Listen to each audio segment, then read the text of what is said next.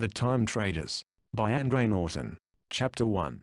To anyone who glanced casually inside the detention room, the young man sitting there did not seem very formidable. In height he might have been a little above average, but not enough to make him noticeable.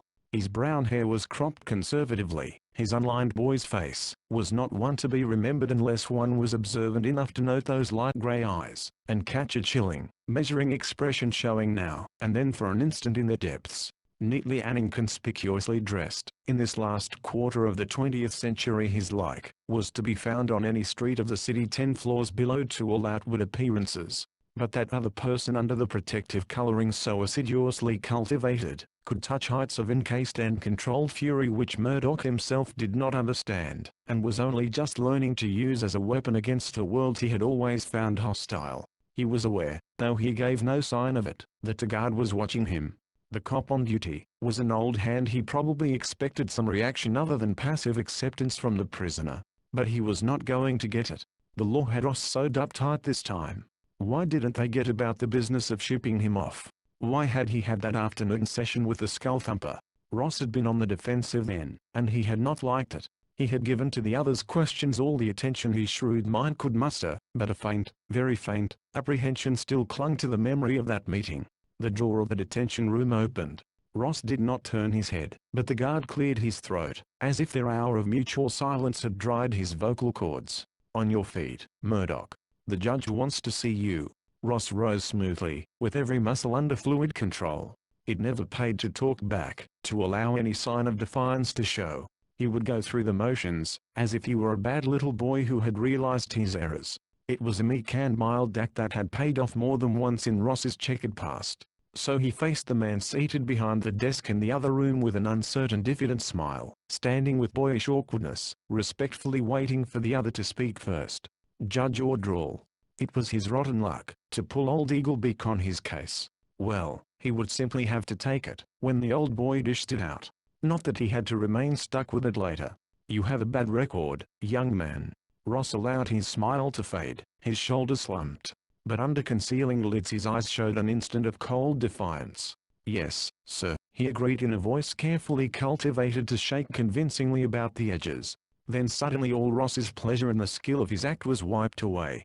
Judge Rawle was not alone. That blasted skull thumper was sitting there, watching the prisoner with the same keenness he had shown the other day. "A very bad record for the few years you have had to make it." Eaglebeak was staring at him too, but without the same look of penetration, luckily for Ross. "By rights, you should be turned over to the new rehabilitation service." Ross froze inside. That was the treatment, I see, rumors of which had spread throughout his particular world. For the second time since he had entered the room his self-confidence was jarred. Then he clung with a degree of hope to the phrasing of that last sentence. "Instead, I have been authorized to offer you a choice, Murdoch. One which I shall state and on record I do not in the least approve." Ross's twinge of fear faded. If the judge didn't like it, there must be something in it to the advantage of Ross Murdoch. He'd grab it for sure. "There is a government project in need of volunteers. It seems that you have tested out as possible material for this assignment. If you sign for it, the law will consider the time spent on it as part of your sentence. Thus you may aid the country which you have heretofore disgraced. And if I refuse, I go to this rehabilitation. Is that right, sir? I certainly consider you a fit candidate for rehabilitation. Your record." He shuffled through the papers on his desk. "I choose to volunteer for the project, sir." The judge snorted and pushed all the papers into a folder. He spoke to a man waiting in the shadows. "Here then is your volunteer, Major." Ross bottled in his relief.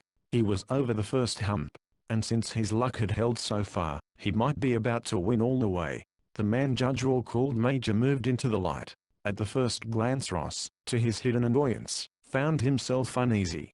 To face up to Eaglebeak was all part of the game, but somehow he sensed one did not play such games with this man. "Thank you, Your Honor. We will be on our way at once. This weather is not very promising." Before he realized what was happening, Ross found himself walking meekly to the door. He considered trying to give the Major the slip when they left the building, losing himself in a storm-darkened city. But they did not take the elevator downstairs. Instead, they climbed 2 or 3 flights up the emergency stairs, and to his humiliation Ross found himself panting and slowing, while the other man, who must have been a good dozen years his senior, showed no signs of discomfort. They came out into the snow on the roof, and the Major flashed a torch skyward, guiding in a dark shadow which touched down before them. A helicopter. For the first time Ross began to doubt the wisdom of his choice. "On your way, Murdoch." The voice was impersonal enough, but that very impersonality got under one's skin. Bundled into the machine between the silent Major and an equally quiet pilot in uniform, Ross was lifted over the city, whose ways he knew as well as he knew the lines on his own palm, into the unknown he was already beginning to regard dubiously. The lighted streets and buildings, their outlines softened by the soft wet snow, fell out of sight. Now they could mark the outer highways. Ross refused to ask any questions. He could take this silent treatment. He had taken a lot of tougher things in the past. The patches of light disappeared, and the country opened out. The plane banked. Ross, with all the familiar landmarks of his world gone, could not have said if they were headed north or south. But moments later not even a thick curtain of snowflakes could blot out the pattern of red lights on the ground, and the helicopter settled down. "Come on." For the second time Ross obeyed. He stood shivering, engulfed in a miniature blizzard. His clothing, protection enough in the city, did little good against the push of the wind. A hand gripped his upper arm, and he was drawn forward to a low building. A door banged, and Ross and his companion came into a region of light and very welcome heat. "Sit down over there." Too bewildered to resent orders, Ross sat. There were other men in the room. One, wearing a queer suit of padded clothing, a bulbous headgear hooked over his arm, was reading a paper. The Major crossed to speak to him, and after they conferred for a moment, the Major beckoned Ross with a crooked finger. Ross trailed the officer into an inner room lined with lockers. From one of the lockers the Major pulled a suit like the pilot's, and began to measure it against Ross. "All right," he snapped. "Climb into this. We haven't all night." Ross climbed into the suit. As soon as he fastened the last zipper his companion jammed one of the domed helmets on his head. The pilot looked in the door. "We'd better scramble, Kilgaries, or we may be grounded for the duration." They hurried back to the flying field. If the helicopter had been a surprising mode of travel, this new machine was something straight out of the future, a needle-slim ship poised on fins, its sharp nose lifting vertically into the heavens. There was a scaffolding along one side, which the pilot scaled to enter the ship. Unwillingly, Ross climbed the same ladder, and found that he must wedge himself in on his back, his knees hunched up almost under his chin. To make it worse, cramped as those quarters were, he had to share them with the Major. A transparent hood snapped down and was secured, sealing them in. During his short lifetime Ross had often been afraid, bitterly afraid. He had fought to toughen his mind and body against such fears. But what he experienced now was no ordinary fear. It was panic so strong that it made him feel sick. To be shut in this small place with the knowledge that he had no control over his immediate future, brought him face to face with every terror he had ever known, all of them combined into one horrible whole. How long does a nightmare last? A moment? An hour? Ross could not time his. But at last the weight of a giant hand clamped down on his chest, and he fought for breath, until the world exploded about him. He came back to consciousness slowly. For a second he thought he was blind. Then he began to sort out one shade of grayish light from another. Finally, Ross became aware that he no longer rested on his back, but was slumped in a seat. The world about him was rung with a vibration that beat, in turn, through his body. Ross Murdoch had remained at liberty, as long as he had, because he was able to analyze a situation quickly. Seldom in the past 5 years had he been at a loss to deal with any challenging person or action. Now he was aware that he was on the defensive, and was being kept there. He stared into the dark and thought hard and furiously. He was convinced that everything that was happening to him this day was designed with only one end in view: to shake his self-confidence, and make him pliable. Why? Ross had an enduring belief in his own abilities, and he also possessed a kind of shrewd understanding seldom granted to one so young. He knew that, while Murdoch was important to Murdoch, he was none too important in the scheme of things as a whole. He had a record so bad, the Troll might easily have thrown the book at him.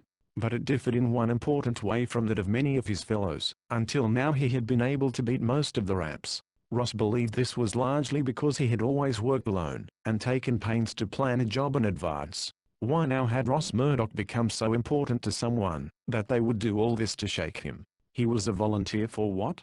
To be a guinea pig for some bug they wanted to learn how to kill cheaply and easily? They'd been in a big hurry to push him off base. Using the silent treatment, this rushing around in planes, they were really working to keep him groggy. So, All right, he'd give them a groggy boy all set up for their job, whatever it was. Only, was his act good enough to fool the Major? Ross had a hunch that it might not be, and that really hurt. It was deep night now. Either they had flown out of the path of the storm, or were above it. There were stars shining through the cover of the cockpit, but no moon. Ross's formal education was sketchy, but in his own fashion he had acquired a range of knowledge which would have surprised many of the authorities who had had to deal with him. All the wealth of a big city library had been his to explore, and he had spent much time there, soaking up facts in many odd branches of learning. Facts were very useful things. On at least 3 occasions assorted scraps of knowledge had preserved Ross's freedom, once, perhaps his life. Now he tried to fit together the scattered facts he knew about his present situation into some proper pattern. He was inside some new type of super atomjet, a machine so advanced in design, that it would not have been used for anything that was not an important mission. Which meant that Ross Murdoch had become necessary to someone, somewhere. Knowing that fact should give him a slight edge in the future, and he might well need such an edge. He'd just have to wait, play dumb, and use his eyes and ears. At the rate they were shooting along they ought to be out of the country in a couple of hours. Didn't the government have bases half over the world, to keep the cold peace? Well, there was nothing for it. To be planted abroad someplace might interfere with plans for escape, but he'd handle that detail, when he was forced to face it. Then suddenly Ross was on his back once more, the giant hand digging into his chest and middle. This time there were no lights on the ground to guide them in. Ross had no intimation that they had reached their destination, until they sat down with a jar which snapped his teeth together. The Major wriggled out, and Ross was able to stretch his cramped body. But the other's hand was already on his shoulder, urging him along. Ross crawled free, and clung dizzily to a ladder-like disembarking structure. Below there were no lights, only an expanse of open snow. Men were moving across that blank area, gathering at the foot of the ladder. Ross was hungry and very tired. If the Major wanted to play games, he hoped that such action could wait until the next morning. In the meantime he must learn where he was. If he had a chance to run, he wanted to know the surrounding territory. But that hand was on his arm, drawing him along toward a door that stood half open. As far as Ross could see, it led to the interior of a hillock of snow. Either the storm or men had done a very good cover-up job, and somehow Ross knew the camouflage was intentional. That was Ross's introduction to the base, and after his arrival his view of the installation was extremely limited. One day was spent in undergoing the most searching physical he had ever experienced. And after the doctors had poked and pried he was faced by a series of other tests no one bothered to explain. Thereafter he was introduced to solitary, that is, confined to his own company in a cell-like room with a bunk that was more comfortable than it looked, and an announcer in a corner of the ceiling. So far he had been told exactly nothing. And so far he had asked no questions, stubbornly keeping up his end of what he believed to be a tug of wills. At the moment, safely alone and lying flat on his bunk he eyed the announcer, a very dangerous young man, and one who refused to yield an inch. Now hear this. The voice transmitted through that grill was metallic, but its rasp held overtones of Kilgary's voice. Ross's lips tightened. He had explored every inch of the walls, and knew that there was no trace of the door which had admitted him. With only his bare hands to work with he could not break out, and his only clothes were the shirt, sturdy slacks, and a pair of soft-soled moccasins that they had given him. To identify, droned the voice. Ross realized that he must have missed something, not that it mattered. He was almost determined not to play long anymore. There was a click, signifying that Kilgary's was through braining. But the customary silence did not close in again. Instead, Ross heard a clear, sweet trilling which he vaguely associated with a bird. His acquaintance with all feathered life was limited to city sparrows and plump park pigeons, neither of which raised their voices in song, but surely those sounds were bird notes. Ross glanced from the mic in the ceiling to the opposite wall and what he saw there made him sit up, with the instant response of an alerted fighter. For the wall was no longer there. Instead, there was a sharp slope of ground cutting down from peaks, where the dark green of fir trees ran close to the snow line. Patches of snow clung to the earth in sheltered places, and the scent of those pines was in Ross's nostrils, real as the wind touching him with its chill. He shivered as a howl sounded loudly and echoed, bearing the age-old warning of a wolf pack, hungry and a hunt. Ross had never heard that sound before, but his human heritage subconsciously recognized it for what it was: death on 4 feet. Similarly, he was able to identify the grey shadows slinking about the nearest trees, and his hands balled into fists as he looked wildly about him for some weapon. The bunk was under him, and 3 of the 4 walls of the room enclosed him like a cave. But one of those grey skulkers had raised its head, and was looking directly at him, its reddish eyes alight. Ross ripped the top blanket off the bunk with a half-formed idea of snapping it at the animal when it sprang. Stiff-legged, the beast advanced, a guttural growl sounding deep in its throat. To Ross the animal, larger than any dog he had even seen, and twice as vicious, was a monster. He had the blanket ready before he realized that the wolf was not watching him after all, and that its attention was focused on a point out of his line of vision. The wolf's muzzle wrinkled in a snarl, revealing long yellow-white teeth. There was a singing twang, and the animal leaped into the air, fell back, and rolled on the ground, biting despairingly at the shaft protruding from just behind its ribs. It howled again, and blood broke from its mouth. Ross was beyond surprise now. He pulled himself together and got up, to walk steadily toward the dying wolf. And he wasn't in the least amazed when his outstretched hands flattened against an unseen barrier. Slowly, he swept his hands right and left, sure that he was touching the wall of his cell. Yet his eyes told him he was on a mountainside, and every sight, sound, and smell was making it real to him. Puzzled, he thought a moment and then, finding an explanation that satisfied him, he nodded once, and went back to sit at ease on his bunk. This must be some superior form of TV that included odors, the illusion of wind, and other fancy touches, to make it more vivid. The total effect was so convincing, that Ross had to keep reminding himself that it was all just a picture. The wolf was dead. Its packmates had fled into the brush, but since the picture remained, Ross decided that the show was not yet over. He could still hear a click of sound, and he waited for the next bit of action. But the reason for his viewing it still eluded him. A man came into view, crossing before Ross. He stooped to examine the dead wolf, catching it by the tail, and hoisting its hindquarters off the ground. Comparing the beast's size with the hunter's, Ross saw that he had not been wrong in his estimation of the animal's unusually large dimensions. The man shouted over his shoulder, his words distinct enough, but unintelligible to Ross. The stranger was oddly dressed, too lightly dressed, if one judged the climate by the frequent snow patches and the biting cold. A strip of coarse cloth, extending from his armpit to about 4 inches above the knee, was wound about his body, and pulled in at the waist by a belt. The belt, far more ornate than the cumbersome wrapping, was made of many small chains linking metal plates, and supported a long dagger which hung straight in front. The man also wore a round blue cloak, now swept back on his shoulders, to free his bare arms, which was fastened by a large pin under his chin. His footgear, which extended above his calves, was made of animal hide, still bearing patches of shaggy hair.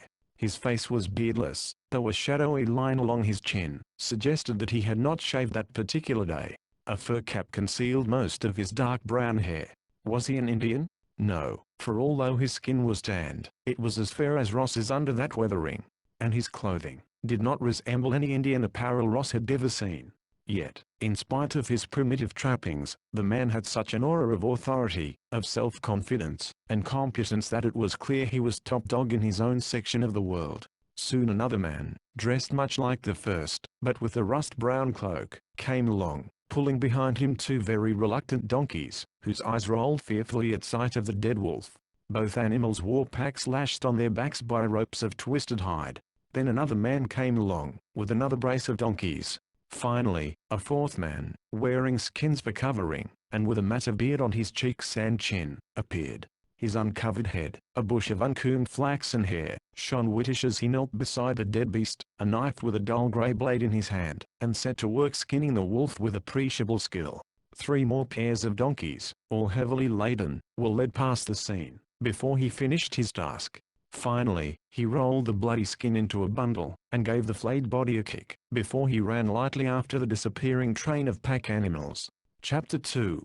Ross, absorbed in the scene before him, was not prepared for the sudden and complete darkness which blotted out not only the action, but the light in his own room as well. What? His startled voice rang loudly in his ears, too loudly, for all sound had been wiped out with the light. The faint swish of the ventilating system, of which he had not been actively aware, until it had disappeared, was also missing.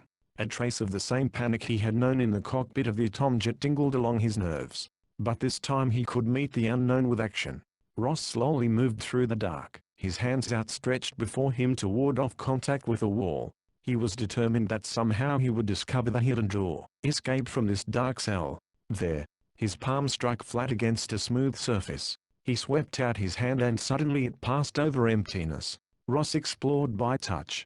There was a door and now it was open. For a moment he hesitated, upset by a nagging little fear that, if he stepped through he would be out on the hillside with the wolves. That's stupid.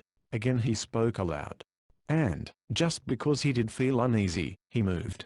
All the frustrations of the past hours built up in him a raging desire to do something, anything, just so long as it was what he wanted to do, and not at another's orders. Nevertheless, Ross continued to move slowly, for the space beyond that open door was as deep and dark a pit as the room he left.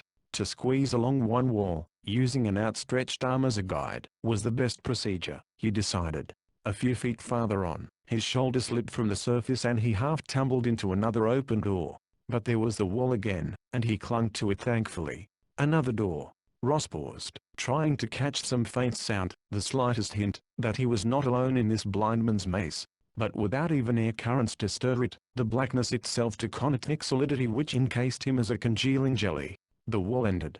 Ross kept his left hand on it, flailed out with his right, and felt his nails scrape across another surface. The space separating the two surfaces was wider than any doorway. Was it a cross corridor? He was about to make a wider arm sweep, when he heard a sound. He was not alone. Ross went back to the wall, flattening himself against it, trying to control the volume of his own breathing, in order to catch the slightest whisper of the other noise. He discovered that lack of sight can confuse the ear. He could not identify those clicks, the whisper fluttering sound that might be air displaced by the opening of another door. Finally, he detected something moving at floor level. Someone or something must be creeping, not walking, toward him. Ross pushed back around the corner. It never occurred to him to challenge that crawler. There was an element of danger in this strange encounter in the dark. It was not meant to be a meeting between fellow explorers. The sound of crawling was not steady.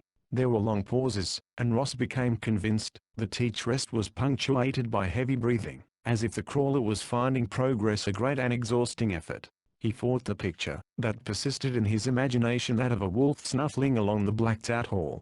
Caution suggested a quick retreat, but Ross's urge to rebellion held him where he was, crouching, straining to see what crept toward him.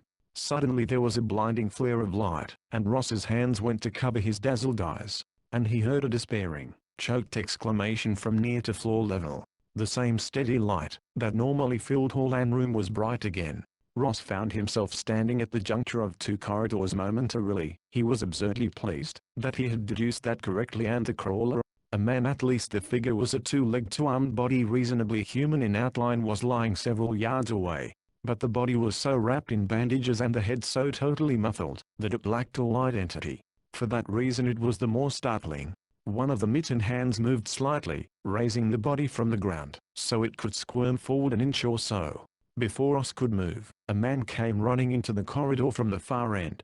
Murdoch recognized Major Kilgary's. He wet his lips as the Major went down on his knees beside the creature on the floor. Hardy, Hardy. That voice, which carried the snap of command whenever it was addressed to Ross, was now warmly human. Hardy, man. The Major's hands were on the bandaged body, lifting it, easing the head and shoulders back against his arm. It's all right, Hardy. You're back safe. This is the base, Hardy. He spoke slowly, soothingly, with the steadiness one would use to comfort a frightened child. Those mittened paws which had beat feebly into the air, fell onto the bandage-wreathed chest. Back safe. The voice from behind the face mask was a rusty croak. Back safe, the Major assured him. Dark all around again, protested the croak. Just a power failure, man. Everything's all right now. We'll get you into bed. The mitten pawed again, until it touched Kilgary's arm, then it flexed a little, as if the hand under it was trying to grip. Safe? You bet you are. The Major's tone carried firm reassurance. Now Kilgary's looked up at Ross, as if he knew the other had been there all the time. Murdoch, get down to the end room. Call Dr. Farrell. Yes, sir. The sir came so automatically that Ross had already reached the end room before he realized he had used it. Nobody explained matters to Ross Murdoch. The bandaged Hardy was claimed by the doctor and two attendants and carried away, the Major walking beside the stretcher, still holding one of the mittened hands in his. Ross hesitated, sure he was not supposed to follow, but not ready either to explore farther or return to his own room. The sight of Hardy, whoever he might be, had radically changed Ross's conception of the project he had too speedily volunteered to join. That what they did here was important, Ross had never doubted. That it was dangerous, he had early suspected. But his awareness had been an abstract concept of danger, not connected with such concrete evidence as Hardy crawling through the dark. From the first, Ross had nursed vague plans for escape. Now he knew he must get out of this place, lest he end up a twin for Hardy. Murdoch? Having heard no warning sound from behind, Ross whirled, ready to use his fists, his only weapons. But he did not face the Major, or any of the other taciturn men he knew, held positions of authority. The newcomer's brown skin was startling against the neutral shade of the walls. His hair and brows were only a few shades darker, but the general sameness of color was relieved by the vivid blue of his eyes. Expressionless, the dark stranger stood quietly, his arms hanging loosely by his sides, studying Ross, as if the younger man was some problem he had been assigned to solve. When he spoke, his voice was a monotone lacking any modulation of feeling. "I'm Ash." He introduced himself baldly. He might have been saying this is a table and that is a chair. Ross's quick temper took spark from the other's indifference. "All right, so you're Ash." He strove to make a challenge of it. "And what is that supposed to mean?" But the other did not rise to the bait. He shrugged. "For the time being we have been partnered." "Partnered for what?" demanded Ross, controlling his temper. "We work in pairs here." The machine sought sus. He answered briefly, and consulted his wristwatch. "Mess call soon." Ash had already turned away, and Ross could not stand the other's lack of interest. While Murdoch refused to ask questions of the Major or any others on that side of the fence, surely he could get some information from a fellow volunteer. "What is this place, anyway?" he asked. The other glanced back over his shoulder. "Operation Retrograde." Ross swallowed his anger. "Okay, but what do they do here?" "Listen, I just saw a fellow who'd been banged up, as if he'd been in a concrete mixer, creeping along this hall. What sort of work do they do here? And what do we have to do?" To his amazement Ash smiled, at least his lips quirked faintly. "Hardy got under your skin, eh? Well, we have our percentage of failures. They are as few as it's humanly possible to make, and they give us every advantage that can be worked out for us." "Failures at what?" "Operation Retrograde." Somewhere down the hall a buzzer gave a muted whip. "That's mess call. And I'm hungry, even if you're not." Ash walked away, as if Ross Murdoch had ceased to exist. But Ross Murdoch did exist, and to him, that was an important fact. As he trailed along behind Ash he determined that he was going to continue to exist, in one piece and unharmed, Operation Retrograde or no Operation Retrograde. And he was going to pry a few enlightening answers out of somebody very soon. To his surprise he found Ash waiting for him at the door of a room from which came the sound of voices and a subdued clatter of trays and tableaux. "Not many in tonight," Ash commented in a take-it-or-leave-it tone. "It's been a busy week." The room was rather sparsely occupied. 5 tables were empty, while the men gathered at the remaining 2. Ross counted 10 men, either already eating or coming back from a serving hatch with well-filled trays. All of them were dressed in slacks, shirt, and moccasins like himself. Their outfit seemed to be a sort of undress uniform and 6 of them were ordinary in physical appearance. The other 4 differed so radically, that Ross could barely conceal his amazement. Since their fellows accepted them without comment, Ross silently stole glances at them as he waited behind Ash for a tray. One pair were clearly Oriental. They were small lean men with thin brackets of long black mustache on either side of their mobile mouths. Yet he had caught a word or two of their conversation, and they spoke his own language with the facility of the native-born. In addition to the mustaches, each wore a blue tattoo mark on the forehead, and others of the same design on the backs of their agile hands. The second duo were even more fantastic. The color of their flaxen hair was normal, but they wore it, in braids long enough to swing across their powerful shoulders, a fashion unlike any Ross had ever seen. Yet any suggestion of effeminacy certainly did not survive beyond the first glance at their ruggedly masculine features. Gordon, one of the braided giants, swung halfway around from the table, to haul Tash as he came down the aisle with his tray. "When did you get back? And where is Sanford?" One of the Orientals laid down the spoon with which he had been vigorously stirring his coffee, and asked with real concern, "Another loss?" Ash shook his head. "Just reassignment. Sandy's holding down Outpost Gog and doing well." He grinned and his face came to life with an expression of impish humor Ross would not have believed possible. He'll end up with $1 million or $2 if he doesn't watch out. He takes to trade, as if he were born with a beaker in his fist.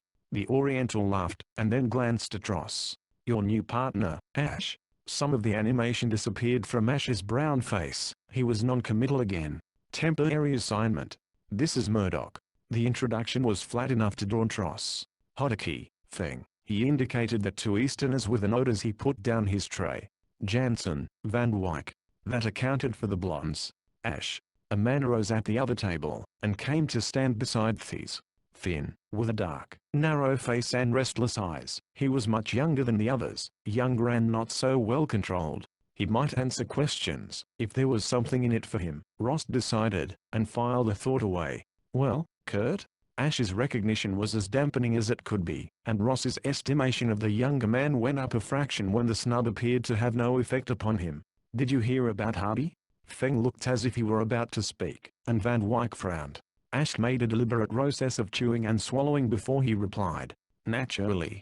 His tone reduced whatever had happened to Hardy to a matter-of-fact proceeding far removed from Kurt's implied melodrama. He smashed up, kaput. Kurt's accent, slight in the beginning, was thickening. Tortured. Ash regarded him levelly. You aren't on Hardy's run, are you? Still Kurt refused to be quashed. Of course, I'm not. You know the run I'm in training for. But that is not saying that such cannot happen as well on my run, or yours, or yours. He pointed a stabbing finger at Feng, and then at the blonde men. You can fall out of bed and break your neck too, if your number comes up that way, observed Jansen. Go cry on Millard's shoulder, if it hurts you that much. You were told the score at your briefing.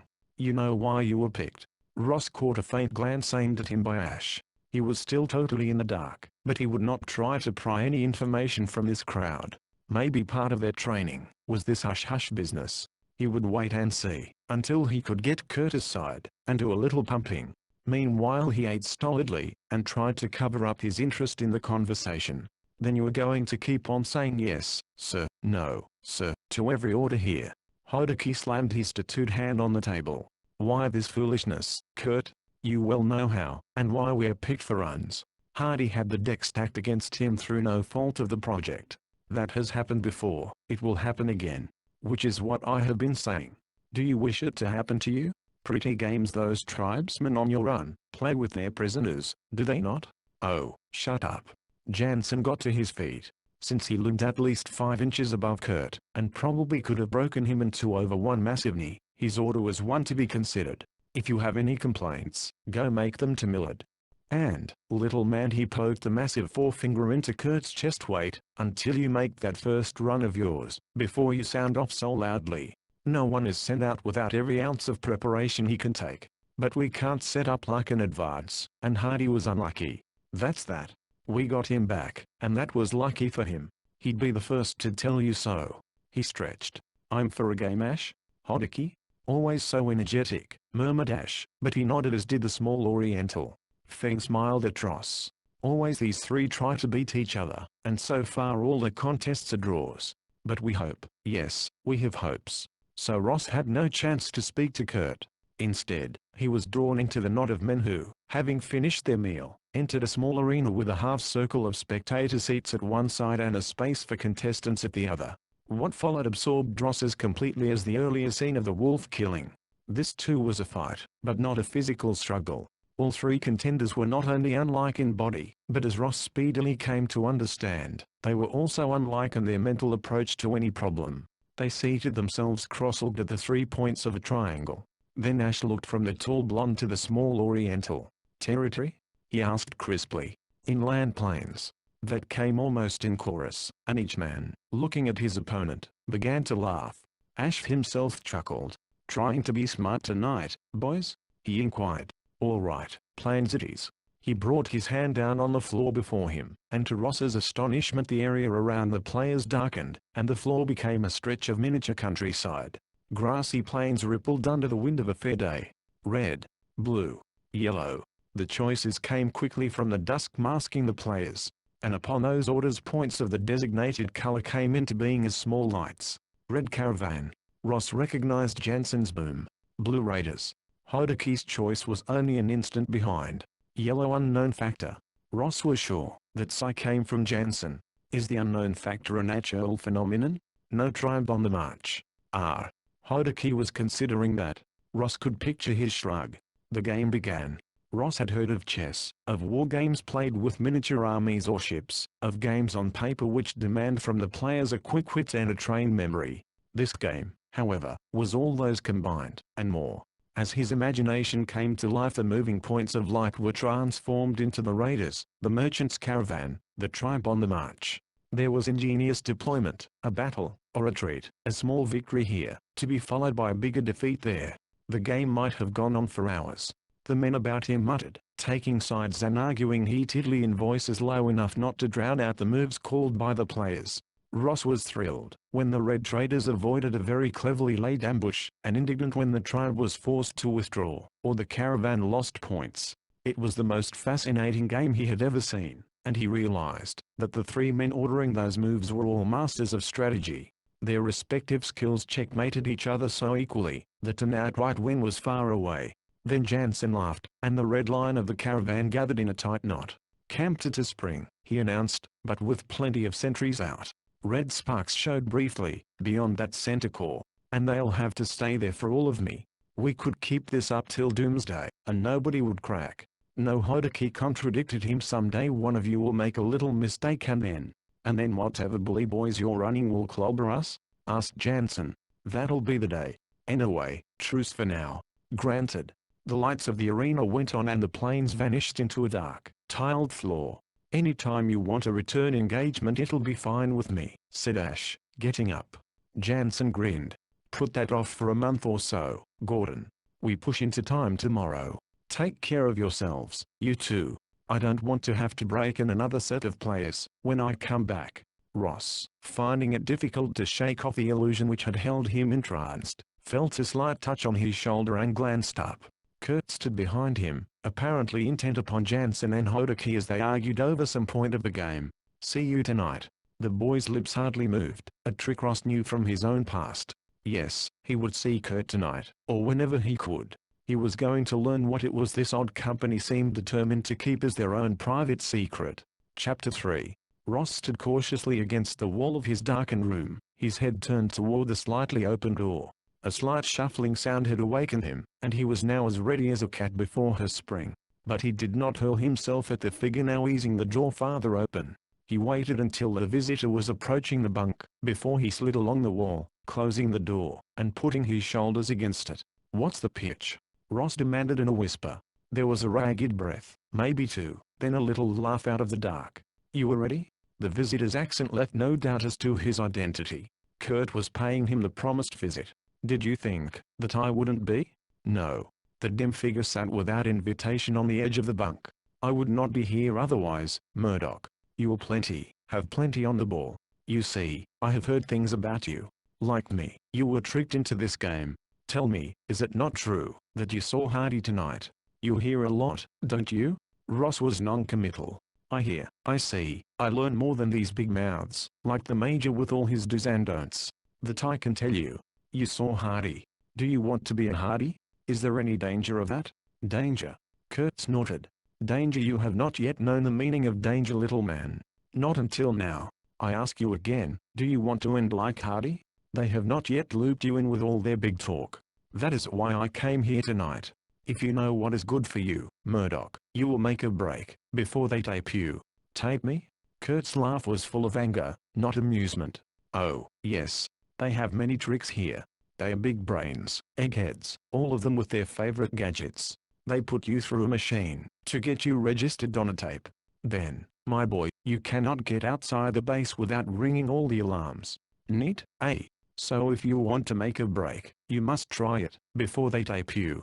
Ross did not trust Kurt, but he was listening to him attentively. The other's arguments sounded convincing to one whose general ignorance of science led him to be as fearful of the whole field as his ancestors had been of black magic. As all his generation, he was conditioned to believe that all kinds of weird inventions were entirely possible and probably usually to be produced in some dim future. "But perhaps today, they must have you taped," Ross pointed out. Kurt laughed again, but this time he was amused. "They believe that they have. Only they are not as smart as they believe, the Major and the rest, including Millard. No, I have a fighting chance to get out of this place, only I cannot do it alone. That is why I have been waiting for them to bring in a new guy I could get to before they had him pinned down for good. You were tough, Murdoch.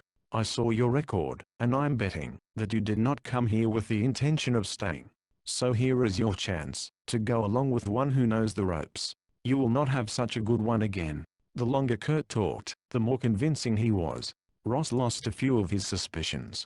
It was true that he had come prepared to run at the first possible opportunity, and if Kurt had everything planned, so much the better. Of course, it was possible that Kurt was a stool pigeon, leading him on as a test. But that was a chance Ross would have to take. Look here, Murdoch, maybe you think it's easy to break out of here. Do you know where we are, boy? We're near enough to the North Pole as makes no difference. Are you going to leg it back some hundreds of miles through thick ice and snow? A nice jaunt, if you make it. I do not think that you cannot without plans and a partner who knows what he is about. And how do we go? Steal one of those atomjets? I'm no pilot, are you? They have other things besides AJs here. This place is strictly hush-hush. Even the AJs do not set down too often for fear they will be tracked by radar. Where have you been, boy? Don't you know the Reds are circling around up here? These fellows watch for Red activity, and the Reds watch them. They play it under the table on both sides. We get our supplies overland by cats. Cats? Snow sleds, like tractors, the other answered impatiently. Our stuff is dumped miles to the south, and the cats go down once a month to bring it back. There's no trick to driving a cat, and they tear off the miles. How many miles to the south? Inquired Ross skeptically. Granted, Kurt was speaking the truth. Travel over an Arctic wilderness in a stolen machine was risky, to say the least. Ross had only a very vague idea of the polar regions, but he was sure that they could easily swallow up the unwary forever. Maybe only 100 or so, boy. But I have more than one plan, and I'm willing to risk my neck. Do you think I intend to start out blind? There was that, of course. Ross had early sized up his visitor as one who was first of all interested in his own welfare. He wouldn't risk his neck without a definite plan in mind. Well, what do you say, Murdoch? Are you with me or not? I'll take some time to chew it over. Time is what you do not have, boy. Tomorrow they will tape you. Then no over the wall for you. Suppose you tell me your trick for fooling the tape, Ross countered. That I cannot do, seeing as how it lies in the way my brain is put together. Do you think I can break open my skull and hand you a piece of what is inside? No, you jump with me tonight or else I must wait to grab the next one who lands here. Kurt stood up. His last words were spoken matter-of-factly, and Ross believed he meant exactly what he said. But Ross hesitated. He wanted to try for freedom, a desire fed by his suspicions of what was going on here. He neither liked nor trusted Kurt, but he thought he understood him better than he understood Ash or the others. Also, with Kurt he was sure he could hold his own. It would be the kind of struggle he had experienced before. Tonight, he repeated slowly. Yes, tonight. There was new eagerness in Kurt's voice, for he sensed that the other was wavering. I have been preparing for a long time, but there must be two of us. We have to take turns driving the cat. There can be no rest until we are far to the south. I tell you it will be easy. There are food caches arranged along the route for emergencies. I have a map marked to show where they are. Are you coming? When Ross did not answer at once, the other moved closer to him. Remember Hardy? He was not the first, and he will not be the last. They use us up fast here. That is why they brought you so quickly. I tell you, it is better to take your chance with me than on a run. And what is a run? So they have not yet briefed you? Well, a run is a little jaunt back into history, not nice comfortable history such as you learned out of a book when you were a little kid. No, you were dropped back into some savage time before history. That's impossible. Yes? You saw those two big blonde boys tonight, did you not? Why do you suppose they sport those braids? Because they are taking a little trip into the time when men wore braids and carried axes big enough to crack a man open. And Hodaki and his partner. Ever hear of the Tartars? Maybe you have not, but once they nearly overran most of Europe. Ross swallowed. He now knew where he had seen braids pictured on warriors, the Vikings. And Tartars, yes, that movie about someone named Khan, Genghis Khan. But to return into the past was impossible. Yet, he remembered the picture he had watched today with the wolf slayer and the shaggy-haired man who wore skins. Neither of these was of his own world. Could Kurt be telling the truth? Ross's vivid memory of the scene he had witnessed made Kurt's story more convincing. Suppose you get sent back to a time where they do not like strangers, Kurt continued. Then you're in for it. That is what happened to Hardy. And it is not good at all. But why? Kurt snorted. That they do not tell you until just before you take your first run. I do not want to know why.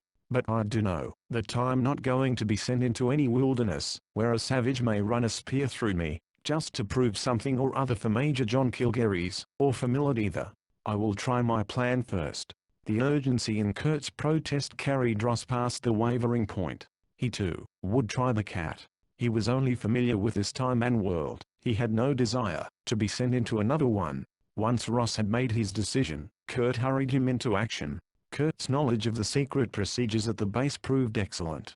Twice they were halted by locked doors, but only momentarily, for Kurt had a tiny gadget, concealed in the palm of his hand, which had only to be held over a latch, to open a recalcitrant door. There was enough light in the corridors to give them easy passage, but the rooms were dark, and twice Kurt had to lead Ross by the hand, avoiding furniture or installations with the surety of one who had practiced that same route often. Murdoch's opinion of his companion's ability underwent several upward revisions during that tour, and he began to believe that he was really in luck to have found such a partner. In the last room, Ross willingly followed Kurt's orders to put on the fur clothing Kurt passed to him. The fit was not exact, but he surmised that Kurt had chosen as well as possible. A final door opened, and they stepped out into the polar night of winter. Kurt's mittened hand grasped Ross's, pulling him along. Together, they pushed back the door of a hangar shed to get at their escape vehicle. The cat was a strange machine, but Ross was given no time to study it. He was shoved into the cockpit, a bubble covering settled down over them, closing them in, and the engine came to life under Kurt's urging. The cat must be traveling at its best pace, Ross thought. Yet the crawl which took them away from the mounted snow covering the base seemed hardly better than a man could make afoot. For a short time Kurt headed straight away from the starting point, but Ross soon heard him counting slowly to himself, as if he were timing something. At the count of 20 the cat swung to the right and made a wide half circle which was copied at the next count of 20 by a similar sweep in the opposite direction. After this pattern had been repeated for 6 turns, Ross found it difficult to guess whether they had ever returned to their first course. When Kurt stopped counting he asked, "Why the dance pattern? Would you rather be scattered in little pieces all over the landscape?" The other snapped. "The base doesn't need fences 2 miles high to keep us in, or others out. They take other precautions. You should thank fortune we got through that first minefield without blowing." Ross swallowed, but he refused to let Kurt know that he was rattled. "So it isn't as easy to get away as you said?" "Shut up." Kurt began counting again, and Ross had some cold apprehensive moments in which to reflect upon the folly of quick decisions and wonder bleakly why he had not thought things through before he leaped. Again they sketched a weaving pattern in the snow, but this time the arcs formed acute angles. Ross glanced now and then at the intent man at the wheel. How had Kurt managed to memorize this route? His urge to escape the base must certainly be a strong one. Back and forth they crawled, gaining only a few yards in each of those angled strikes to right or left. "Good thing these cats are atomic powered," Kurt commented during one of the intervals between minefields. "We'd run out of fuel otherwise." Ross fought down the impulse to move his feet away from any possible contact point with the engine. These machines must be safe to ride in, but the bodgy of radiation was frightening. Luckily, Kurt was now back to a straight track, with no more weaving. "We're out," Kurt said with exultation. But he added no more than just the reassurance of their escape. The cat crawled on. To Ross's eyes there was no trail to follow, no guideposts, yet Kurt steered ahead with confidence. A little later he pulled to a stop, and said to Ross, "We have to drive turn and turn about your turn." Ross was dubious. "Well, I can drive a car but this is foolproof." Kurt caught him up. "The worst was getting through the minefields, and we're out of that now. See here." His hand made a shadow on the lighted instrument panel. "This will keep you straight. If you can steer a car, you can steer this. Watch." He started up again and once more swung the cat to the left. A light on the panel began to blink at a rate which increased rapidly as they veered farther away from their original course. "See?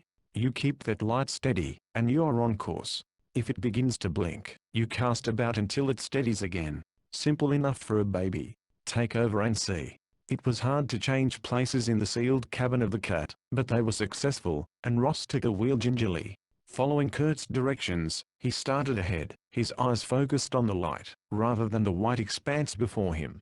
And after a few minutes of strain he caught the hang of it. As Kurt had promised, it was very simple. After watching him for a while, his instructor gave a grunt of satisfaction, and settled down for a nap. Once the first excitement of driving the cat wore off, the operation tended to become monotonous. Ross caught himself yawning, but he kept at his post with dogged stubbornness. This had been Kurt's game all the way through so far, and he was certainly not going to resign his first chance to show that he could be of use also. If there had only been some break in the eternal snow, some passing light or goal to be seen ahead, it would not have been so bad. Finally, every now and then, Ross had to jiggle off course just enough, so that the warning blink of light would alert him, and keep him from falling asleep. He was unaware that Kurt had awakened during one of those maneuvers until the other spoke. "Your own private alarm clock, Murdoch?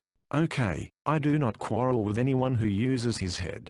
But you had better get some shut-eye, or we will not keep rolling." Ross was too tired to protest. They changed places, and he curled up as best he could on his small sheriff seat. Only now that he was free to sleep, he realized he no longer wanted to. Kurt must have thought Ross had fallen asleep, for after perhaps 2 miles of steady grinding along, he moved cautiously behind the wheel. Ross saw by the trace of light from the instrument panel that his companion was digging into the breast of his parka to bring out a small object which he held against the wheel of the cat with one hand, while with the other he tapped out an irregular rhythm. To Ross the action made no sense, but he did not miss the other's sigh of relief as he restored his treasure to hiding once more, as if some difficult task was now behind him. Shortly afterward the cat ground to a stop, and Ross sat up, rubbing his eyes. "What's the matter? Engine trouble?" Kurt had folded his arms across the wheel. "No. It is just that we are to wait here." "Wait? For what? Kilgary's to come along and pick us up?" Kurt laughed. "The Major? How I wish that he would arrive presently. What a surprise he would receive. Not 2 little mice to be put back into their cages, but the tiger cat, all claws and fangs?" Ross sat up straighter. This now had the bad smell of a frame with himself planted right in the middle. He figured out the possibilities, and came up with an answer, which would smear Ross Murdoch all over any map. If Kurt were waiting to meet friends out here, they could only be of one brand. For most of his short life Ross had been engaged in a private war against the restrictions imposed upon him by a set of legal rules to which something within him would not conform. And he had, during those same years filled with attacks, retreats, and strategic maneuvering, formulated a code of rules by which to play his dangerous game. He had not murdered, and he would never follow the path Kurt took. To one who was supremely impatient of restraint, the methods and aims of Kurt's employers were not only impossibly fantastic and illogical, they were to be opposed to the last ounce of any man's energy. "Your friend's late?" He tried to sound casual. "Not yet. And if you now plan to play the hero, Murdoch, think better of it." Kurt Stone held the crack of an order that note Ross had so much disliked in the Major's voice. "This is an operation which has been most carefully planned, and upon which a great deal depends. No one shall spoil it for us now. The Reds planted you on the project, eh?" Ross wanted to keep the other talking to give himself a chance to think. And this was one time he had to think, clearly and with speed. "There is no need for me to tell you the sad tale of my life, Murdoch. And you would doubtless find much of it boring. If you wish to continue to live for a while, at least you will remain quiet, and do as you are told." Kurt must be armed, for he would not be so confident, unless he had a weapon he could now turn on Ross. On the other hand, if what Ross guessed were true, this was the time to play the hero when there was only Kurt to handle. Better to be a dead hero than a live captive in the hands of Kurt's dear friends across the pole. Without warning, Ross threw his body to the left, striving to pin Kurt against the driver's side of the cabin, his hands clawing at the fur ruff bordering the other's hood, trying for a throat hold. Perhaps it was Kurt's overconfidence which betrayed him, and left him open to a surprise attack. He struggled hard to bring up his arm, but both his weight and Ross's held him tight. Ross caught at his wrist, noticing a gleam of metal. They threshed about, the bulkiness of the fur clothing hampering them. Ross wondered fleetingly why the other had not made sure of him earlier. As it was, he fought with all his vigor to keep Kurt immobile, to try and knock him out with a lucky blow. In the end Kurt aided in his own defeat. When Ross relaxed somewhat, the other pushed against him, only to have Ross flinch to one side. Kurt could not stop himself, and his head cracked against the wheel of the cat. He went limp. Ross made the most of the next few moments. He brought his belt from under his parka, twisting it around Kurt's wrists with no gentleness. Then he wriggled about, changing places with the unconscious man. He had no idea of where to go, but he was sure he was going to get away at the cat's top speed from that point. And with that in mind, and only a limited knowledge of how to manage the machine, Ross started up, and turned in a wide circle, until he was sure the cat was headed in the opposite direction. The light which had guided them was still on. Would reversing its process take him back to the base? Lost in the immensity of the cold wilderness, he made the only choice possible, and gunned the cat again. Chapter 4. Once again Ross sat waiting for others to decide his future. He was as outwardly composed as he had been in Judge Rawls' chambers, but inwardly he was far more apprehensive. Out in the wilderness of the polar night he had had no chance for escape. Heading away from Kurt's rendezvous, Ross had run straight into the search party from the base, had seen in action that mechanical hound that Kurt had said they would put on the fugitives' trail, the thing which would have gone on hunting them until its metal rusted into powder. Kurt's boasted immunity to the tracker had not been as good as he had believed, though it had won them a start. Ross did not know just how much it might count in his favor that he had been on his way back, with Kurt a prisoner in the cat. As his waiting hours wore on he began to think it might mean very little indeed. This time there was no show on the wall of his cell, nothing but time to think too much of that and no pleasant things to think about. But he had learned one valuable lesson on that cold expedition. Kilgary's and the others at the base were the most formidable opponents he had ever met, and all the balance of luck and equipment lay on their side of the scales. Ross was now convinced that there could be no escape from this base. He had been impressed by Kurt's preparations, knowing that some of them were far beyond anything he himself could have devised. He did not doubt that Kurt had come here fully prepared with every ingenious device the Reds could supply. At least Kurt's friends had had a rude welcome when they did arrive at the meeting place. Kilgary's had heard Ross out, and then had set ahead a team. Before Ross's party had reached the base there had been a blast which split the Arctic night wide open, and Kurt, conscious by then, had shown his only sign of emotion when he realized what it meant. The door to Ross's cell room clicked, and he swung his feet to the floor, sitting up on his bunk to face his future. This time he made no attempt to put on an act. He was not in the least sorry he had tried to get away. Had Kurt been on the level, it would have been a bright play. That Kurt was not, was just plain bad luck. Kilgary's and Ash entered, and at the sight of Ash the taut feeling in Ross's middle loosened a bit. The Major might come by himself to pass sentence, but he would not bring Ash along, if the sentence was a really harsh one. You got off to a bad start here, Murdoch. The Major sat down on the edge of the wall shelf which doubled as a table. You're going to have a second chance, so consider yourself lucky. We know you aren't another plant of our enemies, a fact that saves your neck. Do you have anything to add to your story? No, sir. He was not adding that sir to curry any favor. It came naturally when one answered Kilgary's. But you have some questions? Ross met that with the truth. A lot of them. Why don't you ask them? Ross smiled thinly, an expression far removed, and years older than his bashful boy's grin of the shy act. A wise guy doesn't spill his ignorance. He uses his eyes and ears and keeps his trap shut, and goes off half-cocked as a result. The Major added, I don't think you would have enjoyed the company of Kurt's paymaster. I didn't know about him then, not when I left here. Yes, and when you discovered the truth, you took steps. Why? For the first time there was a trace of feeling in the Major's voice. Because I don't like the line up on his side of the fence. That single fact has saved your neck this time, Murdoch. Step out of line once more, and nothing will help you. But just so we won't have to worry about that, suppose you ask a few of those questions. How much of what Kurt fed me is the truth? Ross blurted out. I mean all that stuff about shooting back in time. All of it. The Major said it so quietly, that it carried complete conviction. But why how? You have us on a spot, Murdoch.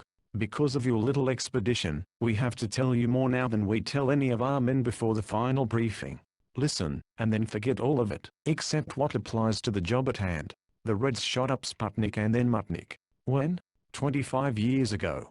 We got up our answers a little later.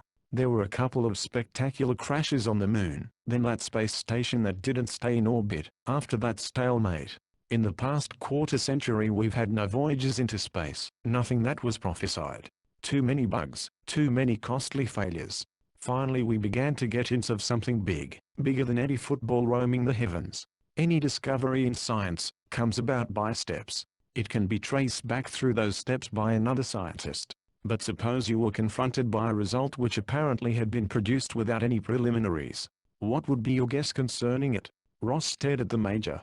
Although he didn't see what all this had to do with time jumping, he sensed that Kilgary's was waiting for a serious answer, that somehow Ross would be judged by his reply. Either that the steps were kept strictly secret, he said slowly, or that the result didn't rightfully belong to the man who said he discovered it.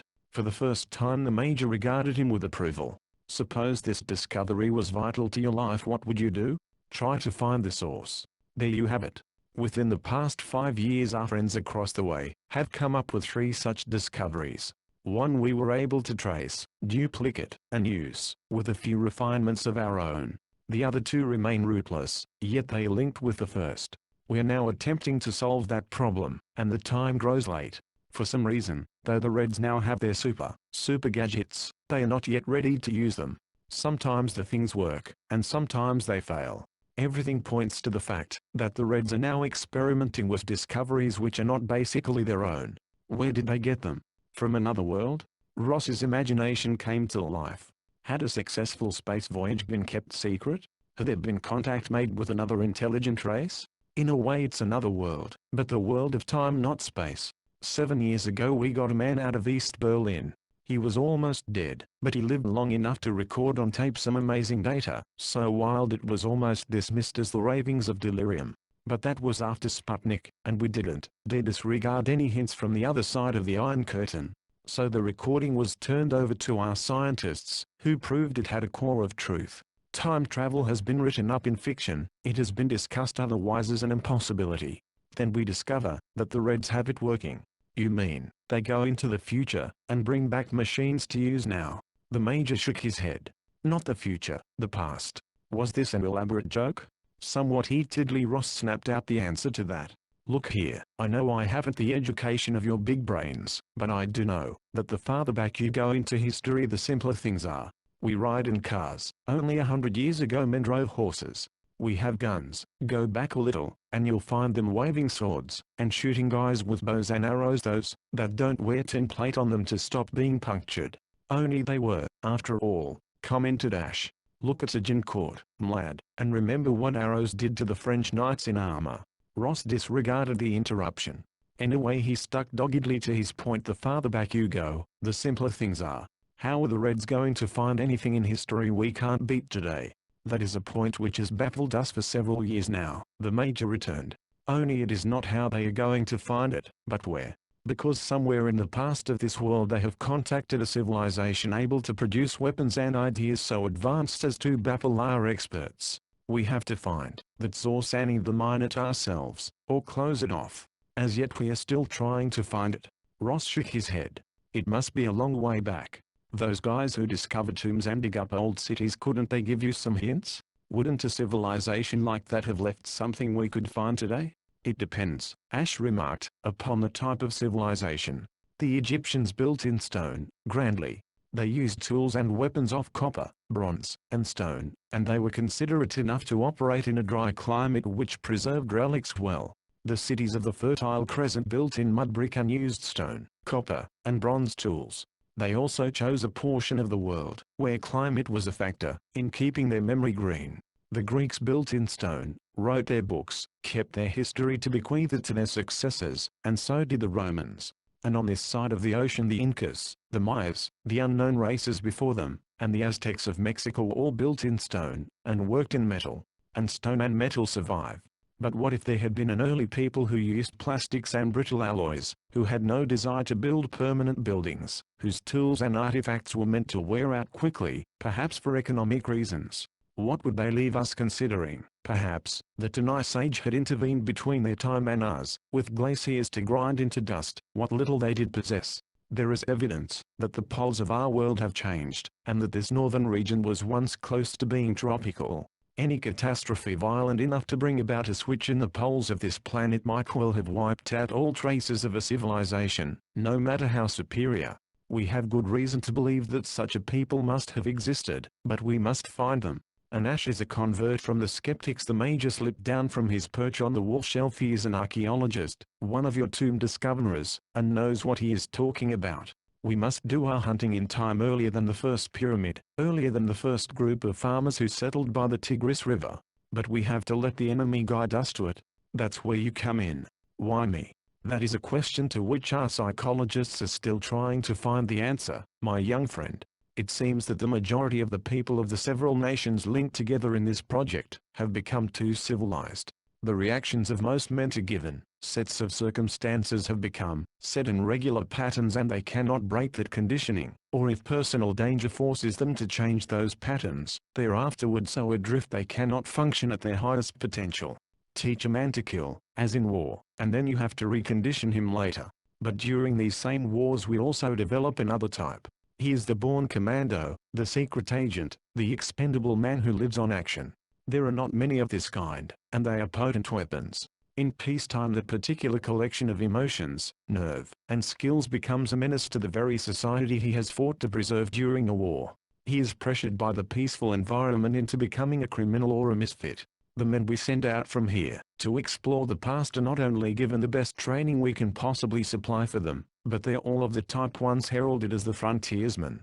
History is sentimental about that type when he is safely dead, but the present finds him difficult to live with.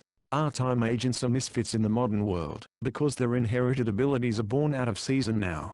They must be young enough, and possess a certain brand of intelligence, to take the stiff training and to adapt, and they must pass our tests. Do you understand? Ross nodded. You want crooks, because they are crooks. No, not because they're crooks, but because they're misfits in their time and place. Don't, I beg of you, Murdoch, think that we're operating a penal institution here. You would never have been recruited, if you hadn't tested out to suit us. But the man who may be labeled murderer in his own period, might rank as a hero in another, an extreme example, but true. When we train a man, he not only can survive in the period to which he is sent, but he can also pass as a native born in that era. What about Hardy? The Major gazed into space. There is no operation which is foolproof. We have never said that we don't run into trouble or that there is no danger in this. We have to deal with both natives of different times, and if we are lucky and hit a hot run with the Reds, they suspect that we are casting about, hunting their trail. They managed to plant Kurt Vogel on us. He had an almost perfect cover and conditioning. Now you have it straight, Murdoch. You satisfy our tests, and you'll be given a chance to say yes or no before your first run. If you say no and refuse duty, it means you must become an exile and stay here. No man who has gone through our training can return to normal life. There is too much chance of his being picked up and sweated by the opposition. Never? The Major shrugged. This may be a long-term operation. We hope not, but there is no way of telling now. You will be in exile until we either find what we want or fail entirely. That is the last card I have to lay on the table. He stretched. You're slated for training tomorrow. Think it over, and then let us know your answer when the time comes. Meanwhile, you are to be teamed with Ash, who will see to putting you through the course. It was a big hunk to swallow, but once down, Ross found it digestible. The training opened up a whole new world to him. Judo and wrestling were easy enough to absorb, and he thoroughly enjoyed the workouts. But the patient hours of archery practice, the strict instruction in the use of a long-bladed bronze dagger were more demanding. The mastering of one new language and then another, the intensive drill in unfamiliar social customs, the memorizing of strict taboos and ethics were difficult. Ross learned to keep records in knots on hide thongs, and was inducted into the art of primitive bargaining and trade. He came to understand the worth of a cross-shaped tin ingot compared to a string of amber beads and some well-cured white furs. He now understood why he had been shown a trader's caravan during that first encounter with the purpose behind Operation Retrograde. During the training days his feeling toward Ash changed materially. A man could not work so closely with another, and continue to resent his attitude. Either he blew up entirely, or he learned to adjust. His or Atash's vast amount of practical knowledge, freely offered to serve his own blundering ignorance, created a respect for the man which might have become friendship, had Ash ever relaxed his own shield of impersonal efficiency. Ross did not try to breach the barrier between them, mainly because he was sure that the reason for it was the fact that he was a volunteer. It gave him an odd new feeling he avoided trying to analyze. He had always had a kind of pride in his record. Now he had begun to wish sometimes that it was a record of a different type. Men came and went. Hodaki and his partner disappeared, as did Jensen and his. One lost track of time within that underground warren, which was the base. Ross gradually discovered that the whole establishment covered a large area under an external crust of ice and snow. There were laboratories, a well-appointed hospital, armories which stocked weapons usually seen only in museums, but which here were free of any signs of age, and ready for use. There were libraries with mile upon mile of tape recordings as well as films. Ross could not understand everything he heard and saw, but he soaked up all he could, so that once or twice, when drifting off to sleep at night, he thought of himself as a sponge which had nearly reached its total limit of absorption. He learned to wear naturally the clumsy kilt tunic he had seen on the Wolf Slayer, to shave with practiced assurance, using a leaf-shaped bronze razor, to eat strange food, until he relished the taste. Making lesson time serve a double duty, he lay under sun lamps, while listening to tape recordings, until his skin darkened to a weathered hue resembling ashes. There was always talk to listen to, important talk which he was afraid to miss. Bronze. Ash weighed a dagger in his hand one day. Its hilt, made of dark horn studded with an intricate pattern of tiny golden nailheads, had a gleam not unlike that of the blade. Do you know, Murdoch, that bronze can be tougher than steel? If it wasn't that iron is so much more plentiful and easier to work, we might never have come out of the Bronze Age. Iron is cheaper and easier found, and when the first smith learned to work it, an end came to one way of life, a beginning to another. Yes, bronze is important to us here, and so are the men who worked it. Smiths were sacred in the old days. We know that they made a secret of their trade which overrode the bounds of district, tribe, and race. A smith was welcome in any village, his person safe on the road. In fact, the roads themselves were under the protection of the gods. There was peace on them for all wayfarers. The land was wide then, and it was empty. The tribes were few and small, and there was plenty of room for the hunter, the farmer, the trader. Life was not such a scramble of man against man, but rather of man against nature. No wars? Asked Ross. Then why the bow and dagger drill? Wars were small affairs, disputes between family clans or tribes. As for the bow, there were formidable things in the forests, giant animals, wolves, wild boars, cave bears. Ash sighed with weary patience. Get it through your head, Murdoch, that history is much longer than you seem to think. Cave bears and the use of bronze weapons do not overlap. No, you will have to go back maybe several thousand years earlier, and then hunt your bear with a flint-tipped spear in your hand, if you are fool enough to try it. Or take a rifle with you. Ross made a suggestion he had longed to voice for some time. Ash rounded on him swiftly, and Ross knew him well enough now to realize that he was seriously displeased. That is just what you don't do, Murdoch, not from this base, as you well know by now. You take no weapon from here which is not designed for the period in which your run lies. Just as you do not become embroiled, while on that run, in any action which might influence the course of history. Ross went on polishing the blade he held. What would happen if someone did break that rule? Ash put down the dagger he had been playing with. We don't know, we just don't know. So far we have operated in the fringe territory, keeping away from any district with a history, which we can trace accurately. Maybe someday his eyes were on a wall of weapon racks he plainly did not see. Maybe someday we can stand and watch the rise of the pyramids, witness the march of Alexander's armies. But not yet. We stay away from history, and we are sure that the Reds are doing the same. It has become the old problem once presented by the atom bomb. Nobody wants to upset the balance, and take the consequences. Let us find their outpost, and we'll withdraw our men from all the other runs at once. What makes everyone so sure that they have an outpost somewhere? Couldn't they be working right at the main source, sir? They could, but for some reason they are not. As for how we know that much, it's information received. Ash smiled thinly. No, the source is much farther back in time than their halfway post. But if we find that, then we can trail them. So we plant men in suitable eras and hope for the best. That's a good weapon you have there, Murdoch. Are you willing to wear it in earnest? The inflection in that question caught Ross's full attention. His grey eyes met those blue ones. This was it at long last. Right away? Ash picked up a belt of bronze plates strung together with chains, a twin to that Ross had seen worn by the Wolf Slayer. He held it out to the younger man. You can take your trial run any time tomorrow. Ross drew a deeper breath. Where to? When? An island which will later be Britain. When?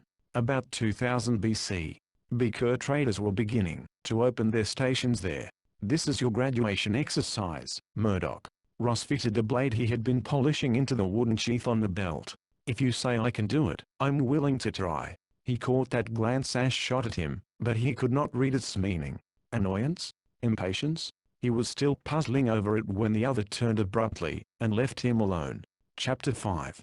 He might have said yes, but that didn't mean, Ross discovered, that he was to be shipped off at once to early Britain. Ash's tomorrow proved to be several days later. The cover was that of a beaker trader, and Ross's impersonation was checked again and again by experts, making sure that the last detail was correct, and that no suspicion of a tribesman, no mistake on Ross's part would betray him. The beaker people were an excellent choice for infiltration. They were not a closely knit clan, suspicious of strangers and alert to any deviation from the norm, as more race-conscious tribes might be, for they lived by trade, leaving to Ross's own time the mark of their far-flung empire in the beakers, found in graves scattered in clusters of a handful or so from the Rhineland to Spain, and from the Balkans to Britain. They did not depend only upon the taboo of the trade road for their safety, for the beakermen were master bowmen. A roving people, they pushed into new territory to establish posts, living amicably among peoples with far different customs than Downs farmers, horse herders, shoreside fisherfolk. With Ash, Ross passed a last inspection. Their hair had not grown long enough to require braiding, but they did have enough to hold it back from their faces with hard headbands. The kilt tunics of coarse material, duplicating samples brought from the past, were harsh to the skin and poorly fitting. But the workmanship of their link and plate bronze belts, the sleek bowguards strapped to their wrists, and the bows themselves approached fine art. Ash's round cloak was the blue of a master trader, and he wore wealth in a necklace of polished wolf's teeth alternating with amber beads. Ross's more modest position in the tribe was indicated not only by his red-brown cloak, but by the fact that his personal jewelry consisted only of a copper bracelet and a cloak pin with a jet head. He had no idea how the time transition was to be made, nor how one might step from the polar regions of the Western Hemisphere to the island of Britain lying off the eastern. And it was a complicated business as he discovered. The transition itself was a fairly simple, though disturbing, process. One walked a short corridor, and stood for an instant on a plate, while the lights centered there curled about in a solid core, shutting one off from floor and wall. Ross gasped for breath as the air was sucked out of his lungs. He experienced a moment of deathly sickness with the sensation of being lost in nothingness. Then he breathed again, and looked through the dying wall of light to where Ash waited. Quick and easy as the trip through time had been, the journey to Britain was something else. There could be only one transfer point, if the secret was to be preserved. But men from that point must be moved swiftly and secretly to their appointed stations. Ross, knowing the strict rules concerning the transportation of objects from one time to another, wondered how the travel could be effected. After all, they could not spend months, or even years, getting across continents and seas. The answer was ingenious. 3 days after they had stepped through the barrier of time at the outpost, Ross and Ash balanced on the rounded back of a whale. It was a whale which would deceive anyone who did not test its hide with a harpoon, and whalers with harpoons large enough to trouble such a monster were yet well in the future. Ash slid a dugout into the water, and Ross climbed into that unsteady craft, holding it against the side of the disguised sub until his partner joined him. The day, misty and drizzling, made the shore they aimed for a half-seen line across the water. With a shiver, born of more than cold, Ross dipped his paddle, and helped Ash send their crude boat toward that half-hidden strip of land. There was no real dawn, the sky lightened somewhat, but the drizzle continued. Green patches showed among the winter-denuded trees back from the beach, but the countryside facing them gave an impression of untamed wilderness. Ross knew from his briefing that the whole of Britain was as yet only sparsely settled. The first wave of hunter-fishers to establish villages had been joined by other invaders who built massive tombs, and had an elaborate religion.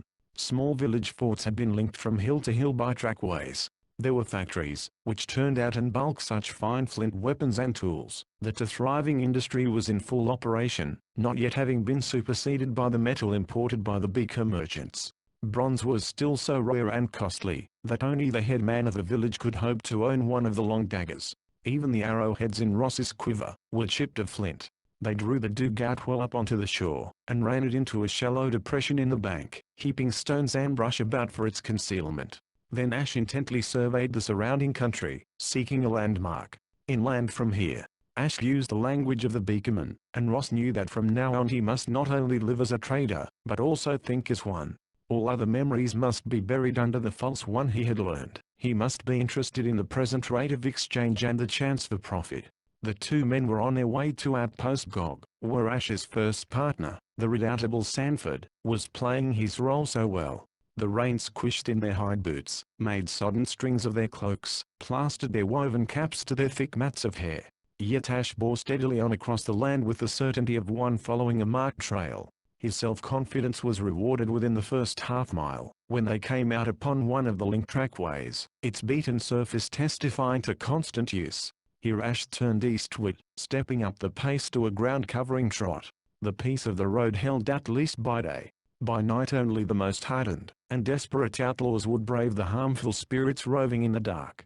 All the lore that had been pounded into him at the base began to make some sense to Ross as he followed his guide, sniffing strange wet smells from the brush, the trees, and the damp earth, piecing together in his mind what he had been taught, and what he now saw for himself, until it made a tight pattern. The track they were following sloped slightly upward, and a change in the wind brought to them a sour odor, blanking out all normal sense.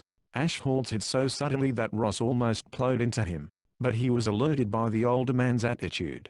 Something had been burned. Ross drew in a deep lungful of the smell, and then wished that he had not. It was wood-burned wood and something else. Since this was not possibly normal, he was prepared for the way ash melted into cover in the brush. They worked their way, sometimes crawling on their bellies, through the wet stands of dead grass, taking full advantage of all cover. They crouched at the top of the hill, while Ash parted the prickly branches of an evergreen bush, to make them a window. The black patch left by the fire, which had come from a ruin above, had spread downhill on the opposite side of the valley. Charred posts still stood like lone teeth in a skull, to mark what must have once been one of the stockade walls of the post. But all they now guarded was the desolation from which came that overpowering stench. "Our post?" Ross asked in a whisper. Ash nodded. He was studying the scene with an intent absorption which, Ross knew, would impress every important detail upon his mind. That the place had been burned was clear from the first. But why and by whom was a problem vital to the two lurking in the brush.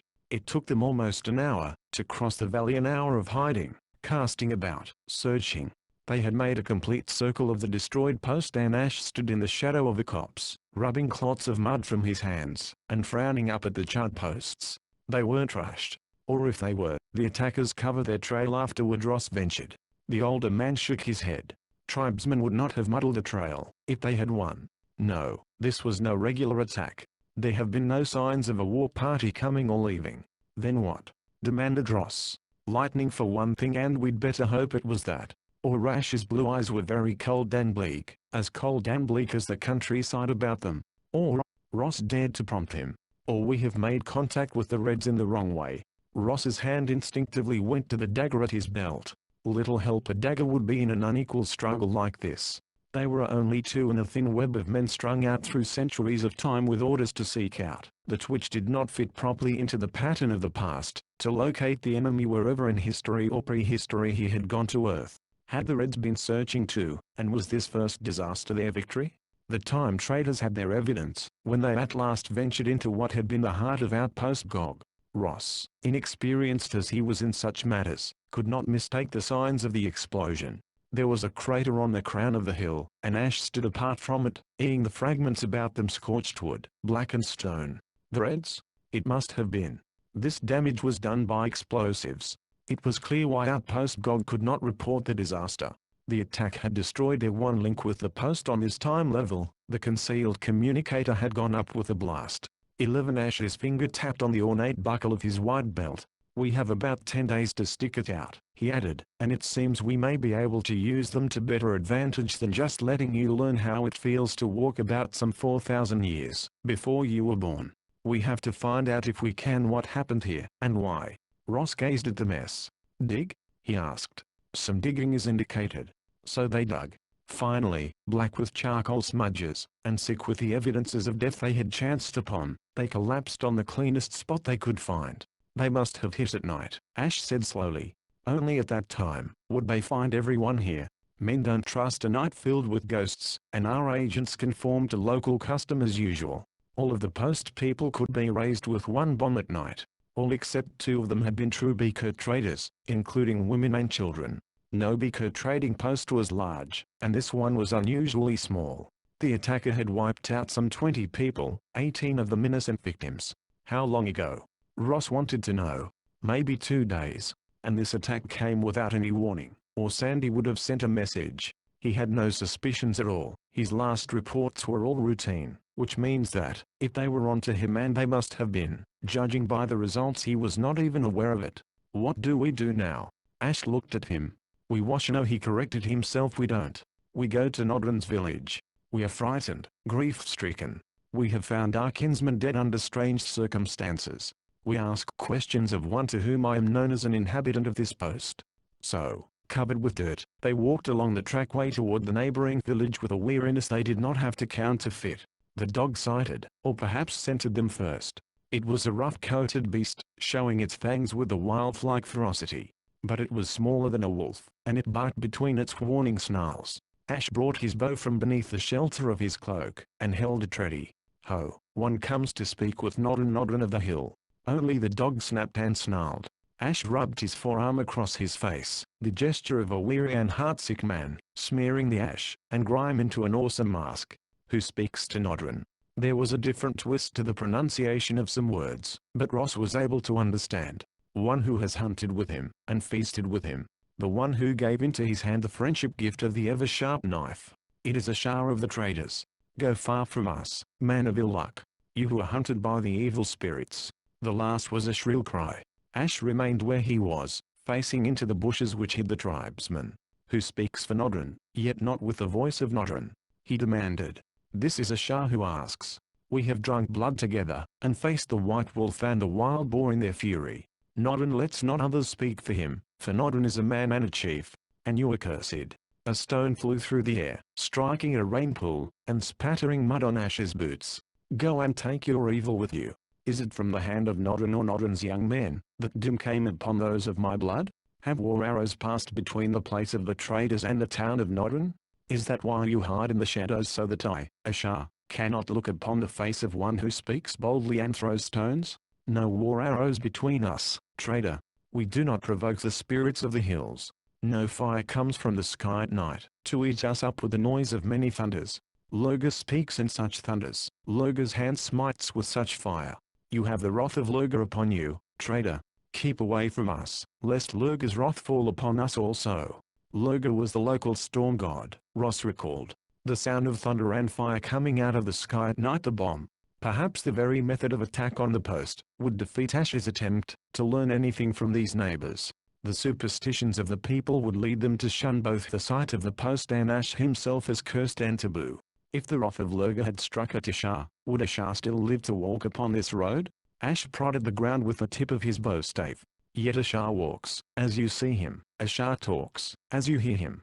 It is ridiculous to answer him with the nonsense of little children. Spirits so walk and talk to unlucky men, retorted the man in hiding. It may be the spirit of a Shah who does so now. Ash made a sudden leap. There was a flurry of action behind the bush screen and he reappeared, dragging into the grey light of the rainy day a wriggling captive, whom he bumped without ceremony onto the beaten earth of the road. The man was bearded, wearing his thick mop of black hair in a round top knot secured by a hide loop. He wore a skin tunic, now in considerable disarray, which was held in place with a woven tasseled belt. Ho, so it is Lal of the quick tongue who speaks so loudly of spirits and the wrath of Loga. Ash studied his captive. Now, Lal, since you speak for Nodrin, which I believe will greatly surprise him, you will continue to tell me of this wrath of Loga from the night skies, and what has happened to Sanfra, who was my brother, and those others of my kin. I am a Shah, and you know of the wrath of a Shah, and how it ate up Twisttooth, the outlaw, when he came in with his evil men. The wrath of Loga is hot, but so too is the wrath of a Shah. Ash contorted his face in such a way that Lal squirmed and looked away. When the tribesman spoke, all his former authority and bluster had gone. A Shah knows the time as his dog. Let him not turn upon me his swift-cutting big knife, nor the arrows from his lightning bow. It was the wrath of Loga which smote the place on the hill, first the thunder of his fist meeting the earth, and then the fire which he breathed upon those whom he would slay. And this you saw with your own eyes, Lal? The shaggy head shook an emphatic negative. Ashar knows that Lal is no chief who can stand and look upon the wonders of Lurga's might, and keep his eyes in his head. Nodden himself saw this wonder. And if Lurga came in the night, when all men keep to their homes, and leave the outer world to the restless spirits, how did Nodden see his coming? Lal crouched lower to the ground, his eyes darting to the bushes and the freedom they promised, then back to Ash's firmly planted boots. I am not a chief, Ashar. How could I know in what way, or for what reason Nodden saw the coming of Lurga? Fool. A second voice, that of a woman, spat the word from the brush which fringed the roadway. Speak to Ashar with a straight tongue. If he is a spirit, he will know that you do not tell him the truth.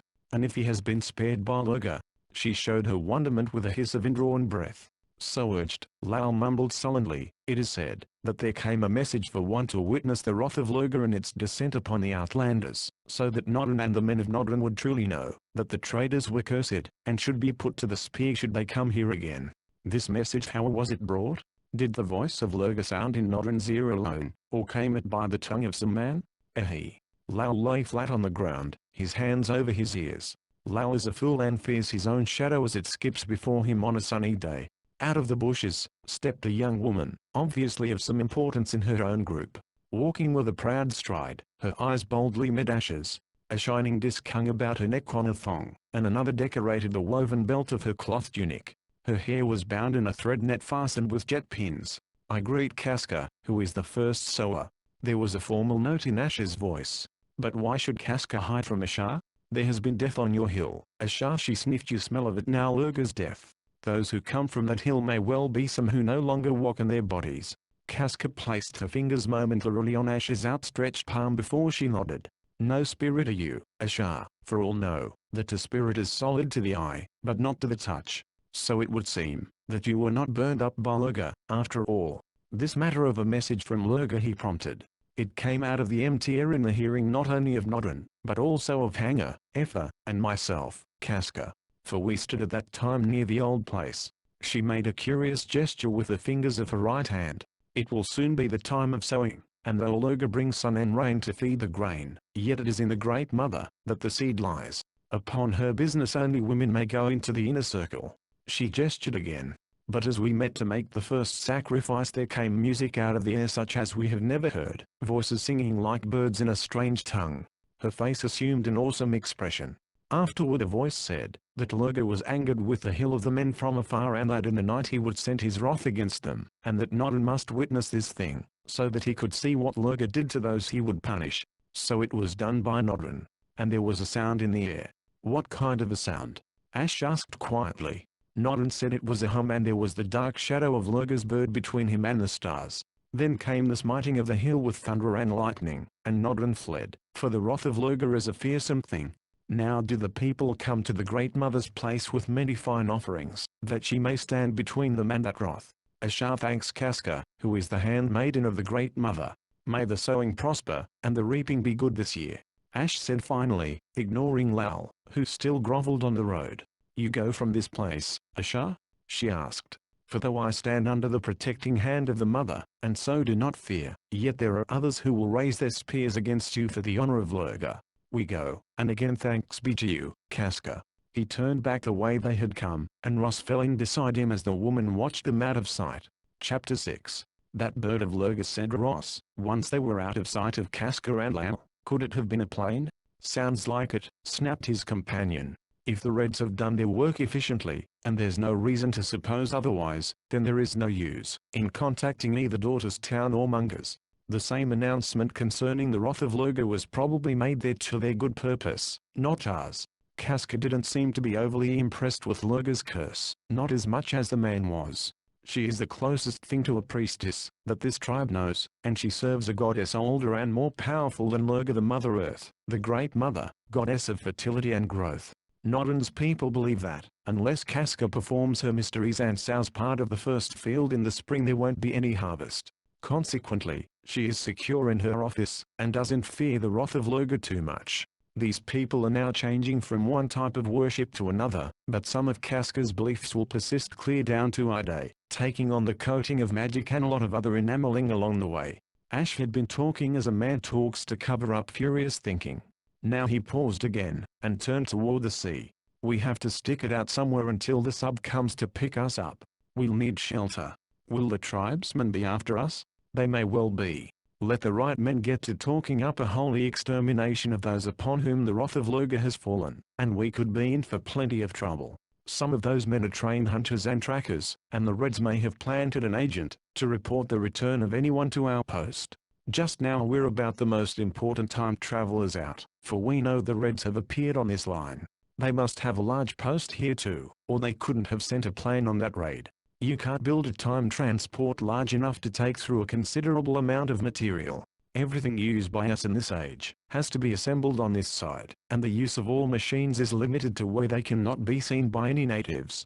Luckily large sections of this world are mostly wilderness, and unpopulated in the areas where we operate the base posts. So if the Reds have a plane, it was put together here, and that means a big post somewhere. Again Ash was thinking aloud as he pushed ahead of Ross into the fringes of a wood. Sandy and I scouted this territory pretty well last spring. There is a cave about half a mile to the west. It will shelter us for tonight. Ash's plans would probably have been easily accomplished if the cave had been unoccupied. Without incident they came down into a hollow through which trickled a small stream, its banks laced with a thin edging of ice. Under Ash's direction Ross collected an armload of firewood. He was no woodsman and his prolonged exposure to the chilling drizzle made him eager for even the very rough shelter of the cave, so eager that he plunged forward carelessly. His foot came down on a slippery patch of mud, sending him sprawling on his face. There was a growl, and a white bull crushed him. The cloak, rucked up about his throat and shoulders, then saved his life, for only stout cloth was caught between those fangs. With a startled cry, Ross rolled as he might have to escape a man's attack, struggling to unsheath his dagger. A white-hot flash of pain scored his upper arm. The breath was driven out of him as a fight raged over his prone body. He heard grunts, snarls, and was severely pummeled. Then he was free as the bodies broke away. Shaken, he got to his knees. A short distance away the fight was still in progress. He saw Ash straddle the body of a huge white wolf, his legs clamped about the animal's haunches, his hooked arm under the beast's head, forcing it up and back, while his dagger rose and sank twice in the underparts of the heaving body. Ross held his own weapon ready. He leaped from a half-crouch, and his dagger sank cleanly home behind the short ribs. One of their blows must have reached the animal's heart. With an almost human cry the wolf stiffened convulsively. Then it was still. Ash squatted near it, methodically driving his dagger into the moist soil to clean the blade. A red rivulet trickled down his thigh where the lower edge of his kilt tunic had been ripped up to the link belt. He was breathing hard, but otherwise he was as composed as always. These sometimes hunt in pairs at this season, he observed. Be ready with your bow. Ross strung his with the cord he had been keeping dry within the breast folds of his tunic. He fitted an arrow to the string, grateful to be a passable marksman. The slash on his arm smarted in protest as he moved, and he noted that Ash did not try to get up. A bad one? Ross indicated the blood now thickening into a stream along Ash's thigh. Ash pulled away the torn tunic, and exposed a nasty-looking gash on the outside of his hip. He pressed his palm against the gaping wound, and motioned Ross to scout ahead. See if the cave is clear. We can't do anything until we know that. Reluctantly Ross followed the stream, until he found the cave, a snug-looking place with an overhang to keep it dry. The unpleasant smell of ware hung about its mouth. He chose a stone from the stream, chucked it into the dark opening, and waited. The stone rattled as it struck an inner wall, but there was no other sound. A second stone from a different angle followed the first, with the same results. Ross was now certain that the cave was unoccupied. Once they were inside with a fire going at the entrance, they could hope to keep it free of intruders. A little heartened, he cast about a bit upstream, and then turned back to where he had left Ash. No male? The other greeted him. This is a female, and she was close to whelping. He nudged the white wolf with his toe. His hands held a pad of rags against his hip, and his face was shaded with pain. Nothing in the cave in a way. Let's see about this. Ross laid aside the bow, and kneeled to examine Ash's thigh wound. His own slash was more of a smiting grace, but this tear was deep and ugly. Second plate belt. Ash got the words out between set teeth, and Ross clicked open the hidden recess in the other's bronze belt, to bring out a small packet. Ash made a wry face as he swallowed 3 of the pills within. Ross mashed another pill onto the bandage he prepared, and when the last cumbersome fold was secure Ash relaxed. Let us hope that works, he commented a little bleakly.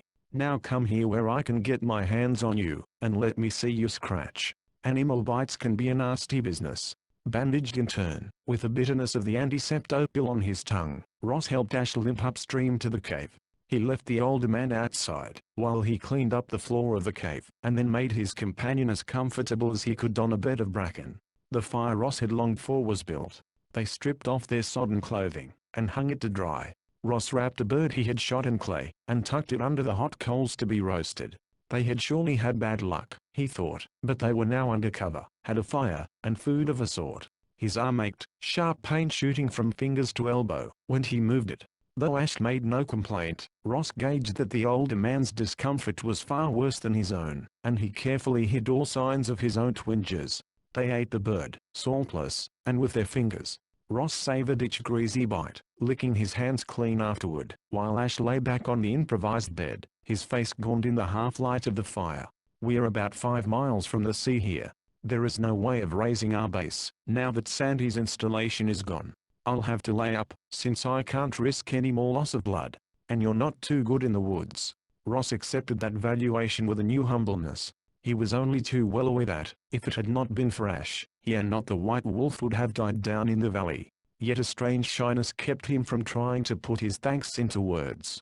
The only kind of amends he could make for the other's hurt was to provide hands, feet, and strength for the man who did know what to do, and how to do it. "We'll have to hunt," he ventured. "Dear," Ash caught him up. "But the marsh at the mouth of this stream provides a better hunting ground than inland. If the wolf lies here very long, she has already frightened away any large game. It isn't the matter of food which bothers me. It is being tied up here." Ross filled in for him with some daring. "But look here, I'll take orders. This is your territory, and I'm green at the game. You tell me what to do, and I'll do it the best that I can." He glanced up to find Ash surveying him intently, but as usual there was no readable expression on the other's brown face. "The first thing to do is get the wolf's hide," Ash said briskly. "Then bury the carcass. You'd better drag it up here to work on it. If her mate is hanging around, he might try to jump you." Why Ash should think it necessary to acquire the wolf skin puzzled Ross, but he asked no questions. His skinning task took 4 times as long, and was far from being the neat job the shock-haired man of the record tape had accomplished. Ross had to wash himself off in the stream, before piling stones over the corpse in temporary burial. When he pulled his bloody burden back to the cave, Ash lay with his eyes closed. Ross thankfully sat on his own pile of bracken, and tried not to notice the throbbing ache in his arm. He must have fallen asleep, for when he roused it was to see Ash crawl over to mend the dying fire from their store of wood. Ross, angry at himself, beat the other to the task. "Get back," he said roughly. "This is my job. I didn't mean to fail." Surprisingly, Ash settled back without a word, leaving Ross to sit by the fire, a fire he was very glad to have a moment or so later when a wailing howl sounded downwind. If this was not the white wolf's mate, then it was another of her kin who prowled the upper reaches of the small valley. The next day, having provided Ash with a supply of firewood, Ross went to try his luck in the marsh. The thick drizzle which had hung over the land the day before was gone, and he faced a clear, bright morning, though the breeze had an icy snap. But it was a good morning to be alive, and out in the open, and Ross's spirits rose. He tried to put to use all the wood lore he had learned at the base. But it was one thing to learn something academically, and another to put that learning into practice. He was uncomfortably certain that Ash would not have found his showing very good. The marsh was a series of pools between rank growths of leafless willows and coarse tufts of grass, with hillocks of firmer soil rising like islands. Ross, approaching with caution, was glad of it, for from one of those hillocks arose a trail of white smoke, and he saw a black blot which was probably a rude hut. Why one should choose to live in the midst of such country he could not guess, though it might be merely the temporary camp of some hunter. Ross also saw thousands of birds feeding greedily on the dried seed of the marsh grasses, paddling in the pools, and setting up a clamor, to drive a man mad. They did not seem in the least disturbed by that distant camper. Ross had reason to be proud of his marksmanship that morning. He had in his quiver perhaps half a dozen of the lighter shafts made for shooting birds. In place of the finely chipped and wickedly barbed flint points used for heavier game, these were tipped with needle-sharp, light boneheads. He had a string of 4 birds looped together by their feet within almost as many minutes. For the flocks rose in their first alarm, only to settle again to feast. Then he knocked over a hair, a fat giant of its race that stared at him brazenly from its tussock.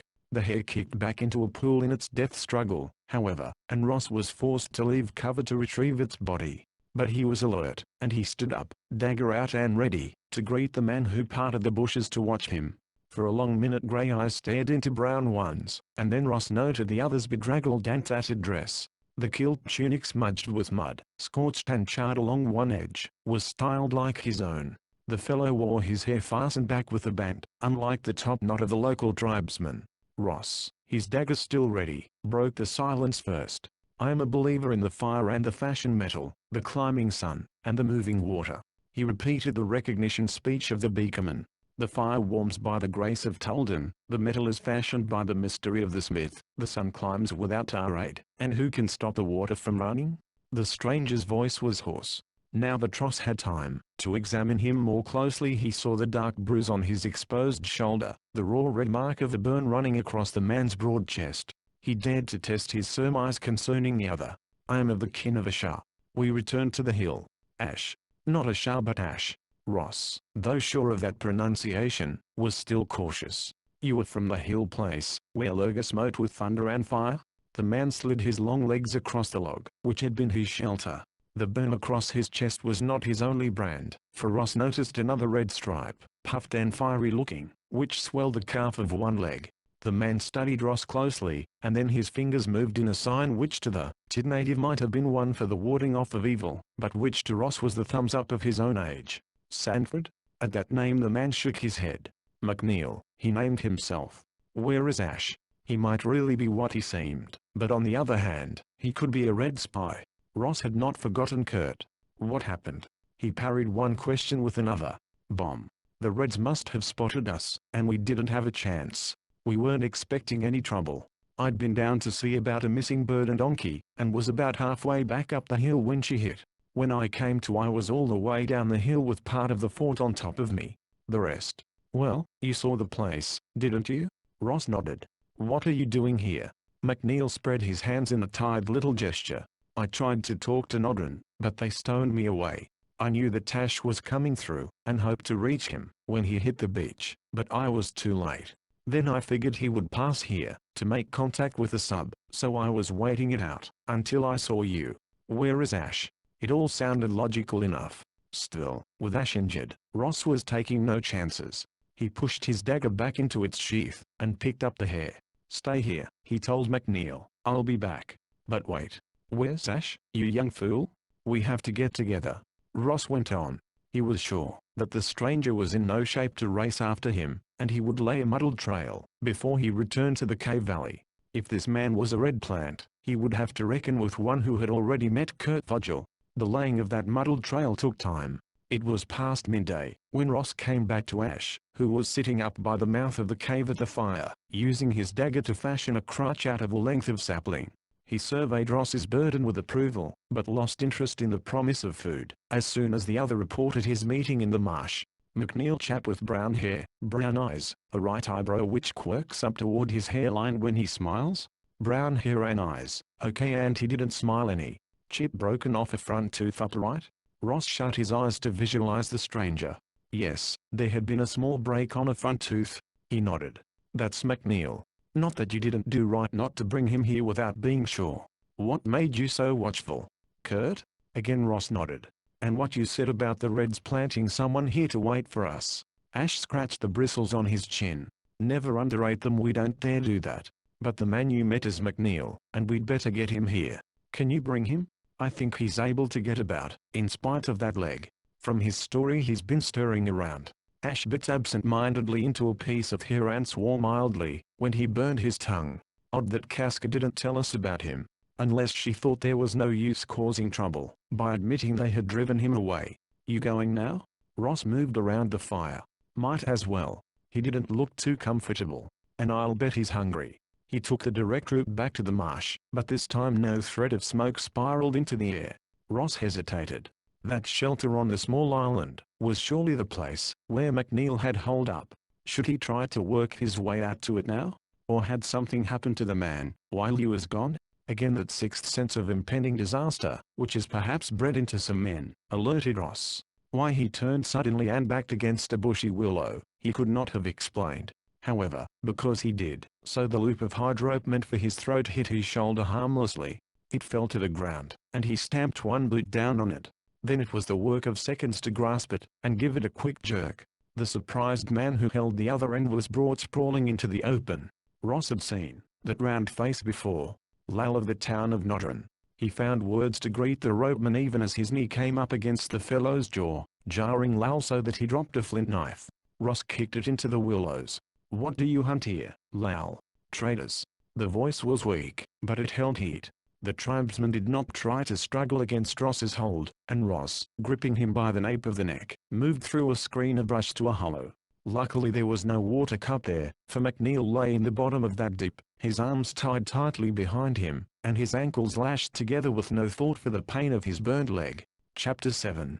Ross whirled the rope which had been meant to bring him down around Lal. He lashed the tribesman's arms tight to his body, before he knelt to cut loose his fellow time traveler. Lal now huddled against the far wall of the cup, fear in every line of his small body.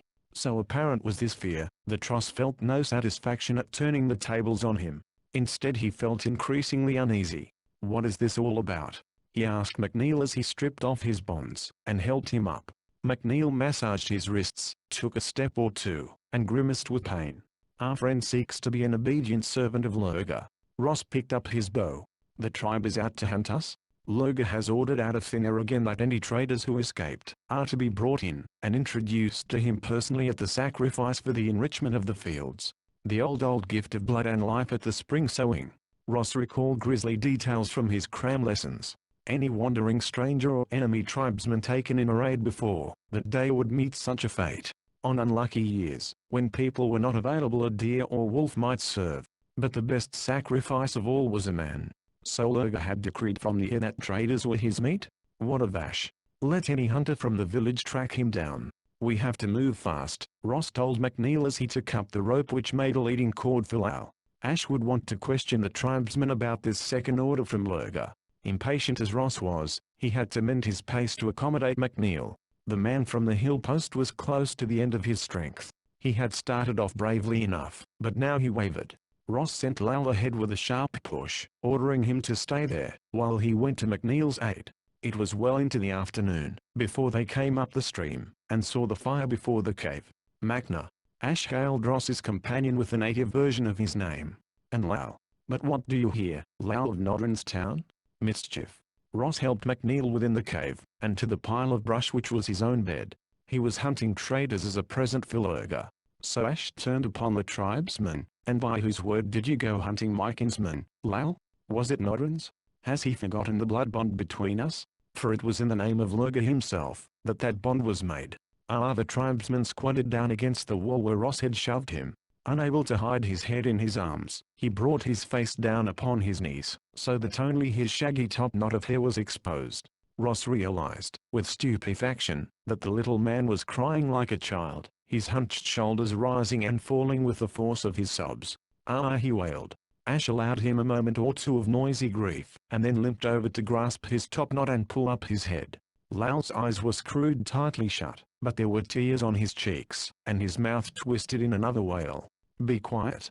Ash shook him, but not too harshly. "Have you yet felt the bite of my sharp knife? Has an arrow holed your skin?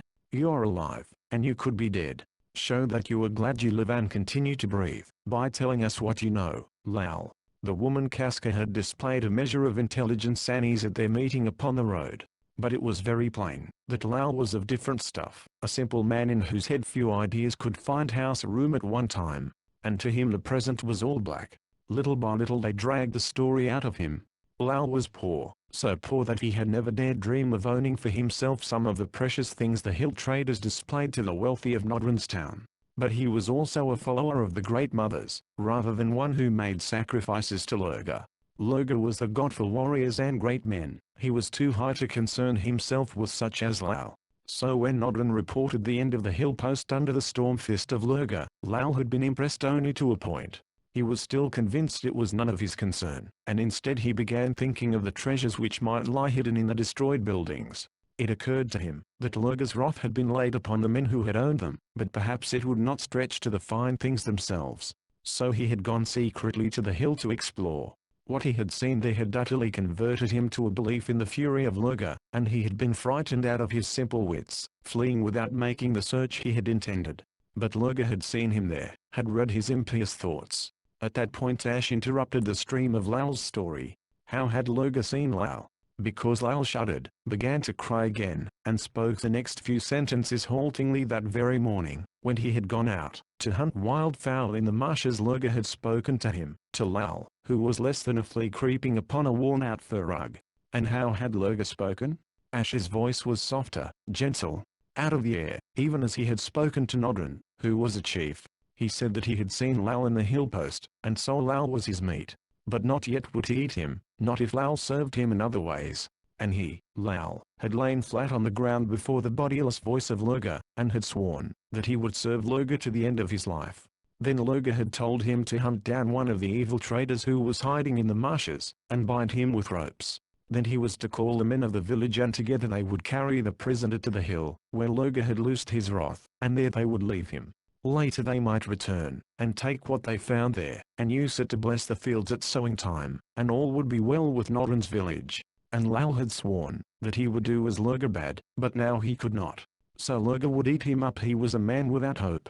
Yet, Ash said even more gently, have you not served the Great Mother all these years, giving to her a portion of the first fruits even when the yield of your one field was small? Lal stared at him, his woebegone face still smeared with tears. It took a second or two for the question to penetrate his fear-clouded mind. Then he nodded timidly. Has she not dealt with you well in return, Lal? You are a poor man, that is true. But you are not gaunt of belly, even though this is the thin season when men fast before the coming of the new harvest. The Great Mother watches over her own, and it is she who has brought you to us now. For this I say to you, Lal, and I, Ashar of the traders, speak with a straight tongue. The Lurga who struck our post, who spoke to you from the air, means you no good. Ah, wailed Lal. So do I know, Ashar. He is of the blackness and the wandering spirits of the dark. Just so. Thus he is no kin to the mother, for she is of the light, and of good things, of the new grain, and the newborn lambs for your flocks, of the maids who wed with men, and bring forth sons, to lift their father's spears, daughters to spin by the hearth, and sow the yellow grain in the furrows. Lurga's quarrel lies with us, Lal, not with Nodrin nor with you, and we take upon us that quarrel. He limped into the outer air, where the shadows of evening were beginning to creep across the ground. Hear me, Lurga, he called into the coming night. I am Ashar of the traders, and upon myself I take your hate. Not upon Lal, nor upon Nodrin, nor upon the people who live in Nodrin's town, shall your wrath lie. Thus do I say it. Ross, noticing that Ash concealed from Lal a wave of his hand, was prepared for some display meant to impress the tribesmen. It came in a spectacular burst of green fire beyond the stream. Lal wailed again, but when that fire was followed by no other manifestation he ventured to raise his head once more. You have seen how Lurga answered me, Lal. Toward me only will his wrath be turned. Now Ash limped back, and dragged out the white wolf skin, dropping it before Lal. This you will give to Casca, that she may make a curtain for the mother's home. See, it is white, and so rare, that the mother will be pleased with such a fine gift. And you will tell her all that has chanced and how you believe in her powers over the powers of Lurga, and the mother will be well pleased with you. But you shall say nothing to the men of the village, for this quarrel is between Lurga and Ashar now, and not for the meddling of others. He unfastened the rope which bound Lal's arms. Lal reached out a hand to the wolf skin, his eyes filled with wonderment. This is a fine thing you give me, Ashar, and the mother will be pleased, for in many years she has not had such a curtain for her secret place. Also, I am but a little man, the quarrels of great ones are not for me. Since Lurga has accepted your words, this is none of my affair. Yet I will not go back to the village for a while with your permission, Ashar. For I am a man of loose and wagging tongue, and oftentimes I speak what I do not really wish to say. So if I am asked questions, I answer. If I am not there to be asked such questions, I cannot answer. McNeil laughed, and Ash smiled. Well enough, Lal. Perhaps you are a wiser man than you think. But also I do not believe you should stay here. The tribesman was already nodding. That do I say too, Ashar. You are now facing the wrath of Lurga, and with it I wish no part. Thus I shall go into the marsh for a while. There are birds and hares to hunt, and I shall work upon this fine skin, so that when I take it to the mother it shall indeed be a gift worth her smiles. Now, Ashar, I would go before the night comes, if it pleases you. Go with good fortune, Lal. Ash stood apart, while the tribesman ducked his head in a shy, awkward farewell to the others, pattering out into the valley. What if they pick him up? McNeil asked wearily. I don't think they can, Ash returned. And what would you do, keep him here? If we tried that, he'd scheme to escape and try to turn the tables on us. Now he'll keep away from Norton's village, and out of sight for the time being. Lal's not too bright in some ways, but he's a good hunter. If he has reason for hiding out, it'll take a better hunter to track him. At least we know, now that the Reds are afraid they did not make a clean sweep here. What happened, McNeil? While he was telling his story in more detail, both Ash and Ross worked on his burns, making him comfortable. Then Ash sat back as Ross prepared food. How did they spot the post? Ash rubbed his chin, and frowned at the fire. Only way I can guess, is that they picked up our post signal and pinpointed the source. That means they must have been hunting us for some time. No strangers about lately? McNeil shook his head. Our cover wasn't broken that way. Sanford was a wonder. If I had known better, I would have sworn he was born one of the Beaker folk. He had a network of informants running all the way from here into Brittany. Amazing how he was able to work without arousing any suspicions. I suppose his being a member of the Smiths Guild was a big help. He could pick up a lot of news from any village, where there was one at work. And I tell you, McNeil propped himself up on his elbow, to exclaim more vehemently, there wasn't a whisper of trouble from here clear across the channel and pretty far to the north. We were already sure the south was clean, before we ever took cover as beakers, especially since their clans are thick in Spain. Ash chewed a broiled wing reflectively. Their permanent base with the transport has to be somewhere within the bounds of the territory they hold in our own time. They could plant it in Siberia, and laugh at us. McNeil exploded. No hope of our getting in there. No. Ash threw the stripped bone into the fire, and licked grease from his fingers. Then they would be faced with the old problem of distance. If what they're exploiting lay within their modern boundaries, we would never have tumbled to the thing in the first place. What the Reds want must lie outside their 20th century holdings, a slender point in our favor. Therefore they will plant their shift point as close to it as they can. Our transportation problem is more difficult than this will ever be. You know why we chose the Arctic for our base. It lies in a section of the world never populated by other than roving hunters. But I'll wager anything you want to name that their point is somewhere in Europe, where they have people to contend with. If they're using a plane, they can't risk its being seen. I don't see why not, Ross broke in. These people couldn't possibly know what it was. Lurga's bird magic. Ash shook his head. They must have the interference with history worry as much as we have. Anything of our own time has to be hidden or disguised in such a way that the native who may stumble upon it will never know it is man-made. Our sub is a whale to all appearances. Possibly their plane is a bird, but neither can bear too close an examination. We don't know what could result from a leak of real knowledge in this, or any primitive time, how it might change history. But, Ross advanced what he believed to be the best argument against that reasoning. Suppose I handed Lal a gun, and taught him to use it. He couldn't duplicate the weapon. The technology required lies so far beyond this age. These people couldn't reproduce such a thing. True enough. On the other hand, don't belittle the ingenuity of the Smiths or the native intelligence of men in any era. These tribesmen might not be able to reproduce your gun, but it would set them thinking along new lines. We might find that they would think our time right out of being. No, we dare not play tricks with the past. This is the same situation we faced immediately after the discovery of the atom bomb. Everybody raced to produce that new weapon, and then sat around and shivered for fear we'd be crazy enough to use it on each other. The Reds have made new discoveries which we have to match, or we will go under. But back in time we have to be careful, both of us, or perhaps destroy the world we do live in. What do we do now? McNeil wanted to know. Murdoch and I came here only for a trial run. It's his test. The sub is to call for us about 9 days from now. So if we sit tight, if we can sit tight, McNeil lay down again, they will take us out. Meanwhile we have 9 days. They spent 3 more days in the cave. McNeil was on his feet and impatient to leave before Ash was able to hobble well enough to travel. Though Ross and McNeil took turns at hunting and guard duty, they saw no signs that the tribesmen were tracking them. Apparently Lal had done as he promised, withdrawing to the marsh, and hiding there apart from his people. In the grey of pre-dawn on the fourth day Ash wakened Ross. Their fire had been buried with earth, and already the cave seemed bleak. They ate venison roasted the night before, and went out into the chill of the fog. A little way down the valley McNeil joined them out of the mist from his guard post. Keeping their pace to one which favoured Ash's healing wound, they made their way inland in the direction of the track linking the villages. Crossing the Trode they continued northward, the land beginning to rise under them. Far away they heard the blatting of sheep, the bark of a dog.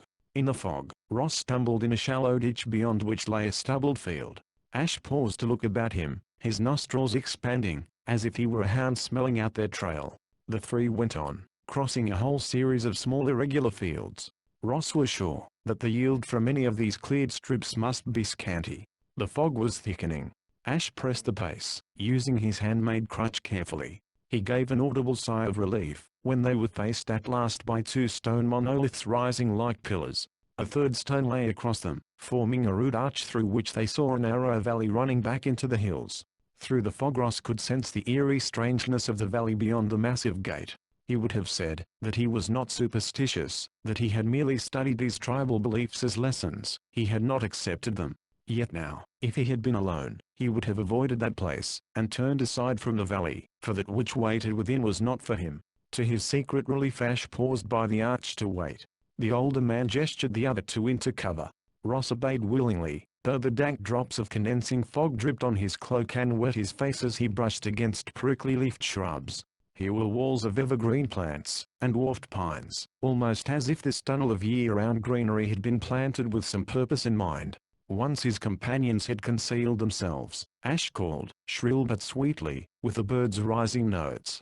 3 times he made that sound before a figure moved in the fog, the rough grey-white of its long cloak melting in the wisps of mist. Down that green tunnel, out of the heart of the valley, the other came, a loop of cloak concealing the entire figure. It halted right in back of the arch and Ash, making a gesture to the others, to stay where they were, faced the muffled stranger. Hands and feet of the mother, she who sows what may be reaped. Outland stranger who was under the wrath of Lurga, the other mocked him in the voice of Casca. What do you want, Outlander, that you dare to come here where no man may enter? That which you know. For on the night, when Lurga came you also saw. Ross heard the hiss of a sharply drawn breath. How knew you that, Outlander? Because you serve the mother and you are jealous for her and her service. If Lurga is a mighty god, you wanted to see his acts with your own eyes. When she finally answered, there was anger as well as frustration in her voice. And you know of my shame then, Asha. For Lurga came on a bird he came, and he did even as he said he would. So now the village will make offerings to Lurga and beg his favor, and the mother will no more have those to hearken to her words and offer her the first fruits. But from whence came this bird which was a Lurga? Can you tell me that, she who waits upon the mother? What difference does it make from what direction Lurga came? That does not add, nor take from his power. Casca moved beneath the arch. Or does it in some strange way, Asha? Perhaps it does. Only tell me. She turned slowly, and pointed over her right shoulder. From that way he came, Asha. Well did I watch, knowing that I was the mother's and that even Lurga's thunderbolts could not eat me up. Does knowing that make Lurga smaller in your eyes, Asha? When he has eaten up all that is yours and your kin with it? Perhaps, Asha repeated. I do not think Lurga will come so again. She shrugged, and the heavy cloak flapped. That shall be as it shall be, Asha. Now go, for it is not good that any man come hither. Casca paced back into the heart of the green tunnel, and Ross and McNeil came out of concealment. McNeil faced in the direction she had pointed. Northeast, he commented thoughtfully. The Baltic lies in that quarter. Chapter 8. And that is about all. 10 days later Ash, addressing on his leg and a few of the pain lines smoothed from his face, sat on a bunk in the Arctic time post nursing a mug of coffee in his hands and smiling, a little crookedly, at Nelson Millard, Kilgary's, Dr. Webb. All the top brass of the project had not only come through the transfer point, to meet the 3 from Britain, but were now crammed into the room, nearly pushing Ross and McNeil through the wall. Because this was it. What they had hunted for months, years now lay almost within their grasp. Only Millard, the director, did not seem so confident. A big man with a bushy thatch of coarse graying hair and a heavy, fleshy face, he did not look like a brain. Yet Ross had been on the roster long enough to know that it was Millet's thick and hairy hands that gathered together all the loose threads of Operation Retrograde and deftly wove them into a workable pattern. Now the director leaned back in a chair, which was too small for his bulk, chewing thoughtfully on a toothpick. "So we have the first whiff of a trail," he commented without elation. "A pretty strong lead." Kilgary's broke in. Too excited to sit still, the major stood with his back against the door, as alert as if he were about to turn and face the enemy. The Reds wouldn't have moved against Gog if they did not consider it a menace to them. Their big base must be in this time sector. "A big base," Millard corrected. "The one we're after, no. And right now they may be switching times. Do you think they will sit here and wait for us to show up in force?" But Millard's tone, intended to deflate, had no effect on the major. And just how long would it take them to dismantle a big base? That officer counted. "At least a month. If we shoot a team in there in a hurry." Millard folded his huge hands over his barrel-shaped body and laughed, without a trace of humor. "Just where do we send their team?" "Kilgary's. Northeast of a coastal point in Britain, is a rather vague direction, to say the least." "Not," he spoke to Ash now, "that you didn't do all you could, Ash. And you, McNeil, nothing to add?" "No, sir. They jumped us out of the blue when Sandy thought he had every possible line tapped, every safeguard working. I don't know how they caught on to us, unless they located our beam to this post. If so, they must have been deliberately hunting us for some time, because we only used the beam as scheduled. The Reds have patience and brains, and probably some more of their surprise gadgets to help them. We have the patience and the brains, but not the gadgets. And time is against us. Get anything out of this, Webb?" Millard asked the hitherto silent third member of his ruling committee. The quiet man adjusted his glasses on the bridge of his nose, a flattish nose which did not support them very well. "Just another point to add to our surmises. I would say that they are located somewhere near the Baltic Sea. There are old trade routes there, and in our own time it is a territory closed to us. We never did know too much about that section of Europe. Their installation may be close to the Finnish border. They could disguise their modern station under half a dozen covers. That is strange country." Millard's hands unfolded, and he produced a notebook and pen from a shirt pocket. "Won't hurt to stir up some of the present-day agents of the MI and the rest. They might just come up with a useful hint." "So you'd say the Baltic. But that is a big slice of country." Webb nodded. "We have one advantage: they're old trade routes. In the Beaker period they are pretty well marked. The major one into that section was established for the amber trade. The country is forested, but not so heavily as it was in an earlier period. The native tribes are mostly roving hunters and fishermen along the coast, but they have had contact with traders." He shoved his glasses back into place with a nervous gesture. "The Reds may run into trouble themselves there at this time." "How?" Kilgary's demanded. "Invasion of the Axe people. If they have not yet arrived, they are due very soon. They formed one of the big waves of migratory people, who flooded the country, settled there. Eventually they became the Norse or Celtic stock. We don't know whether they stamped out the native tribes they found there or assimilated them." "That might be a nice point, to have settled more definitely," McNeil commented. "It could mean the difference between getting your skull split and continuing to breathe. I don't think they would tangle with the traders. Evidence found today suggests that the Beaker folk simply went on about their business in spite of a change in customers," Webb returned. "Unless they were pushed into violence." Ash handed his empty mug to Ross. "Don't forget Loga's wrath. From now on our enemies might take a very dim view of any Beaker trade posts near their property." Webb shook his head slowly. "A wholesale attack on Beaker establishments would constitute a shift in history. The Reds won't dare that, not just on general suspicion. Remember, they are not any more eager to tinker with history than we are. No, they will watch for us. We will have to stop communication by radio." "We can't," snapped Millard vehemently. "We can cut it down, but I won't send the boys out without some means of quick communication. You lab boys put your brains to work and see what you can turn out in the way of talk boxes that they can't snoop." "Time." He drummed on his knee with his thick fingers. "It all comes back to a question of time, which we do not have," Ash observed in his usual quiet voice. "If the Reds are afraid they have been spotted, they must be dismantling their post right now, working around the clock. We'll never again have such a good chance to nail them. We must move now." Millard's lids drooped almost shut. He might have been napping. Kilgary stirred restlessly by the door, and Webb's round face had settled into what looked like permanent lines of disapproval. Doc, Millard spoke over his shoulder to the fourth man of his following. What is your report? Ash must be under treatment for at least 5 days. McNeil's burns aren't too bad, and Murdoch's slash is almost healed. 5 days, Millard droned, and then flashed a glance at the major. Personnel. We're tied down without any useful personnel, who in processing, could be switched without tangling them up entirely. No one. I can recall Jansen and Van Wyck. These axe people might be a good cover for them. The momentary light in Kilgary's eyes faded. No, we have no proper briefing, and can't get it until the tribe does appear on the map. I won't send any men in cold. Their blunders would not only endanger them, but might menace the whole project. So that leaves us with you three, Millard said. We'll recall what men we can, and brief them again as fast as possible. But you know how long that will take. In the meantime, Ash spoke directly to Webb.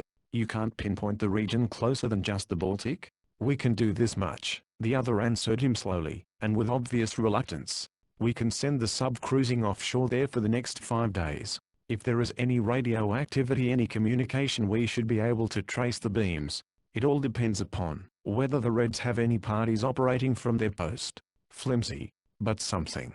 Kilgary seized upon it with the relief of one who needed action. And they will be waiting for just such a move on our part, Webb continued deliberately.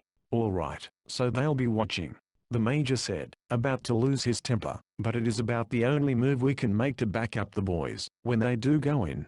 He whipped around the door and was gone. Webb got up slowly. I will work over the maps again, he told Dash. We haven't scouted that area, and we don't dare send a photo plane over it now. Any trip in will be a stab in the dark. When you have only one road, you take it, Ash replied.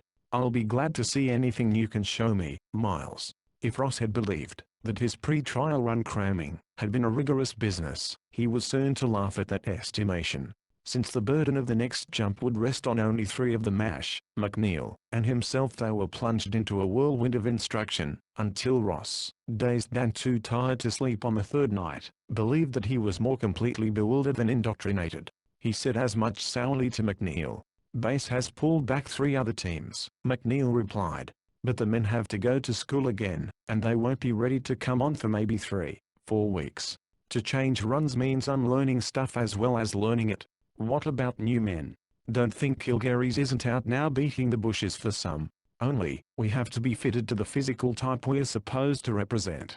For instance, set a small, dark-headed pug-nose among your North Sea rovers, and he's going to be noticed, maybe remembered too well. We can't afford to take that chance. So Kilgary's had to discover men who not only look the part, but are also temperamentally fitted for this job. You can't plant a fellow who thinks as a seaman, not a seaman, you understand, but one whose mind works in that pattern among a wandering tribe of cattle herders. The protection for the man and the project lies in his being fitted into the right spot at the right time. Ross had never really thought of that point before. Now he realized that he and Ash and McNeil were of a common mold. All about the same height, they shared brown hair and light eyes, Ash's blue, his own grey, and McNeil's hazel, and they were of similar build, small-boned, lean, and quick-moving. He had not seen any of the true Beakermen, except on the films. But now, recalling those, he could see that the 3-time traders were of the same general physical type as the far-roving people they used as a cover. It was on the morning of the 5th day, while the 3 were studying a map Webb had produced, that Kilgary's, followed at his own weighty pace by Millard, burst in upon them. We have it. This time we have the luck. The Reds slipped. Oh, how they slipped. Webb watched the major, a thin little smile pulling at his pursed mouth. Miracles sometimes do happen, he remarked. I suppose the sub has a fix for us. Kilgary's passed over the flimsy strip of paper he had been waving as a banner of triumph. Webb read the notation on it, and bent over the map, making a mark with one of those needle-sharp pencils which seemed to grow in his breast pocket, ready for use. Then he made a second mark. Well, it narrows it a bit, he conceded. Ash looked in turn and laughed. I would like to hear your definition of narrow sometime, Miles. Remember, we have to cover this on foot, and a difference of 20 miles can mean a lot. That mark is quite a bit in from the sea. McNeil offered his own protest when he saw the marking. We don't know that country. Webb shoved his glasses back for the 100th time that morning. I suppose we could consider this critical condition red, he said in such a dubious tone that he might have been begging someone to protest his statement. But no one did. Millard was busy with the map. I think we do, Miles. He looked to Ash. You'll parachute in. The packs with which you will be equipped are special stuff. Once you have them off, sprinkle them with the powder Miles will provide, and in 10 minutes there won't be enough of them left for anyone to identify. We haven't but a dozen of these, and we can't throw them away, except in a crisis. Find the bass and rig up the detector. Your fix in this time will be easy, but it is the other end of the line we must have. Until you locate that, stick to the job. Don't communicate with us until you have it. There is the possibility, Ash pointed out, the Reds may have more than one intermediate post. They probably have played it smart and set up a series of them to spoil a direct trace, as each would lead only to another farther back in time. All right. If that proves true, just get us the next one back, Millard returned. From that we can trace them along. If we must send in some of the boys wearing dinosaur skins later, we have to find their primary base, and if that hunt goes the hard way, well, we do it the hard way. How did you get the fix? McNeil asked. One of their field parties ran into trouble, and yelled for help. Did they get it? The major grinned. What do you think? You know the rules and the ones the Reds play, by twice as tough on their own men. What kind of trouble? Ash wanted to know. Some kind of the local religious dispute. We do our best with their code, but we're not 100% perfect in reading it. I gather they were playing with a local god, and got their fingers burned. Lurger again, eh? Ash smiled. Foolish, Webb said impatiently. That is a silly thing to do. You were almost over the edge of prudence yourself, Gordon, with that Lurger business. To use the Great Mother was a ticklish thing to try, and you were lucky to get out of it so easily. Once was enough, Ash agreed.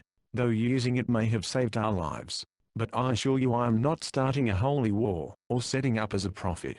Ross had been taught something of map reading, but mentally he could not make what he saw on paper resemble the countryside.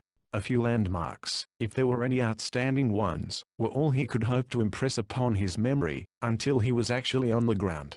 Landing there according to Millard's instruction was another experience he would not have chosen of his own accord.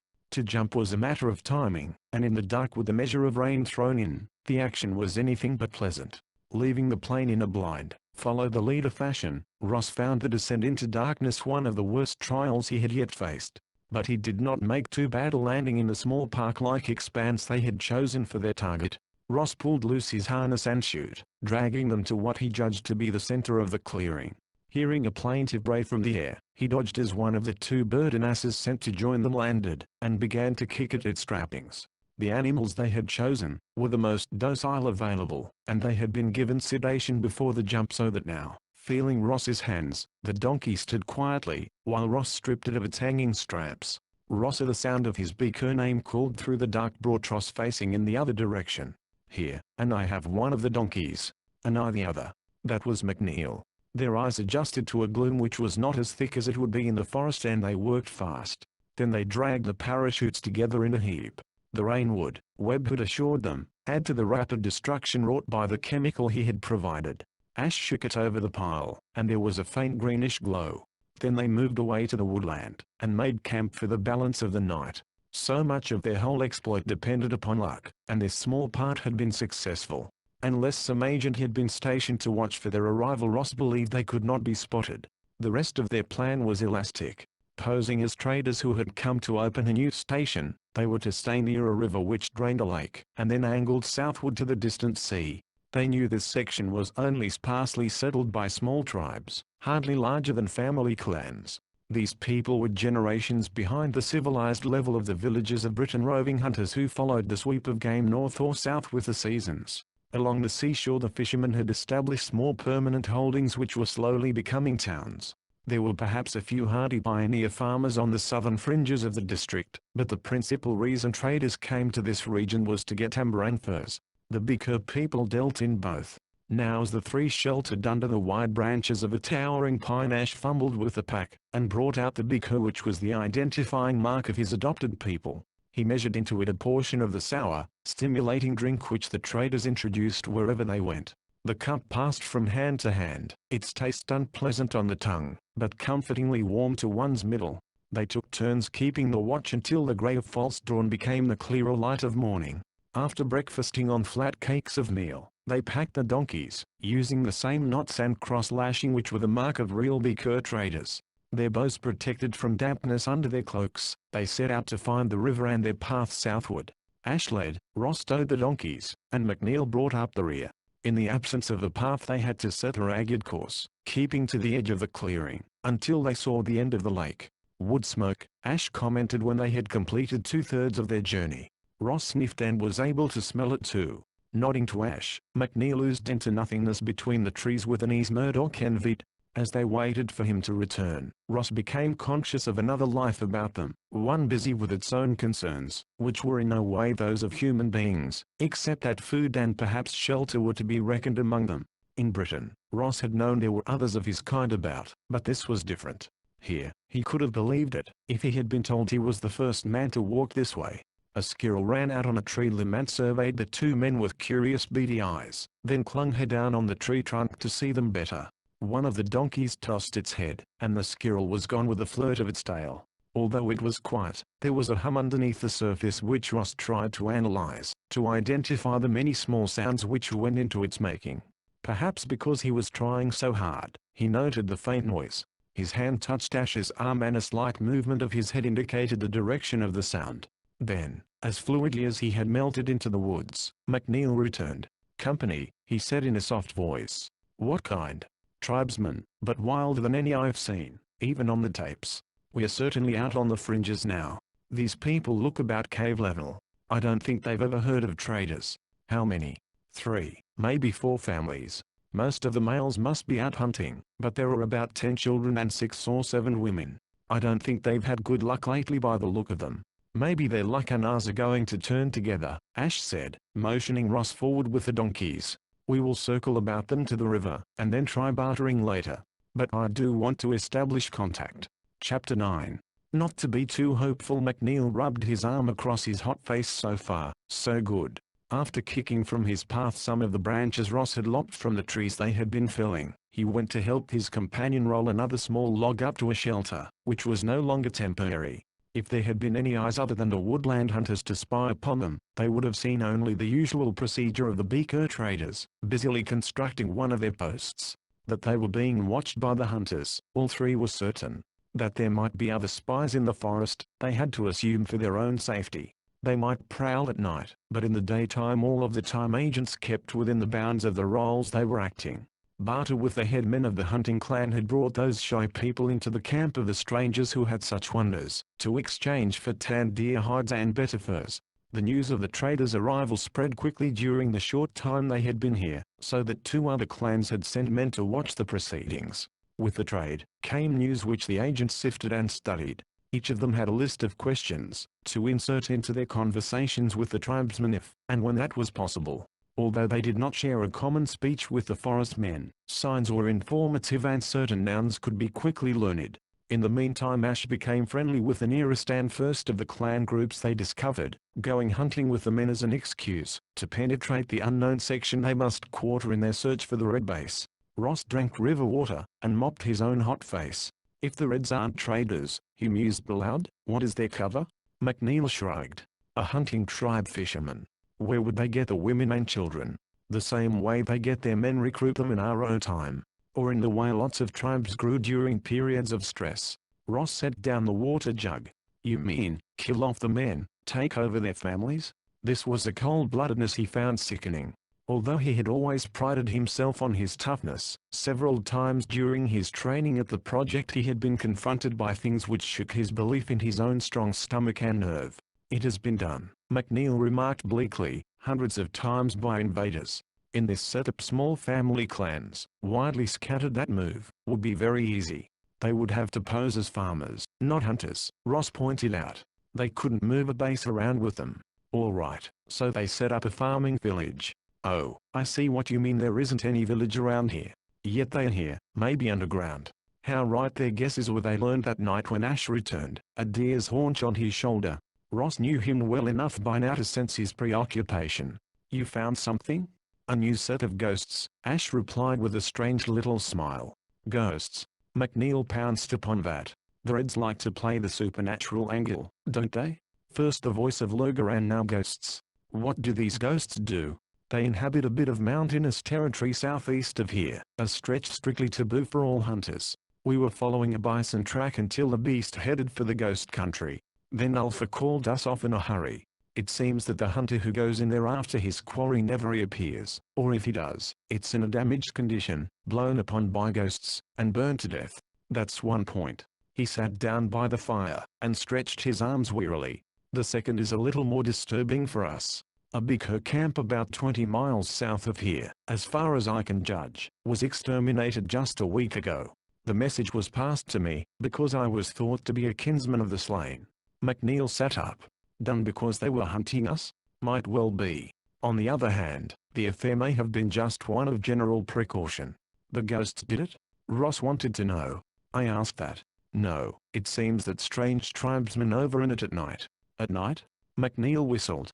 Just so. Ash's tone was dry. The tribes do not fight that way. Either someone slipped up in his briefing, or the Reds are overconfident, and don't care about the rules. But it was the work of tribesmen, or their counterfeits. There is also a nasty rumor speeding about, that the ghosts do not relish traders, and that they might protest intrusions of such with penalties all around. Like the wrath of Lurga, supplied Ross. There is a certain repetition in this which suggests a lot to the suspicious mind, Ash agreed. I'd say no more hunting expeditions for the present, McNeil said. It is too easy, to mistake a friend for a deer and weep over his grave afterward. That is a thought which entered my mind several times this afternoon, Ash agreed. These people are deceptively simple on the surface, but their minds do not work along the same patterns as ours.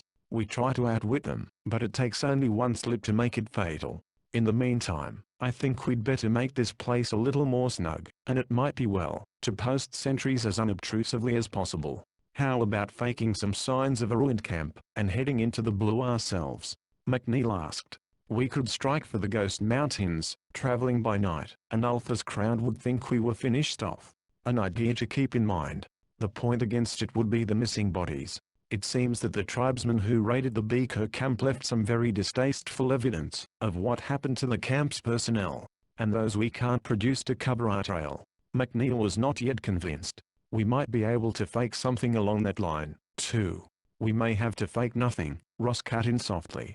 He was standing close to the edge of the clearing, where they were building their hut, his hand on one of the saplings in the palisade they had set up so laboriously that day. Ash was beside him in an instant. What is it? Ross's hours of listening to the sounds of the wilderness were his measuring gauge now. That bird has never called from inland before. It is the blue one we've seen fishing for frogs along the river. Ash, not even glancing at the forest, went for the water jug. Get your trail supplies, he ordered. Their leather pouches, which held enough iron rations to keep them going, were always at hand. McNeil gathered them from behind the fur curtain fronting their half-finished cabin. Again the bird called, its cry piercing and covering a long distance. Ross could understand why a careless man would select it for the signal. He crossed the clearing to the donkey's shelter, slashing through their nose halters. Probably the patient little beasts would swiftly fall victims to some forest prowlers, but at least they would have their chance to escape. McNeil, his cloak slung about him to conceal the ration bags, picked up the leather bucket, as if he were merely going down to the river for water, and came to join Ross. They believed that they were carrying it off well, that the camp must appear normal to any lurkers in the woods. But either they had made some slip or the enemy was impatient. An arrow sped out of the night, to flash across the fire, and Ash escaped death, only because he had leaned forward to feed the flames. His arm swung out, and sent the water in the jar hissing onto the blaze as he himself rolled in the other direction. Ross plunged for the brush with McNeil. Lying flat on the half-frozen ground, they started to work their way to the river bank, where the open area would make surprise less possible. Ash, he whispered and felt McNeil's warm breath on his cheek as he replied. He'll make it the other way. He's the best we have for this sort of job. They made a worm's progress, twice lying, with dagger in hand, while they listened to a faint rustle which betrayed the passing of one of the attackers. Both times Ross was tempted to rise and try to cut off the stranger, but he fought down the impulse. He had learned a control of himself that would have been impossible for him a few months earlier. The glimmer of the river was pale through the clumps of bushes which sometimes grew into the flood. In this country winter still clung tenaciously in shadowy places with cups of leftover snow, and there was a bite in the wind and water. Ross rose to his knees with an involuntary gasp as a scream cut through the night. He wrenched around toward the camp, only to feel McNeil's hand clamp on his forearm. "That was a donkey," whispered McNeil urgently. "Come on, let's go down to that ford we discovered." They turned south, daring now to trot, half bent to the ground.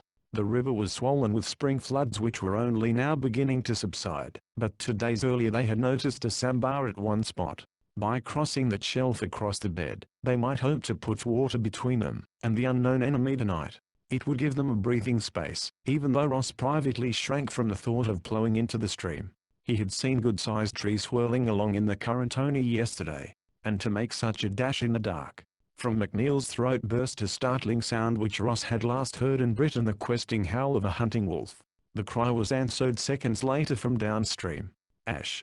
They worked their way along the edge of the water with continued care, until they came upon Ash at last, so much a part of his background. The tross started when the lump he had taken for a bush hunched forward to join them.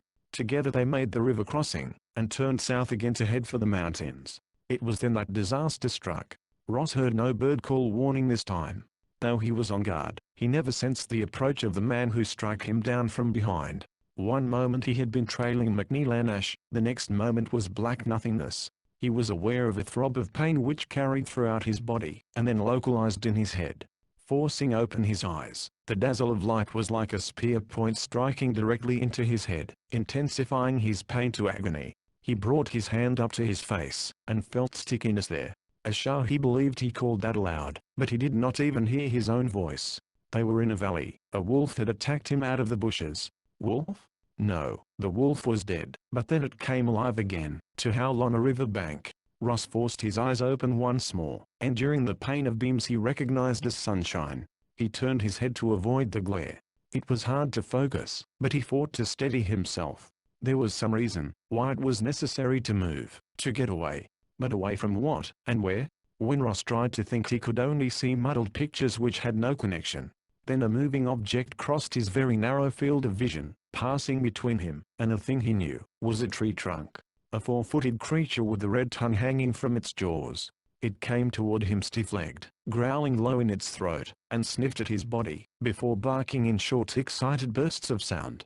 The noise hurt his head so much, the tross closed his eyes. Then a shock of icy liquid thrown into his face aroused him to make a feeble protest, and he saw, hanging over him in a strange upside-down way, a bearded face which he knew from the past. Hands were laid on him, and the roughness with which he was moved sent Ross spiraling back into the dark once again. When he aroused for the second time, it was night and the pain in his head was dulled.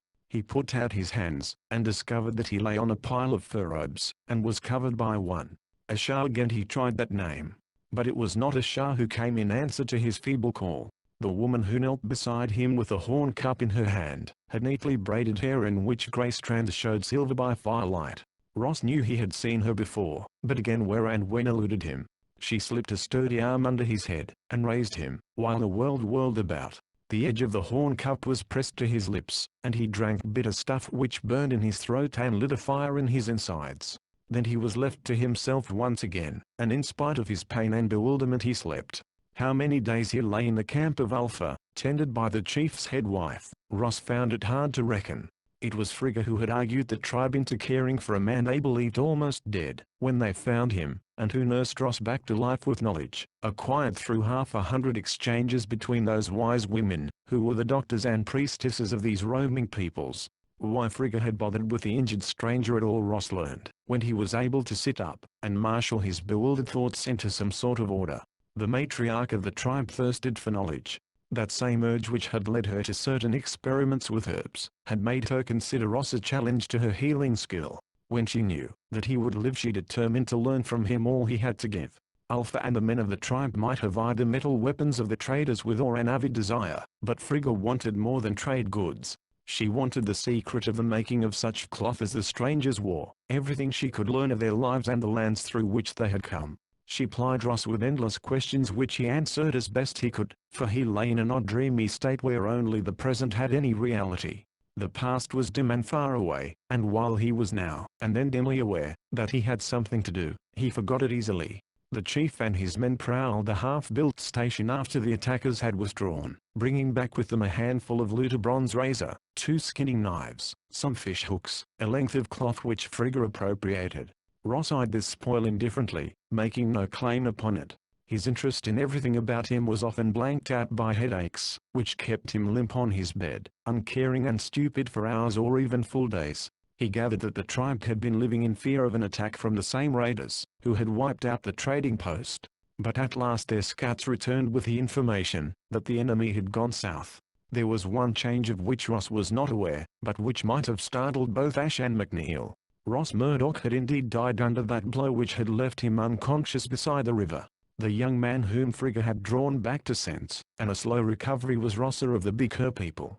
This same Rosser nursed a hot desire for vengeance against those who had struck him down, and captured his kinsman, a feeling which the family tribe who had rescued him could well understand. There was the same old urgency pushing him to try his strength now, to keep to his feet, even when they were unsteady. His bow was gone, but Ross spent hours fashioning another, and he traded his copper bracelet for the best dozen arrows in Ulfa's camp. The jet pin from his cloak he presented to Frigga with all his gratitude. Now that his strength was coming back, he could not rest easy in the camp. He was ready to leave, even though the gashes on his head were still tender to the touch. Ulfa indulgently planned the hunt southward, and Rosser took the trail with the tribesmen. He broke with the clan hunters when they turned aside at the beginning of the Tabooland. Ross, his own mind submerged and taken over by his Beaker cover, hesitated too. Yet he could not give up, and the others left him there, his eyes on the forbidden heights, unhappy and tormented by more than the headaches which still came and went with painful regularity. In the mountains lay what he saw. To hidden something within his brain told him that over and over but the mountains were taboo, and he should not venture into them. How long he might have hesitated there, if he had not come upon the trail, Ross did not know. But on the day after the hunters of Ulfa's clan left, a glint of sunlight striking between two trees pointed out a woodsman's blaze on a third tree trunk. The two halves of Ross's memory clicked together for an instant as he examined that cut. He knew that it marked a trace, and he pushed on, hunting a second cut, and then a third. Convinced that these would lead him into the unknown territory, Ross's desire to explore overcame the grafted superstitions of his briefing. There were other signs that this was an often traveled route: a spring cleared of leaves, and walled with stone, a couple of steps cut in the turf on a steep slope. Ross moved warily, alert to any sound. He might not be an expert woodsman, but he was learning fast, perhaps the faster, because his false memories now supplanted the real ones. That night he built no fire, crawling instead into the heart of a rotted log to sleep, awakening once to the call of a wolf and another time at the distant crash of a dead tree yielding to wind. In the morning he was about to climb back to the trail he had prudently left the night before, when he saw 5 bearded, fur-clad men looking much the same as Ulfa's people. Ross hugged the earth, and watched them pass out of sight before he followed.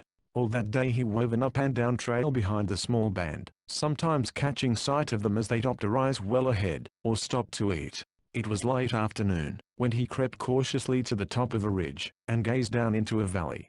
There was a town in that valley, sturdy houses of logs behind a stockade. He had seen towns vaguely like it before, yet it had a dreamlike quality, as if it were not as real as it appeared. Ross rested his chin on his arms, and watched the town and the people moving in it. Some were fur-clad hunters, but others dressed quite differently. He started up with a little cry at the sight of one of the men who had walked so swiftly from one house to the next. Surely he was a Beaker trader. His unease grew stronger with every moment he watched, but it was the oddness he sensed in that town which bothered him, and not any warning that he, himself, was in danger. He had gotten to his knees, to see better, when out of nowhere a rope sang through the air, settling about his chest with a vicious jerk which not only drove the air from his lungs, but pinioned his arms tight to his body. Chapter 10. Having been cuffed and battered into submission more quickly than would have been possible 3 weeks earlier, Murdoch now stood sullenly surveying the man who, though he dressed like a Beaker trader, persisted in using a language Ross did not know. "We do not play as children here." At last the man spoke words Ross could understand. "You will answer me, or else others shall ask the questions," and less gently. "I say to you now, who are you, and from where do you come?" For a moment Ross glowered across the table at him, his inbred antagonism to authority aroused by that contemptuous demand, but then common sense cautioned.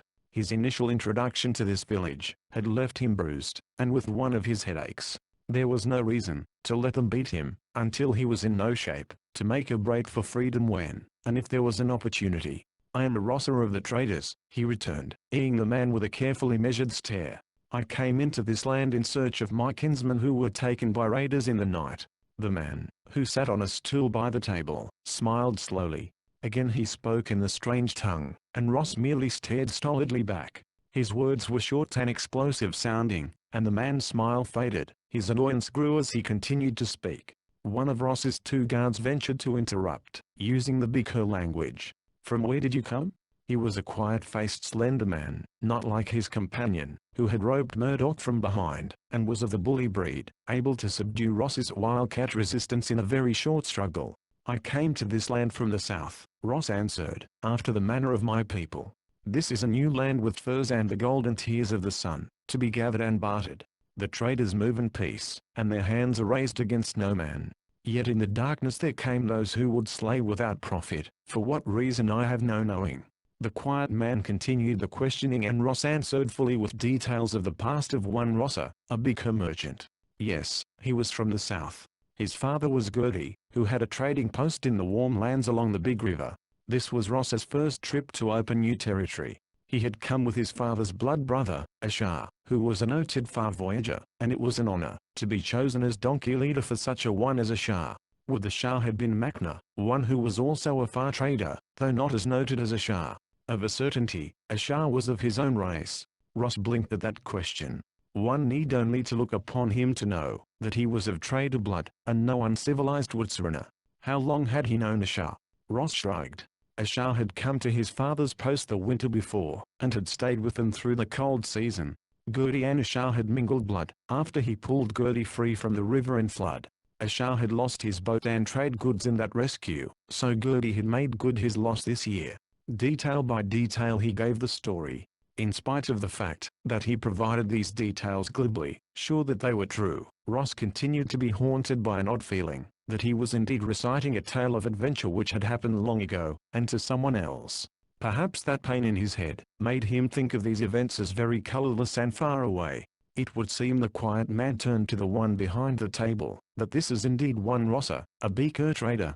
But the man looked impatient, angry. He made a sign to the other guard, who turned Ross around roughly, and sent him toward the door with a shove. Once again the leader gave an order in his own language, adding a few words more with a stinging snap, that might have been a threat or a warning.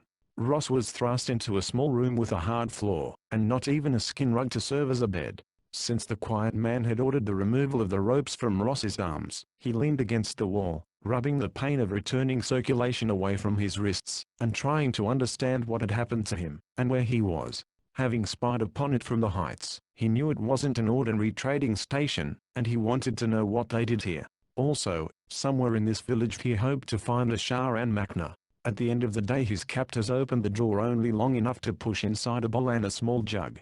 He felt for those in the dusk, dipping his fingers into a lukewarm mush of meal, and drinking the water from the jug avidly. His headache dulled, and from experience Ross knew that this bout was almost over. If he slept, he would waken with a clearer mind and no pain. Knowing he was very tired, he took the precaution of curling up directly in front of the door, so that no one could enter without arousing him. It was still dark when he awoke with a curious urgency remaining from a dream he could not remember. Ross sat up, flexing his arms and shoulders, to combat the stiffness which had come with his cramped sleep. He could not rid himself of a feeling that there was something to be done, and that time was his enemy. Ashar. Gratefully he seized on that. He must find Ashar and Makna, for the three of them could surely discover a way to get out of this village. That was what was so important. He had been handled none too gently, and they were holding him a prisoner. But Ross believed that this was not the worst which could happen to him here, and he must be free before the worst did come. The question was, how could he escape? His bow and dagger were gone, and he did not even have his long cloak pin for a weapon, since he had given that to Frigga. Running his hands over his body, Ross inventoried what remained of his clothing and possessions. He unfastened the bronze chain belt still buckled in his kilt tunic, swinging the length speculatively in one hand. A masterpiece of craftsmanship, it consisted of patterned plates linked together with a series of 5 finely wrought chains and a front buckle in the form of a lion's head, its protruding tongue serving as a hook to support a dagger sheath. Its weight promised a weapon of sorts, which when added to the element of surprise might free him. By rights they would be expecting him to produce some opposition, however. It was well known that only the best fighters, the shrewdest minds, follow the trader's roads. It was a proud thing To be a trader in the wilderness, a thought that warmed Ross now as he waited in the dark for what luck and Baybal of the Bright Horns would send. Were he ever to return to Gertie's post, Baybal, whose boat rode across the sky from dawn to dusk, would have a fine ox, jars of the first brewing, and sweet-smelling amber laid upon his altar. Ross had patience which he had learned from the mixed heritage of his two pasts, the real and the false graft. He could wait as he had waited many times before, quiet, and without worries, for the right moment to come. It came now with footsteps ringing sharply, halting before his cell door. With the noiseless speed of a hunting cat, Ross flung himself from behind the door to a wall, where he would be hidden from the newcomer for that necessary instant or two. If his attack was to be successful, it must occur inside the room. He heard the sound of the bar being slid out of its brackets, and he poised himself, the belt rippling from his right hand. The door was opening inward, and a man stood, silhouetted against the outer light. He muttered, looking toward the corner, where Ross had thrown his single garment in a roll, which might just resemble, for the needed second or two, a man curled in slumber. The man in the doorway took the bait, coming forward far enough for Ross to send the door slamming shut as he himself sprang with the belt aimed for the other's head. There was a startled cry, cut off in the middle as the belt plates met flesh and bone in a crushing force. Luck was with him. Ross caught up his kilt, and belted it around him, after he had made a hurried examination of the body now lying at his feet. He was not sure that the man was dead, but at any rate he was completely unconscious. Ross stripped off the man's cloak, located his dagger, freed it from the belt hook, and snapped it on his own. Then inch by inch Ross edged open the door, peering through the crack. As far as he could see, the hall was empty, so he jerked the portal open, and dagger in hand, sprang out, ready for attack. He closed the door, slipping the bar back into its brackets. If the man inside revived and pounded for attention, his own friends might think it was Ross and delay investigating. But the escape from the cell was the easiest part of what he planned to do, as Ross well knew. To find Ashar and Machna in this maze of rooms occupied by the enemy was far more difficult.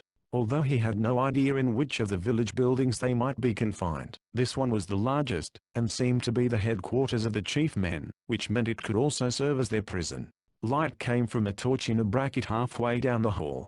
The wood burned smockily, giving off a resinous odor, and to Ross the glow was sufficient illumination. He slipped along as close to the wall as he could, ready to freeze at the slightest sound. But this portion of the building might well have been deserted, for he saw or heard no one. He tried the only two doors opening out of the hall, but they were secured on the other side. Then he came to a bend in the corridor, and stopped short, hearing a murmur of low voices. If he had used the hunter's tricks of silent tread and vigilant wariness before, Ross was doubly on guard now as he wriggled to a point from which he could see beyond that turn. Mere luck prevented him from giving himself away a moment later. Ashar, alive, well, apparently under no restraint, was just turning away from the same quiet man who had had a part in Ross's interrogation. That was surely Ashar's brown hair, his slender wiry body draped with a beaker's kilt. A familiar tilt of the head convinced Ross, though he could not see the man's face. The quiet man went down the hall, leaving Ashar before a door. As he passed through it, Ross sped forward, and followed him inside. Ashar had crossed the bare room, and was standing on a glowing plate in the floor. Ross, aroused to desperate action by some fear he did not understand, leaped after him. His left hand fell upon Ashar's shoulder, turning the man half around as Ross too stepped upon the patch of luminescence. Murdoch had only an instant to realize that he was staring into the face of an astonished stranger. His hand flashed up in an edgewise blow, which caught the other on the side of the throat, and then the world came apart about them. There was a churning, whirling sickness which griped, and bent Ross almost double across the crumpled body of his victim. He held his head, lest it be torn from his shoulders by the spinning thing which seemed based behind his eyes. The sickness endured only for a moment, and some buried part of Ross's mind accepted it as a phenomenon he had experienced before. He came out of it gasping, to focus his attention once more on the man at his feet. The stranger was still breathing. Ross stooped to drag him from the plate, and began binding and gagging him with lengths torn from his kilt. Only when his captive was secured did he begin looking about him curiously. The room was bare of any furnishings, and now, as he glanced at the floor, Ross saw that the plate had lost its glow. The beaker trader Ross rubbed sweating palms on his kilt and thought fleetingly of forest ghosts and other mysteries. Not that the traders bowed to those ghosts which were the plague of lesser men and tribes, but anything which suddenly appeared, and then disappeared without any logical explanation, needed thinking on. Murdoch pulled the prisoner, who was now reviving, to the far end of the room, and then went back to the plate with the persistence of a man who refused to treat with ghosts, and wanted something concrete to explain the unexplainable. Though he rubbed his hands across the smooth surface of the plate, it did not light up again. His captive having writhed himself half out of the corner of the room, Ross debated the wisdom of another silencing, say a tap on the skull with the heavy hilt of his dagger. Deciding against it, because he might need a guide, he freed the victim's ankle bonds, and pulled him to his feet, holding the dagger ready where the man could see it. Were there any more surprises to be encountered in this place? A Shah's double would test them first. The door did not lead to the same corridor, or even the same kind of corridor Ross had passed through moments earlier. Instead they entered a short passage with walls of some smooth stuff which had almost the sheen of polished metal, and were sleek and cold to the touch. In fact, the whole place was chill as river water in the spring. Still herding the prisoner before him, Ross came to the nearest door and looked within, to be faced by incomprehensible frames of metal rods and boxes. Rosser of the traders marveled and stared, but again, he realized that what he saw was not altogether strange. Part of one wall was a board on which small lights flashed and died, to flash again in winks of bright color. A mysterious object made of wire and discs hung across the back of a chair standing nearby. The bound man lurched for the chair and fell, rolling toward the wall. Ross pushed him on until he was hidden behind one of the metal boxes. Then he made the rounds of the room, touching nothing, but studying what he could not understand. Puffs of warm air came in through grills near the floor, but the room had the same general chill as the hall outside. Meanwhile the lights on the board had become more active, flashing on and off in complex patterns. Ross now heard a buzzing, as if a swarm of angry insects were gathered for an attack. Crouching beside his captive, Ross watched the lights, trying to discover the source of the sound. The buzz grew shriller, almost demanding. Ross heard the tramp of heavy footgear in the corridor, and a man entered the room, crossing purposefully to the chair. He sat down, and drew the wire and disc frame over his head. His hands moved under the lights, but Ross could not guess what he was doing. The captive at Murdoch's side tried to stir, but Ross's hand pinned him quiet. The shrill noise which had originally summoned the man at the lights, was interrupted by a sharp pattern of long and short sounds, and his hands flew even more quickly, while Ross took in every detail of the other's clothing and equipment. He was neither a shaggy tribesman nor a trader. He wore a dull green outer garment cut in one piece, to cover his arms and legs as well as his body, and his hair was so short, that his round skull might have been shaven. Ross rubbed the back of his wrist across his eyes, experiencing again that dim other memory. Odd as this man looked, Murdoch had seen his like before somewhere, yet the background had not been Gertie's post on the Southern River. Where and when had he, Rosser, ever been with such strange beings? And why could he not remember it all more clearly? Boots sounded once more in the hall, and another figure strode in. This one wore furs, but he too, was no woods hunter, Ross realized as he studied the newcomer in detail. The loose overshirt of thick fur with its hood thrown back, the high boots, and all the rest were not of any primitive fashioning. And the man had 4 eyes. One pair were placed normally on either side of his nose, and the other 2, black-rimmed and murky, were set above on his forehead. The fur-clad man tapped the one seated at the board. He freed his head partially from the wire cage, so that they could talk together in a strange language, while lights continued to flash, and the buzzing died away. Ross's captive wriggled with renewed vigor and at last thrashed free a foot, to kick at one of the metal installations. The resulting clang brought both men around. The one at the board tore his head cage off as he jumped to his feet, while the other brought out a gun. Gun? One little fraction of Ross's mind wondered at his recognition of that black thing, and of the danger it promised. Even as he prepared for battle, he pushed his captive across the path of the man in fur, and threw himself in the other direction. There was a blast, to make a torment in his head as he hurled toward the door. So intent was Ross upon escape, that he did not glance behind, but skidded out on his hands and knees, thus fortunately presenting a poor target to the third man coming down the hall. Ross's shoulder hit the newcomer at thigh level, and they tangled in a struggling mass which saved Ross's life as the others burst out behind them. Ross fought grimly, his hands and feet moving in blows he was not conscious of planning. His opponent was no easy match, and at last Ross was flattened, in spite of his desperate efforts. He was whirled over, his arms jerked behind him, and cold metal rings snapped about his wrists. Then he was rolled back, to lie blinking up at his enemies. All three men gathered over him, barking questions which he could not understand. One of them disappeared and returned with Ross's former captive, his mouth a straight line and light in his eyes. Ross understood far better than words. "You were the traitor prisoner?" The man who looked like Ishar leaned over Murdoch, patches of red on his tanned skin, where the gag and wrist bonds had been. "I am Rossa, son of Gertie, of the traitors," Ross returned, meeting what he read in the other's expression with a ready defiance. "I was a prisoner, yes. But you did not keep me one for long then, nor shall you now." The man's thin upper lip lifted. "You have done yourself ill, my young friend. We have a better prison here for you, one from which you shall not escape." He spoke to the other men, and there was the ring of an order in his voice. They pulled Ross to his feet, pushing him ahead of them. During the short march Ross used his eyes, noticing things he could not identify in the rooms through which they passed. Men called questions and at last they paused long enough, Ross firmly in the hold of the fur-clad guard, for the other two to put on similar garments. Ross had lost his cloak in the fight, but no fur shirt was given him. He shivered more and more as the chill which clung to that warren of rooms and halls bit into his half-clad body.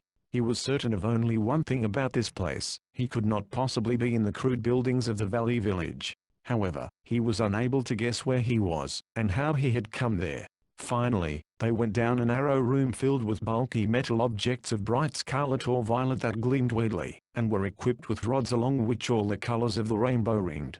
Here was a round door, and when one of the guards used both hands to tug it open, the cold that swept in at them was a frigid breath that burned as it touched bare skin. Chapter 11. It took Ross a while to learn that the dirty white walls of this tunnel, which were almost entirely opaque, with dark objects showing dimly through them here and there, were of solid ice. A black wire was hooked overhead, and at regular intervals hung with lights which did nothing to break the sensation of glacial cold about them. Ross shuddered. Every breath he drew stung in his lungs, his bare shoulders and arms and the exposed section of thigh between kilt and boot were numb. He could only move on stiffly, pushed ahead by his guards when he faltered. He guessed that were he to lose his footing here, and surrender to the cold, he would forfeit the battle entirely, and with it his life. He had no way of measuring the length of the boring through the solid ice, but they were at last fronted by another opening, a ragged one which might have been hacked with an axe. They emerged from it into the wildest scene Ross had ever seen. Of course, he was familiar with ice and snow, but here was a world surrendered completely to the brutal force of winter in a strange abnormal way. It was a still, dead white grey world in which nothing moved save the wind which curled the drifts. His guards covered their eyes with the murky lenses they had worn pushed up on their foreheads within the shelter, for above them sunlight dazzled on the ice crest. Ross, his eyes smiting, kept his gaze centered on his feet. He was given no time to look about. A rope was produced, a loop of it flipped in a noose about his throat, and he was towed along like a leashed dog. Before them was a path worn in the snow, not only by the passing of booted feet, but with more deeply scored marks, as if heavy objects had been sledded there. Ross slipped and stumbled in the ruts, fearing to fall, lest he be dragged. The numbness of his body reached into his head. He was dizzy, the world about him misting over now and again with the haze, which arose from the long stretches of unbroken snowfields. Tripping in a rut, he went down upon one knee, his flesh too numb now to feel the additional cold of the snow so hard that its crust delivered a knife's cut. Unemotionally, he watched a thin line of red trickle in a sluggish drop or two down the blue skin of his leg. The rope jerked him forward, and Ross scrambled awkwardly until one of his captors hooked a fur mitten in his belt, and heaved him to his feet once more. The purpose of that trek through the snow was obscure to Ross. In fact, he no longer cared, save that a hard rebel core deep inside him would not let him give up, as long as his legs could move, and he had a scrap of conscious will left in him. It was more difficult to walk now. He skidded and went down twice more. Then, the last time he slipped, he sledded past the man who led him, sliding down the slope of a glass slick slope. He lay at the foot, unable to get up. Through the haze and deadening blanket of the cold he knew that he was being pulled about, shaken, generally mishandled, but this time he could not respond. Someone snapped open the rings about his wrists. There was a call, echoing eerily across the ice. The fumbling about his body changed to a tugging, and once more he was sent rolling down the slope. But the rope was now gone from his throat, and his arms were free. This time when he brought up hard against an obstruction he was not followed. Ross's conscious mind, that portion of him that was Rosser, the trader, was content to lie there, to yield to the lethargy born of the frigid world about him. But the subconscious Ross Murdoch of the project prodded at him. He had always had a certain cold hatred which could crystallize and become a spur. Once it had been hatred of circumstances and authority, now it became hatred for those who had led him into this wilderness with the purpose, as he knew now, of leaving him to freeze and die. Ross pulled his hands under him. Though there was no feeling in them, they obeyed his will clumsily. He levered himself up and looked around. He lay in a narrow crevice-like cut, partly walled in by earth so frozen as to resemble steel. Crusted over it in long streaks from above were tons of ice. To remain here was to serve his captor's purpose. Ross inched his way to his feet. This opening, which was intended as his grave, was not so deep as the men had thought it in their hurry to be rid of him. He believed that he could climb out, if he could make his body answer to his determination. Somehow Ross made that supreme effort, and came again to the rutted path from which they had tumbled him. Even if he could, there was no sense in going along that rutted trail, for it led back to the ice-encased building from which he had been brought. They had thrust him out to die, they would not take him in. But a road so well marked must have some goal, and in hopes that he might find shelter at the other end, Ross turned to the left. The trace continued down the slope. Now the towering walls of ice and snow were broken by rocky teeth, as if they had bitten deep upon this land, only to be gnawed in return. Rounding one of those rock fangs, Ross looked at a stretch of level ground. Snow lay here, but the beaten-down trail led straight through it to the rounded side of a huge globe half buried in the ground, a globe of dark material which could only be man-made. Ross was past caution. He must get to warmth and shelter, or he was done for, and he knew it. Wavering and weaving, he went on, his attention fixed on the door ahead, a closed oval door. With a sob of exhausted effort, Ross threw himself against it. The barrier gave, letting him fall forward into a queer glimmering radiance of bluish light. The light rousing him, because it promised more, he crawled on past another door, which was flattened back against the inner wall. It was like making one's way down a tube. Ross paused, pressing his lifeless hands against his bare chest under the edge of his tunic, suddenly realizing that there was warmth here. His breath did not puff out and frosty stream as before him, nor did the air sear his lungs, when he ventured to draw in more than shallow gulps. With that realization a measure of animal caution returned to him. To remain where he was, just inside the entrance, was to court disaster. He must find a hiding place before he collapsed, for he sensed he was very near the end of his ability to struggle. Hope had given him a flash of false strength, the impetus to move, and he must make the most of that gift. His path ended at a wide ladder, coiling in slow curves into gloom below and shadows above. He sensed that he was in a building of some size. He was afraid to go down, for even looking in that direction almost finished his sense of balance, so he climbed up. Step by step, Ross made that painful journey, passing levels from which 3 or 4 hallways ran out like the radii of a spider's web. He was close to the end of his endurance, when he heard a sound, echoed, magnified, from below. It was someone moving. He dragged his body into the 4th level, where the light was very faint, hoping to crawl far enough into one of the passages, to remain unseen from the stair. But he had gone only partway down his chosen road when he collapsed, panting, and fell back against the wall. His hands pawed vainly against that sleek surface. He was falling through it. Ross had a second, perhaps 2, of stupefied wonder. Lying on a soft surface, he was enfolded by a warmth which eased his bruised and frozen body. There was a sharp prick in his thigh, another in his arm, and the world was a hazy dream, until he finally slept in the depths of exhaustion.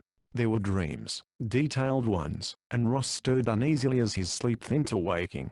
He lay with his eyes closed, fitting together odd bits of dreams. No, he was certain that they were memories. Rosser of the Beaker Traders and Ross Murdoch of the project were again fused into one and the same person. How it had happened he did not know, but it was true. Opening his eyes, he noticed a curved ceiling of soft blue which misted at the edges into gray. The restful color acted on his troubled, waking mind like a soothing word. For the first time, since he had been struck down in the night, his headache was gone. He raised his hand, to explore that old hurt near his hairline, that had been so tender only yesterday, that it could not bear pressure. There remained only a thin rough line like a long heel scar, that was all. Ross lifted his head to look about him. His body lay supported in a cradle-like arrangement of metal, almost entirely immersed in a red gelatinous substance with a clean, aromatic odor. Just as he was no longer cold, neither was he hungry. He felt as fit as he ever had in his life. Sitting up in the cradle, he stroked the jelly away from his shoulders and chest. It fell from him cleanly, leaving no trace of grease or dampness on his skin. There were other fixtures in the small cylinder-like chamber besides that odd bed in which he had lain. 2 bucket-shaped seats were placed at the narrow fore part of the room, and before those seats was a system of controls he could not comprehend. As Ross swung his feet to the floor there was a click from the side, which brought him around, ready for trouble. But the noise had been caused by the opening of a door into a small cupboard. Inside the cupboard lay a fat package. Obviously this was an invitation to investigate the offering. The package contained a much-folded article of fabric, compressed and sealed in a transparent bag which he fumbled twice, before he succeeded in releasing its fastening. Ross shook out a garment of material such as he had never seen before. Its sheen and satin smooth surface suggested metal, but its stuff was as supple as fine silk. Color rippled across it with every twist and turn he gave to the length, dark blue fading to pale violet, accented with wavering streaks of vivid and startling green. Ross experimented with a row of small brilliant green studs which made a transverse line from the right shoulder to the left hip, and they came apart. As he climbed into the suit the stuff modeled to his body in a tight but perfect fit. Across the shoulders were bands of green to match the studs, and the stocking-like tights were soled with a thick substance which formed a cushion for his feet. He pressed the studs together, felt them lock, and then stood smoothing that strange beautiful fabric, unable to account for either it or his surroundings. His head was clear, he could remember every detail of his flight up to the time he had fallen through the wall, and he was certain that he had passed through not only 1, but 2, of the red tie posts. Could this be the 3rd? If so, was he still a captive? Why would they leave him to freeze in the open country one moment, and then treat him this way later? He could not connect the ice-encased building from which the Reds had taken him with this one. At the sound of another soft noise Ross glanced over his shoulder just in time to see the cradle of jelly, from which he had emerged, close in upon itself until its bulk was a third of its former size. Compact as a box, it folded up against the wall. Ross, his cushioned feet making no sound, advanced to the bucket chairs, but lowering his body into one of them for a better look at what vaguely resembled the control of a helicopter like the one in which he had taken the first stage of his fantastic journey across space and time, he did not find it comfortable. He realized that it had not been constructed to accommodate a body shaped precisely like his own. A body like his own. That jelly bath, or bed or whatever it was. The clothing which adapted so skillfully to his measurements. Ross leaned forward to study the devices on the control board, confirming his suspicions. He had made the final jump of them all. He was now in some building of that alien race upon whose existence Millard and Kilgary's had staked the entire project. This was the source, or one of the sources, from which the Reds were getting the knowledge which fitted no modern pattern. A world encased in ice and a building with strange machinery. This thing a cylinder with a pilot's seat and a set of controls. Was it an alien place? But the jelly bath and the rest of it. Had his presence activated that cupboard, to supply him with clothing? And what had become of the tunic he was wearing when he entered? Ross got up to search the chamber. The bed bath was folded against the wall, but there was no sign of his beaker clothing, his belt, the hide boots. He could not understand his own state of well-being, the lack of hunger and thirst. There were 2 possible explanations for it all. One was that the alien still lived here, and for some reason had come to his aid. The other was that he stood in a place where robot machinery worked, though those who had set it up were no longer there. It was difficult to separate his memory of the half-buried globe he had seen from his sickness of that moment. Yet he knew that he had climbed and crawled through emptiness, neither seeing nor hearing any other life. Now Ross restlessly paced up and down, seeking the door through which he must have come, but there was not even a line to betray such an opening. "I want out," he said aloud, standing in the center of the cramped room, his fists planted on his hips, his eyes still searching for the vanished door. He had tapped, he had pushed, he had tried every possible way to find it. If he could only remember how he had come in. But all he could recall was leaning against a wall which moved inward and allowed him to fall. But where had he fallen? Into that jelly bath? Ross, stunned by a sudden idea, glanced at the ceiling. It was low enough so that by standing on tiptoes he could drum his fingers on its surface. Now he moved to the place directly above where the cradle had swung, before it had folded itself away. Rapping and poking, his efforts were rewarded at last. The blue curve gave under his assault. He pushed now, rising on his toes, though in that position he could exert little pressure.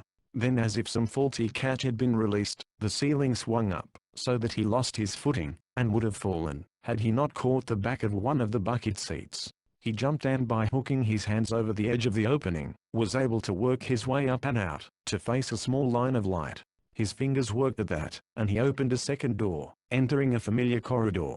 Holding the door open, Ross looked back, his eyes widening at what he saw. For it was plain, now that he had just climbed out of a machine with the unmistakable outline of a snub-nosed rocket. The small flyer or a jet, or whatever it was, had been fitted into a pocket in the side of the big structure as a ship into a berth, and it must have been set there, to shoot from that enclosing chamber as a bullet is shot from a rifle barrel. But why? Ross's imagination jumped from fact to theory. The torpedo craft could be an atomic jet. All right, he had been in bad shape when he fell into it by chance, and the bed machine had caught him, as if it had been created for just such a duty. What kind of a small plane would be equipped with a restorative apparatus? Only one, intended to handle emergencies, to transport badly injured living things who had to leave the building in a hurry. In other words, a lifeboat. But why would a building need a lifeboat? That would be rather standard equipment for a ship. Ross stepped into the corridor, and stared about him with open and incredulous wonder. Could this be some form of ship, grounded here, deserted and derelict, and now being plundered by the Reds? The facts fitted.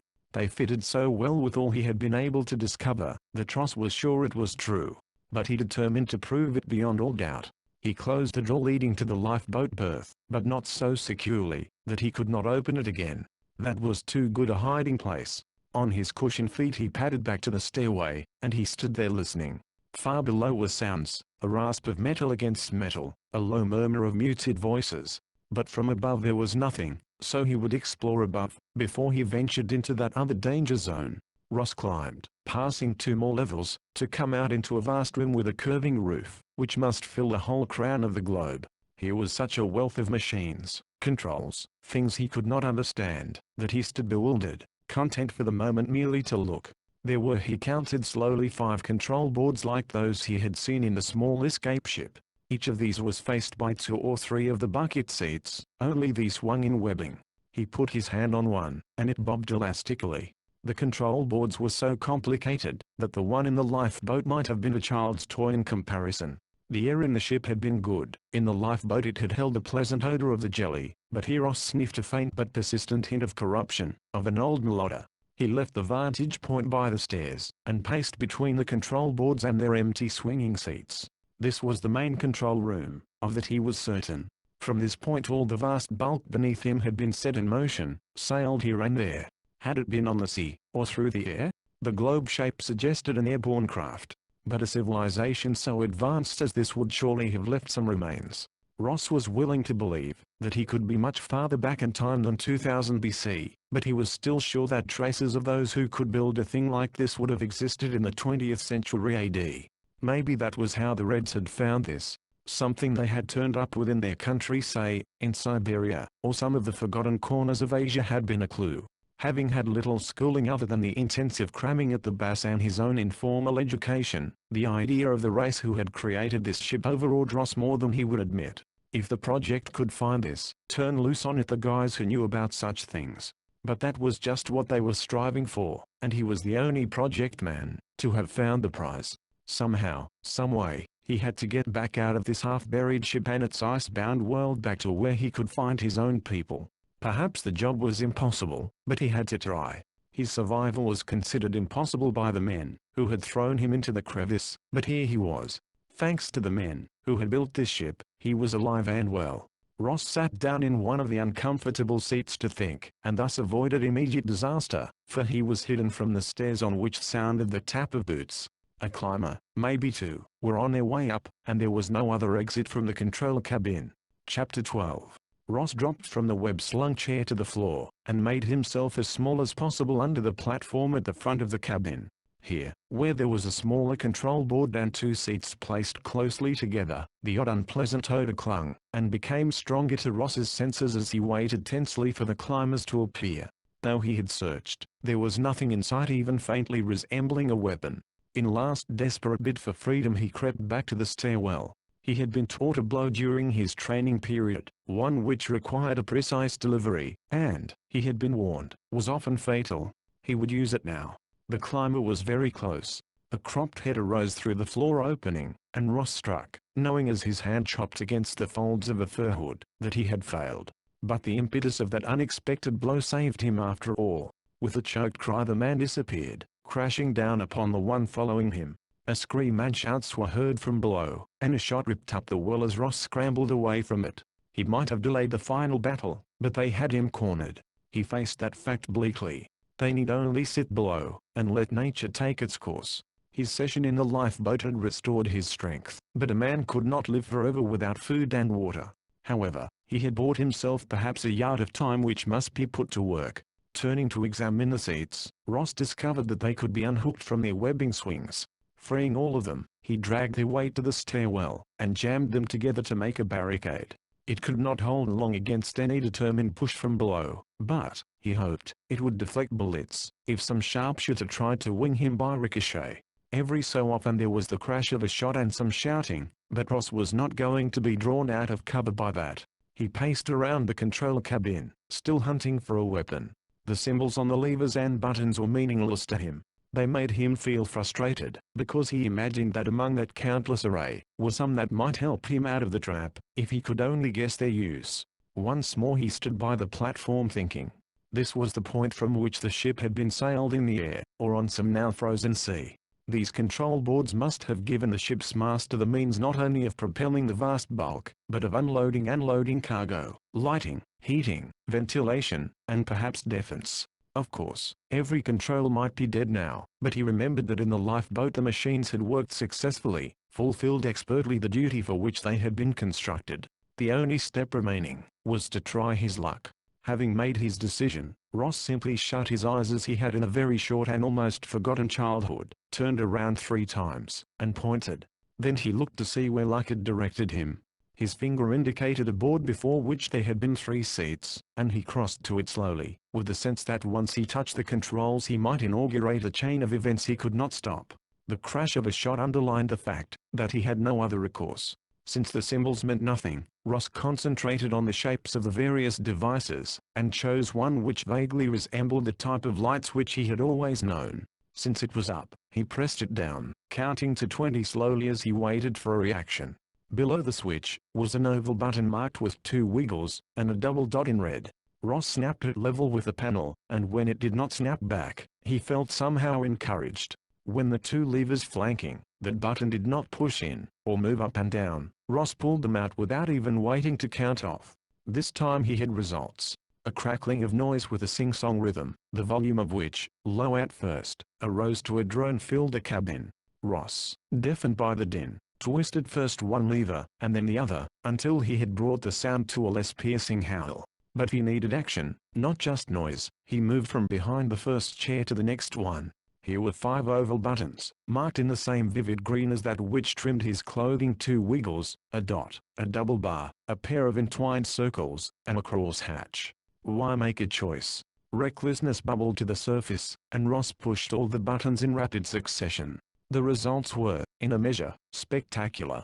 Out of the top of the control board rose a triangle of screen which steadied, and stood firm, while across it played a rippling wave of color.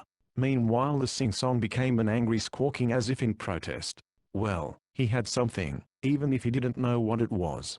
And he had also proved that the ship was alive. However, Ross wanted more than a squawk of exasperation, which was exactly what the noise had become. It almost sounded, Ross decided as he listened, as if he were being expertly chewed out in another language. Yes, he wanted more than a series of squawks and a fanciful display of light waves on a screen. At the section aboard before the third and last seat there was less choice, only 2 switches.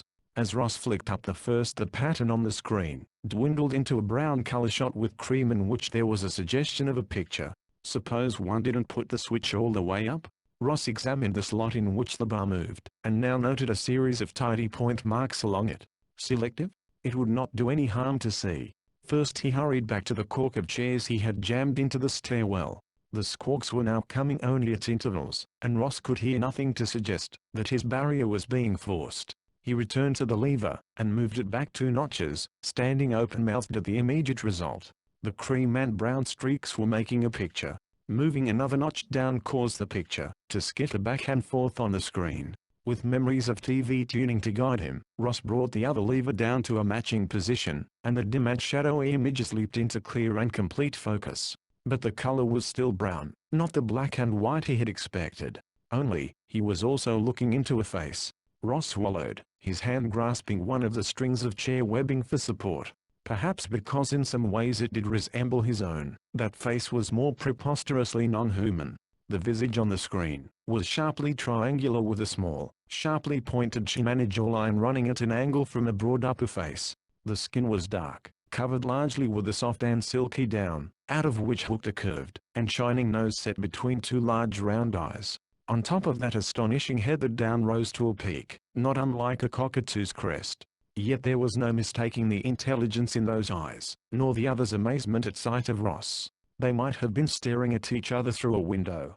Squawk, squeak, squawk. The creature in the mirror on the vision plate or outside the window moved its absurdly small mouth in time to those sounds. Ross swallowed again and automatically made answer. Hello. His voice was a weak whistle, and perhaps it did not reach the furry-faced one, for he continued his questions, if questions they were. Meanwhile Ross, over his first stupefaction, tried to see something of the creature's background. Though the objects were slightly out of focus, he was sure he recognized fittings similar to those about him. He must be in communication with another ship of the same type, and one which was not deserted. Furry Face had turned his head away, to squawk rapidly over his shoulder, a shoulder which was crossed by a belt or sash with an elaborate pattern. Then he got up from his seat, and stood aside to make room for the one he had summoned. If Furry Face had been a startling surprise, Ross was now to have another. The man who now faced him on the screen was totally different. His skin registered as pale cream-colored and his face was far more human in shape, though it was hairless as was the smooth dome of his skull. When one became accustomed to that slickness, the stranger was not bad-looking, and he was wearing a suit which matched the one Ross had taken from the lifeboat. This one did not attempt to say anything. Instead, he stared at Ross long and measuringly, his eyes growing colder and less friendly with every second of that examination. Ross had resented Kilgary's back at the project, but the Major could not match Baldy for the sheer weight of unpleasant warning he could pack into a look. Ross might have been startled by Furry Face, but now his stubborn streak arose to meet this implied challenge. He found himself breathing hard, and glaring back with an intensity, which he hoped would get across, and prove to Baldy, that he would not have everything his own way, if he proposed to tangle with Ross. His preoccupation with the stranger on the screen, betrayed Ross into the hands of those from below. He heard their attack on the barricade too late. By the time he turned around, the cork of seats was heaved up, and a gun was pointing at his middle. His hands went up in small reluctant jerks as that threat held him where he was. 2 of the fur-clad Reds climbed into the control chamber. Ross recognized the leader as Ash's double, the man he had followed across time. He blinked for just an instant as he faced Ross, and then shouted an order at his companion. The other spun Murdoch around, bringing his hands down behind him to clamp his wrists together. Once again Ross fronted the screen, and saw Baldy watching the whole scene with an expression suggesting that he had been shocked out of his complacent superiority. Ross's captors were staring at the screen and the unearthly man there. Then one flung himself at the control panel and his hands whipped back and forth, restoring to utter silence both screen and room. "What are you?" The man who might have been Ash spoke slowly in the beaker tongue, drilling Ross with his stare, as if by the force of his will alone he could pull the truth out of his prisoner. "What do you think I am?" Ross countered. He was wearing the uniform of Baldy, and he had clearly established contact with the time owners of this ship. Let that worry the Red. But they did not try to answer him. At a signal he was led to the stair.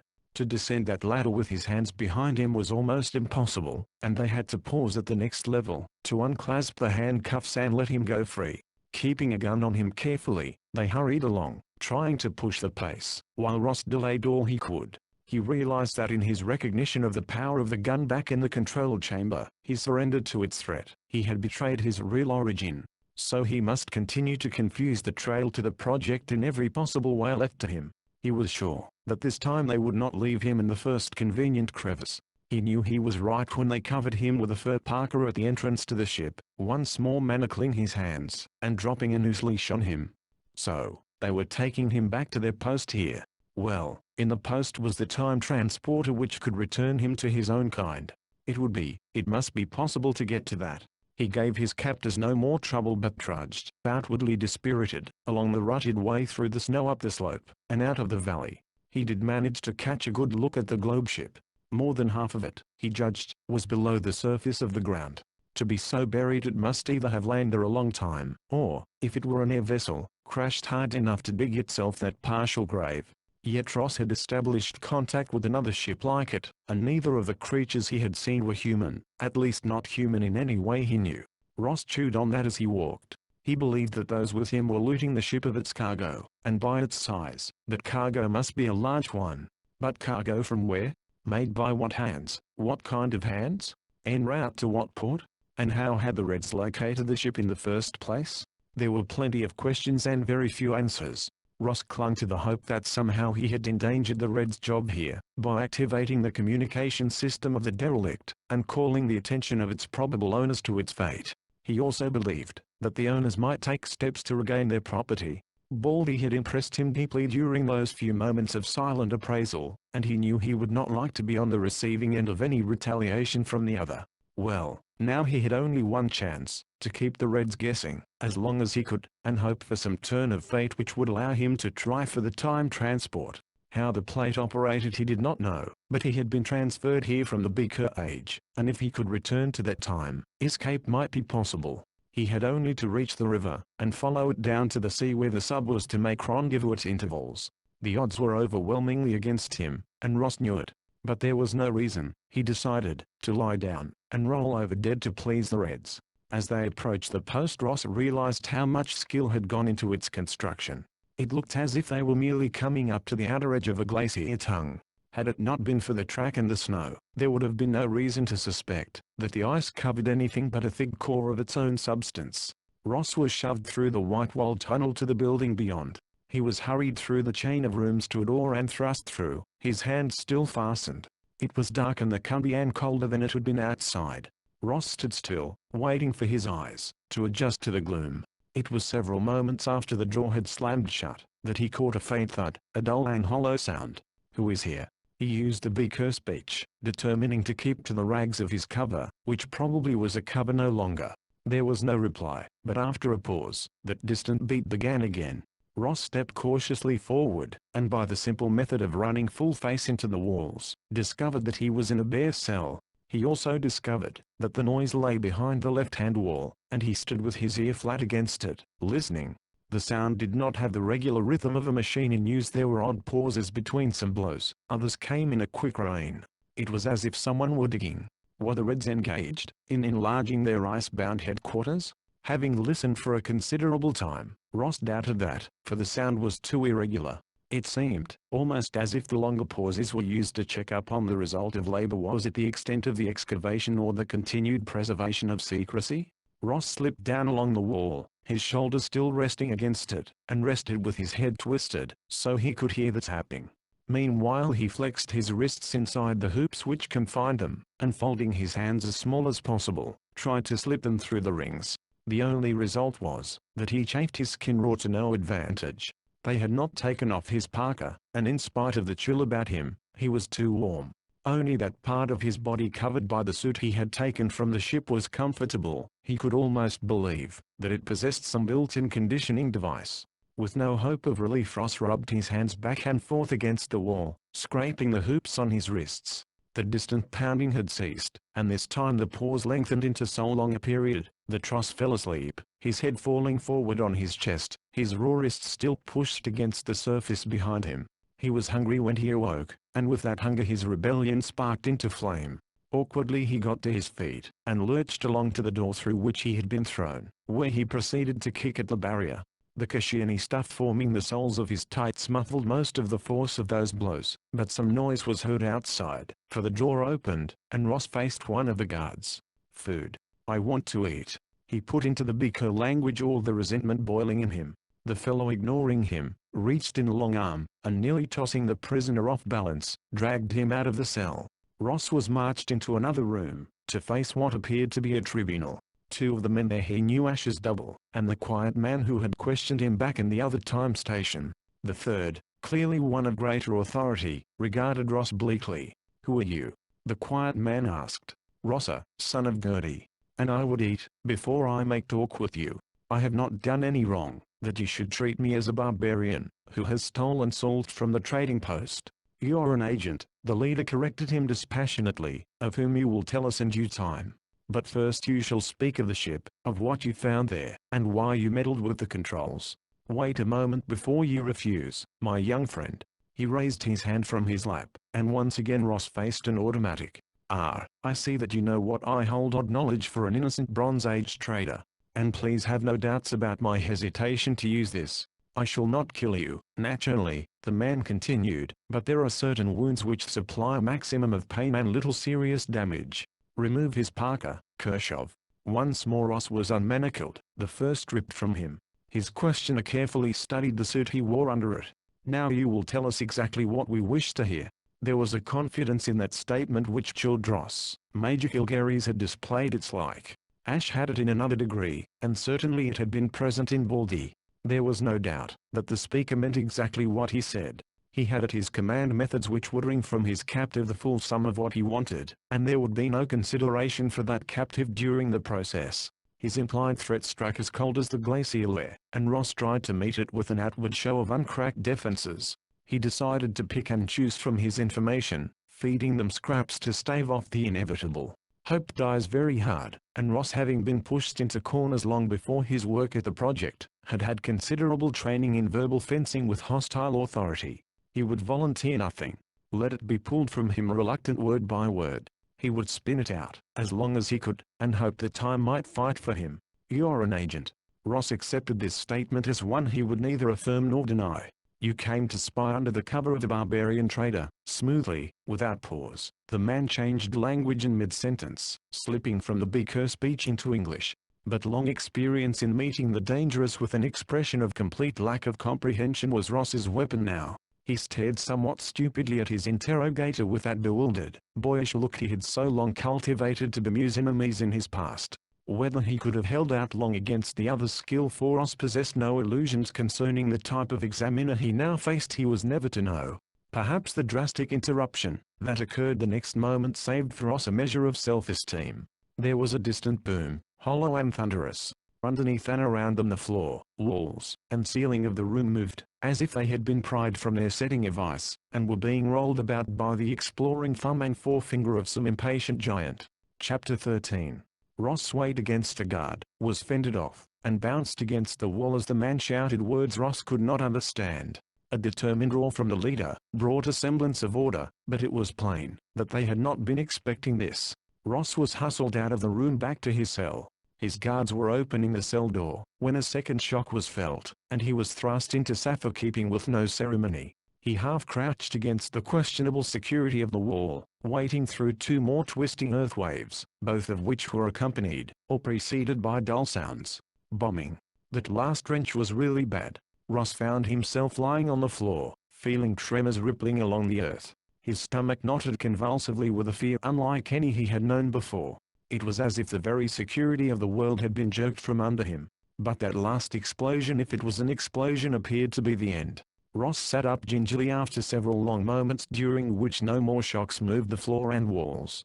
A line of light marked the door, showing cracks where none had previously existed. Ross, not yet ready to try standing erect, was heading toward it on his hands and knees when a sharp noise behind him brought him to a stop. There was no light to see by, but he was certain that the scrape of metal against metal sounded from the far side of the wall. He crawled back and put his ear to the surface. Now he heard not only that scraping, but an undercurrent of clicks, chippings. Under his exploring hands the surface remained as smooth as ever, however. Then suddenly, perhaps a foot from his head, there sounded a rip of metal. The wall was being held from the other side. Ross caught a flicker of very weak light, and moving in it was the point of a tool pulling at the smooth surface of the wall. It broke away with a brittle sound, and a hand holding a light reached through the aperture. Ross wondered if he should catch that wrist, but the hope that the digger might just possibly be an ally kept him motionless. After the hand with the light whipped back beyond the wall, a wide section gave away, and a hunched figure crawled through, followed by a second. In the limited glow he saw the first tunneler clearly enough. Asha. Ross was unprepared for what followed his cry. The lean brown man moved with the panther's striking speed, and Ross was forced back. A hand like a steel ring on his throat shut the breath away from his bursting lungs. The other's muscular body held him flat in spite of his struggles. The light of the small flash glowed inches beyond his eyes as he fought to fill his lungs. Then the hand on his throat was gone and he gasped, a little dizzy. Murdoch. What are you doing? Ash's clipped voice was muffled by another sudden explosion. This time the earth tremors not only hurled them from their feet, but seemed to run along the walls and across the ceiling. Ross, burying his face in the crook of his arm, could not rid himself of the fear that the building was being slowly twisted into scrap. When the shock was over he raised his head. What's going on? He heard McNeil ask. Attack. That was Ash.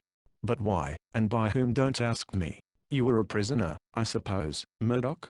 Yes, sir. Ross was glad that his voice sounded normal enough. He heard someone sigh, and guessed it was McNeil. Another digging party. There was tired disgust in that. I don't understand. Ross appealed to that section of the dark where Ash had been. Have you been here all the time? Are you trying to dig your way out? I don't see how you can cut out of this glacier that we're parked under. Glacier. Ash's exclamation was as explosive as the tremors. So we're inside a glacier. That explains it.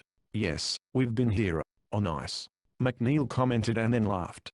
Glacier ice, that's right, isn't it? We're collaborating, Ash continued. Supplying our dear friends with a lot of information they already have, and some flights of fancy they never dreamed about. However, they didn't know we had a few surprise packets of our own strewn about.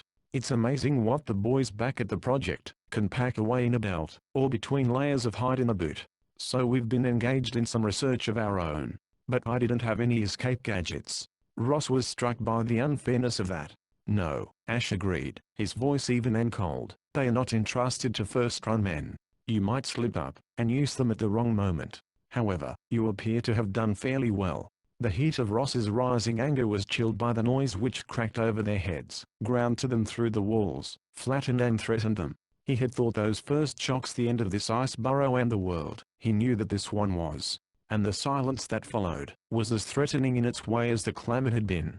Then there was a shout, a shriek. The space of light near the cell door was widening as that barrier, broken from its lock, swung open slowly. The fear of being trapped sent the men in that direction. Out. Ross was ready enough to respond to that order, but they were stopped by a crackle of sound that could be only one thing: rapid-fire guns. Somewhere in this warren a fight was in progress. Ross, remembering the arrogant face of the bald ship's officer, wondered if this was not an attack and force the aliens against the looting Reds. If so, would the ship people distinguish between those found here? He feared not. The room outside was clear, but not for long. As they lay watching, two men backed and then whirled to stare at each other.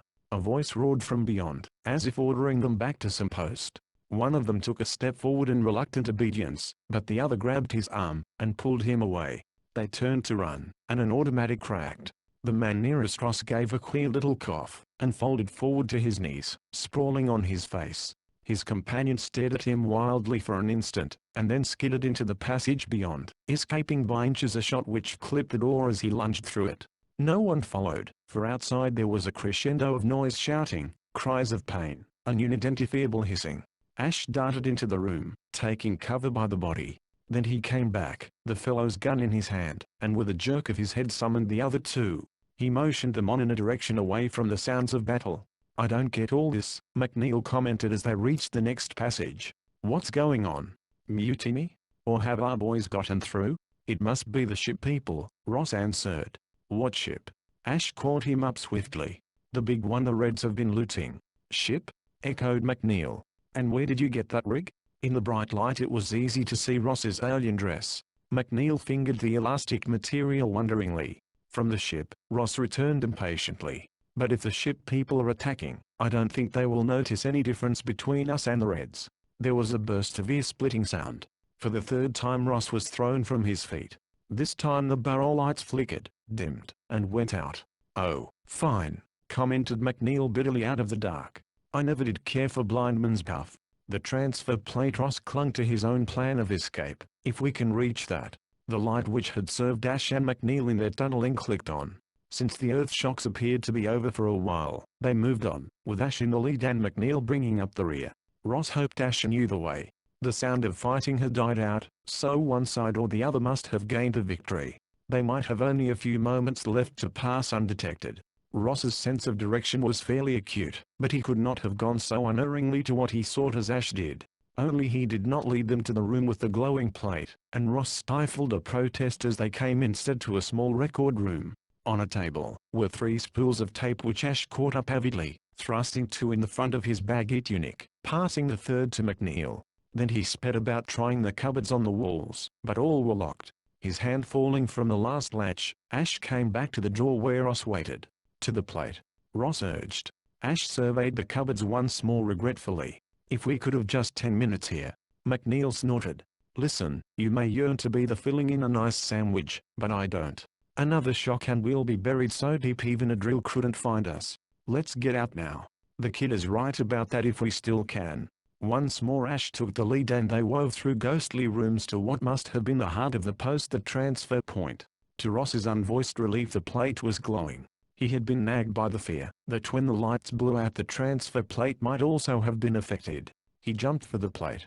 Neither Ash nor McNeil wasted time in joining him there.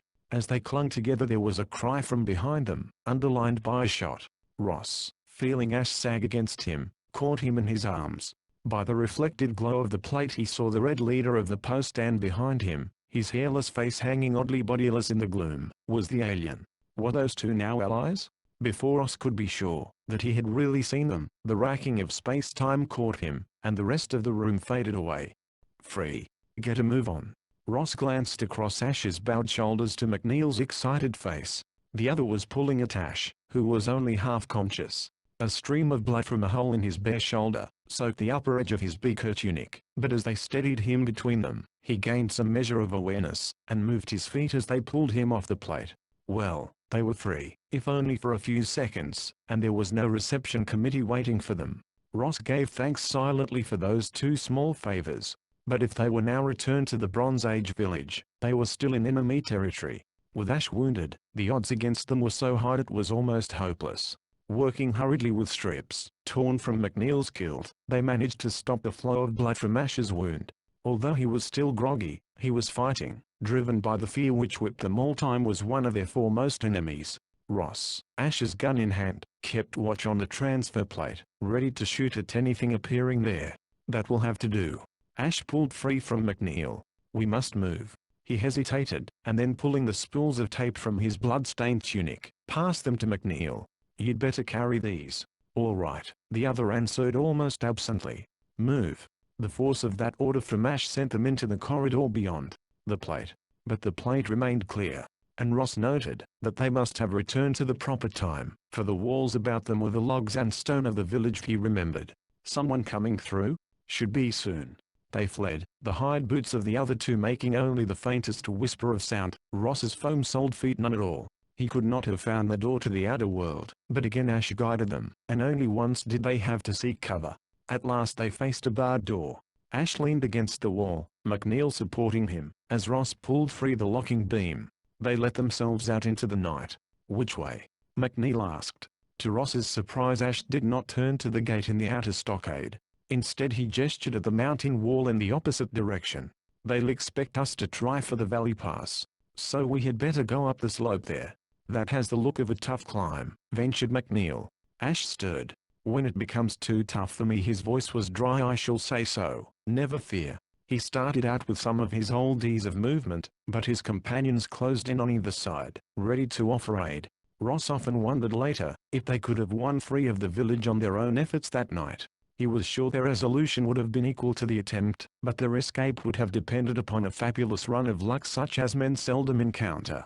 As it was, they had just reached a pool of shadow beside a small hut some 2 buildings away from the one they had fled, when the fireworks began. As if on signal the 3 fugitives threw themselves flat. From the roof of the building at the center of the village a pencil of brilliant green light pointed straight up into the sky, and around that spear of radiance the roof sprouted tons of more natural red and yellow flames.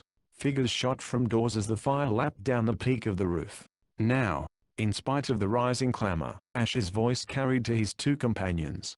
The three sprinted for the palisade, mingling with bewildered men who ran out of the other cabins. The waves of fire washed on, providing light, too much light. Ash and McNeil could pass as part of the crowd, but Ross's unusual clothing might be easily marked. Others were running for the wall. Ross and McNeil boosted Ash to the top, saw him over in safety. McNeil followed. Ross was just reaching to draw himself up, when he was enveloped in a beam of light. A high, screeching call, unlike any shout he had heard, split the clamor. Frantically Ross tried for a hold, knowing that he was presenting a perfect target for those behind. He gained the top of the stockade, looked down into a black block of shadow, not knowing whether Ash and McNeil were waiting for him, or had gone ahead. Hearing that strange cry again, Ross leaped blindly out into the darkness. He landed badly, hitting hard enough to bruise, but thanks to the skill he had learned for parachuting, he broke no bones. He got to his feet, and blundered on in the general direction of the mountain Ash had picked as their goal. There were others coming over the wall of the village, and moving through the shadows, so he dared not call out for fear of alerting the enemy. The village had been set in the widest part of the valley. Behind its stockade the open ground narrowed swiftly, like the point of a funnel, and all fugitives from the settlement had to pass through that channel to escape. Ross's worst fear was that he had lost contact with Ash and McNeil, and that he would never be able to pick up their trail in the wilderness ahead. Thankful for the dark suit he wore, which was protective covering in the night, he twice ducked into the brush to allow parties of refugees to pass him.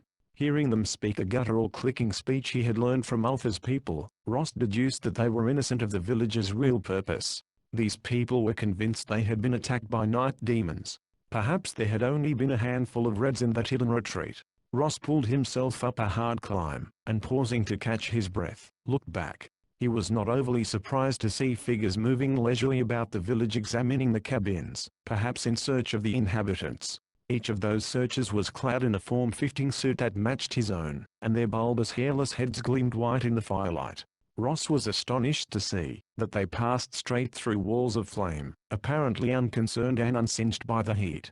The human beings trapped in the town wailed and ran, or lay and beat their heads and hands on the ground, supine before the invaders. Each captive was dragged back to a knot of aliens near the main building. Some were hurled out again into the dark, unharmed. A few others were retained. A sorting of prisoners was plainly in progress. There was no question that the ship people had followed through into this time, and that they had their own arrangements for the Reds. Ross had no desire to learn the particulars. He started climbing again, finding the pass at last. Beyond, the ground fell away again, and Ross went forward into the full darkness of the night with a vast surge of thankfulness. Finally, he stopped simply because he was too weary, too hungry, to keep on his feet without stumbling, and a fall in the dark on these heights could be costly.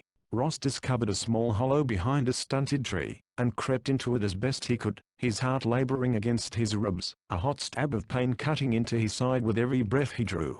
He awoke all at once with the snap of a fighting man who was alert to ever present danger. A hand lay warm and hard over his mouth, and above it his eyes met McNeil's. When he saw that Ross was awake, McNeil withdrew his hand. The morning sunlight was warm about them. Moving clumsily because of his stiff, bruised body, Ross crawled out of the hollow.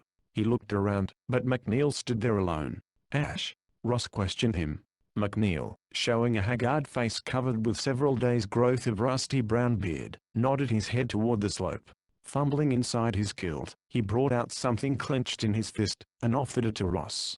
The latter held out his palm and McNeil covered it with a handful of coarse ground grain. Just to look at the stuff made Ross long for a drink, but he mouthed it and chewed, getting up to follow McNeil down into the tree-grown lower slopes. "It's not good." McNeil spoke jerkily, using beaker speech. "Ash is out of his head some of the time. That hole in his shoulder is worse than we thought it was, and there's always the threat of infection. This whole wood is full of people flushed out of that blasted village. Most of them all I've seen are natives, but they have it firmly planted in their minds, now that there are devils after them. If they see you wearing that suit." "I know, and I'd strip if I could," Ross agreed. "But I'll have to get other clothing first. I can't run bare in this cold." "That might be safer," McNeil growled. "I don't know just what happened back there, but it certainly must have been plenty." Ross swallowed a very dry mouthful of grain, and then stooped to scoop up some leftover snow in the shadow of a tree root. It was not as refreshing as a real drink, but it helped. "You said Ash is out of his head. What do we do for him, and what are your plans?"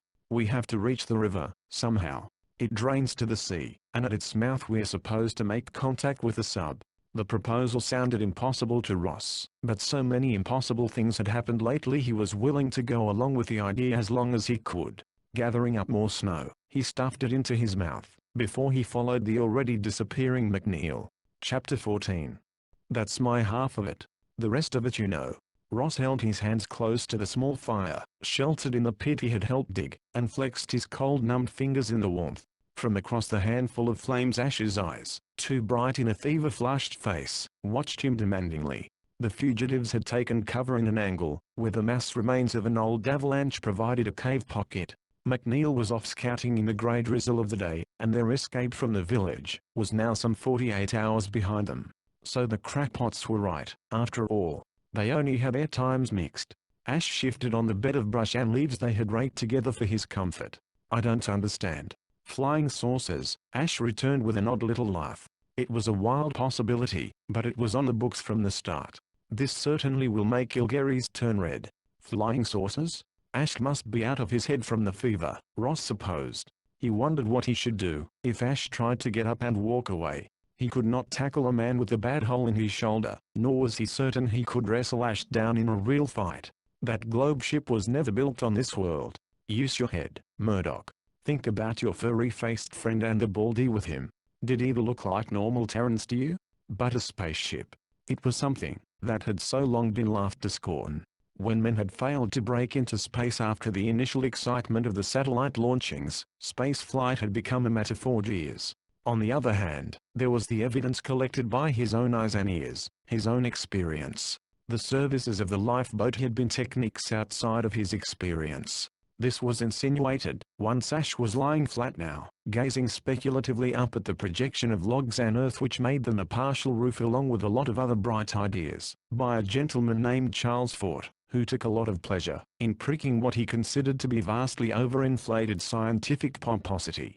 He gathered together 4 bookloads of reported incidents of unexplainable happenings which he dared the scientists of his day to explain.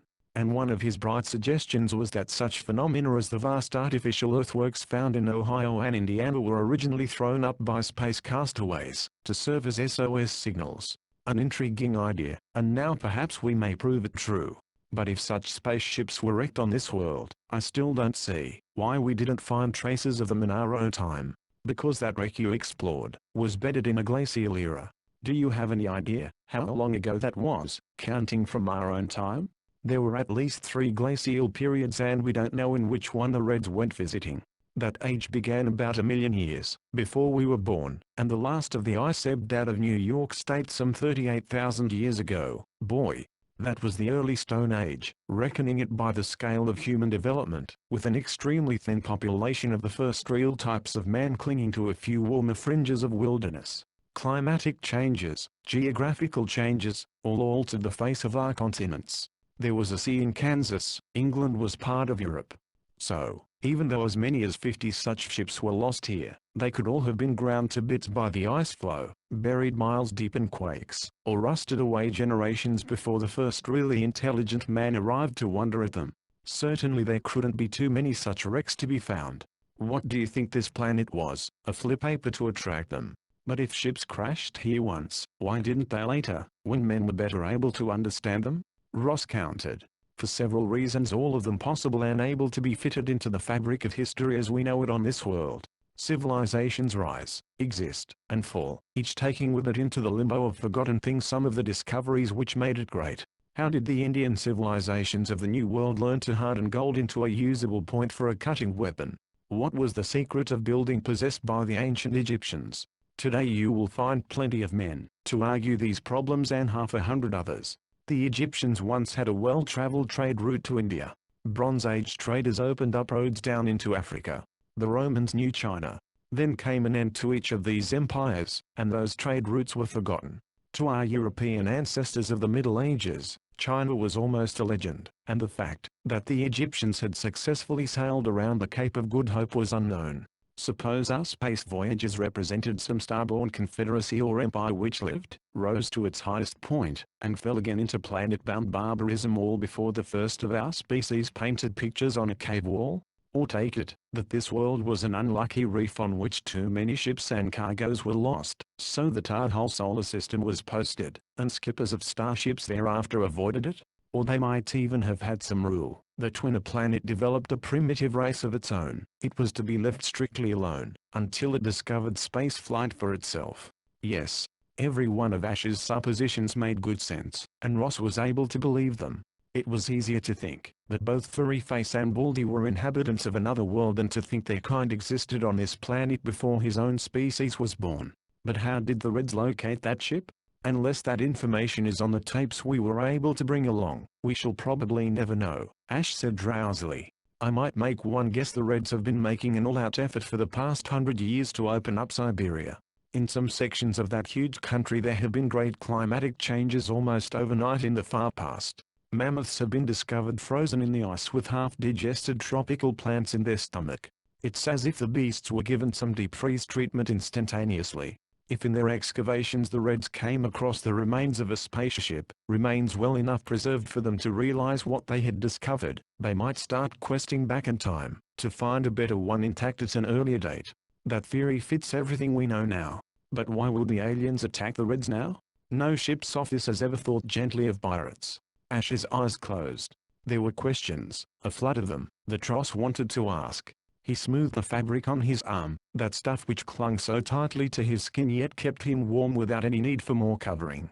If Ash were right, on what world, what kind of world, had that material been woven, and how far had it been brought, that he could wear it now? Suddenly McNeil slid into their shelter, and dropped 2 hairs at the edge of the fire. How goes it? He said, as Ross began to clean them. Reasonably well, Ash, his eyes still closed, replied to that before Ross could. How far are we from the river? And do we have company? About 5 miles if we had wings. McNeil answered in a dry tone. And we have company all right, lots of it. That brought Ash up, leaning forward on his good elbow. What kind? Not from the village. McNeil frowned at the fire which he fed with economic handfuls of sticks. Something's happening on this side of the mountains. It looks as if there's a mass migration in progress. I counted 5 family clans on their way west all in just this one morning. The village refugees' stories about devils might send them packing, Ash mused. Maybe.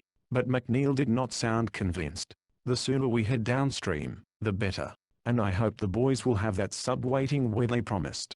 We do possess one thing in our favor: the spring floods are subsiding. And the high water should have plenty of raft material. Ash lay back again. We'll make those 5 miles tomorrow. McNeil stirred uneasily and Ross, having cleaned and spitted the hairs, swung them over the flames to broil. 5 miles in this country, the younger man observed, is a pretty good day's march. He did not add as he wanted to for a well man. I will make it, Ash promised, and both listeners knew that, as long as his body would obey him, he meant to keep that promise. They also knew the futility of argument. Ash proved to be a prophet, to be honored on 2 counts. They did make the trek to the river the next day, and there was a wealth of raft material marking the high water level of the spring flood. The migrations McNeil had reported were still in progress, and the 3 men hid twice to watch the passing of small family clans. Once a respectably sized tribe, including wounded men, marched across their route, seeking a ford at the river. They've been badly mauled, McNeil whispered as they watched the people huddled along the water's edge, while scouts cast upstream and down, searching for a ford. When they returned with the news that there was no ford to be found, the tribesmen then sullenly went to work with flint axes and knives to make rafts. Pressure they are on the run. Ash rested his chin on his good forearm, and studied the busy scene. These are not from the village. Notice the dress and the red paint on their faces. They are not like Alpha's kin either. I wouldn't say they were local at all. Reminds me of something I saw once: animals running before a forest fire. They can't all be looking for new hunting territory, McNeil returned. Reds sweeping them out, Ross suggested. Or could the ship people? Ash started to shake his head and then winced. I wonder. The crease between his level brows deepened. The axe people. His voice was still a whisper, but it carried a note of triumph, as if he had fitted some stubborn jigsaw piece into its proper place. Axe people? Invasion of another people from the east. They turned up in prehistory about this period. Remember, Webb spoke of them. They used axes for weapons and tamed horses. Tartars, McNeil was puzzled. This far west? Not Tartars, no. You needn't expect those to come boiling out of Middle Asia for some thousands of years yet. We don't know too much about the Axe people, save that they moved west from the interior plains. Eventually they crossed to Britain. Perhaps they were the ancestors of the Celts who loved horses too. But in their time they were a tidal wave. The sooner we head downstream, the better. McNeil stirred restlessly, but they knew that they must keep to cover until the tribesmen below were gone. So they lay in hiding another night, witnessing on the next morning the arrival of a smaller party of the red-painted men, again with wounded among them. At the coming of this rearguard the activity on the river bank rose close to frenzy. The 3 men out of time were doubly uneasy. It was not for them to merely cross the river. They had to build a raft which would be water-worthy enough to take them downstream to the sea, if they were lucky. And to build such a sturdy raft would take time they did not have now. In fact, McNeil waited only until the last tribal raft was out of bowshot, before he plunged down to the shore, Ross at his heels. Since they lacked even the stone tools of the tribesmen, they were at a disadvantage, and Ross found he was hands and feet for Ash, working under the other's close direction. Before night closed and they had a good beginning and 2 sets of blistered hands, as well as aching backs. When it was too dark to work any longer, Ash pointed back over the track they had followed. Marking the mountain pass was a light. It looked like fire, and if it was, it must be a big one for them to be able to sight it across this distance. Camp? McNeil wondered. Must be, Ash agreed. Those who built that blaze are in such numbers that they don't have to take precautions. Will they be here by tomorrow? Their scouts might, but this is early spring, and forage can't have been too good on the march. If I were the chief of that tribe, I'd turn aside into the meadowland we skirted yesterday, and let the herds graze for a day, maybe more. On the other hand, if they need water, they will come straight ahead. McNeil finished grimly. And we can't be here when they arrive. Ross stretched, grimacing at the twinge of pain in his shoulders. His hands smarted and throbbed, and this was just the beginning of their task. If Ash had been fit, they might have trusted to logs for support, and swum downstream to hunt a safer place for their shipbuilding project. But he knew that Ash could not stand such an effort. Ross slept that night, mainly because his body was too exhausted to let him lie awake and worry. Roused in the earliest dawn by McNeil, they both crawled down to the water's edge, and struggled to bind stubbornly resisting saplings together with cords twisted from bark. They reinforced them at crucial points with some strings, torn from their kilts, and strips of rabbit hide saved from their kills of the past few days. They worked with hunger gnawing at them, having no time now to hunt. When the sun was well westward they had a clumsy craft which floated sluggishly.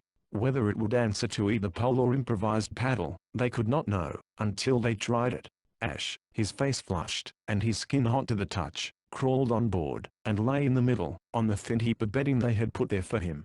He eagerly drank the water they carried to him in cupped hands, and gave a little sigh of relief as Ross wiped his face with wet grass, muttering something about Kilgaries which neither of his companions understood. McNeil shoved off, and the bobbing craft spun around dizzily as the current pulled it free from the shore. They made a brave start, but luck deserted them, before they had gotten out of sight of the spot where they embarked. Striving to keep them in mid-current, McNeil poled furiously, but there were too many rocks and snag trees projecting from the banks. Sharing that sweep of water with them, and coming up fast, was a full-sized tree. Twice its mat of branches caught on some snag, holding it back, and Ross breathed a little more freely, but it soon tore free again and rolled on, as menacing as a battering ram. "Get closer to shore," Ross shouted the warning. Those great, twisted roots seemed aimed straight at the raft, and he was sure, if that mass struck them fairly, they would not have a chance. He dug in with his own pole, but his hasty push did not meet bottom. The stake in his hands plunged into some pothole in the hidden riverbed. He heard McNeil cry out as he toppled into the water, gasping as the murky liquid flooded his mouth, choking him. Half dazed by the shock, Ross struck out instinctively. The training at the Bass had included swimming, but to fight water in a pool under controlled conditions was far different from fighting death in a river of icy water when one had already swallowed a sizable quantity of that flood. Ross had a half glimpse of a dark shadow. Was it the edge of the raft? He caught at it desperately, skinning his hands on rough bark, dragged on by it. The tree. He blinked his eyes to clear them of water, to try to see. but he could not pull his exhausted body high enough out of the water to see past the screen of roots. He could only cling to the small safety he had won, and hope that he could rejoin the raft somewhere downstream. After what seemed like a very long time, he wedged one arm between two water-washed roots, sure that the support would hold his head above the surface. The chill of the stream struck at his hands and head, but the protection of the alien clothing was still effective, and the rest of his body was not cold. He was simply too tired to rest himself free and trust again to the haphazard chance of making shore through the gathering dusk. Suddenly a shock jarred his body, and strained the arm he had thrust among the roots, wringing a cry out of him. He swung around, and brushed footing under the water. The tree had caught on a shore snag. Pulling loose from the roots, he floundered on his hands and knees, falling afoul of a mass of reeds whose roots were covered with stale-smelling mud. Like a wounded animal he dragged himself through the ooze to high land, coming out upon an open meadow flooded with moonlight. For a while he lay there, his cold, sore hands under him, plastered with mud and too tired to move. The sound of a sharp barking aroused him, an imperative, summoning bark, neither belonging to a wolf nor a hunting fox. He listened to it dully, and then, through the ground upon which he lay, Ross felt as well as heard the pounding of hoofs. Hoofs, horses. Horses from over the mountains, horses which might mean danger. His mind seemed as dull and numb as his hands, and it took quite a long time for him to fully realize the menace horses might bring. Getting up, Ross noticed a winged shape sweeping across the disk of the moon like a silent dart. There was a single despairing squeak out of the grass about 100 feet away, and the winged shape rose again with its prey. Then the barking sound once more, eager, excited barking. Ross crouched back on his heels, and saw a smoky brand of light moving along the edge of the meadow, where the band of trees began. Could it be a herd guard? Ross knew he had to head back toward the river, but he had to force himself on the path, for he did not know whether he dared enter the stream again. But what would happen if they hunted him with a dog? Confused memories of how water-spoiled scent spurred him on. Having reached the rising bank he had climbed so laboriously before, Ross miscalculated and tumbled back, rolling down into the mud of the reed bed. Mechanically he wiped the slime from his face. The tree was still anchored there. By some freak the current had rammed its rooted end up on a sand spit. Above in the meadow the barking sounded very close, and now it was answered by a second canine belling.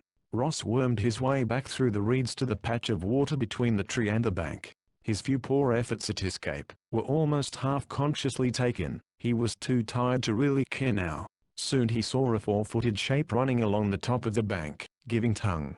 It was then joined by a larger and even more vocal companion.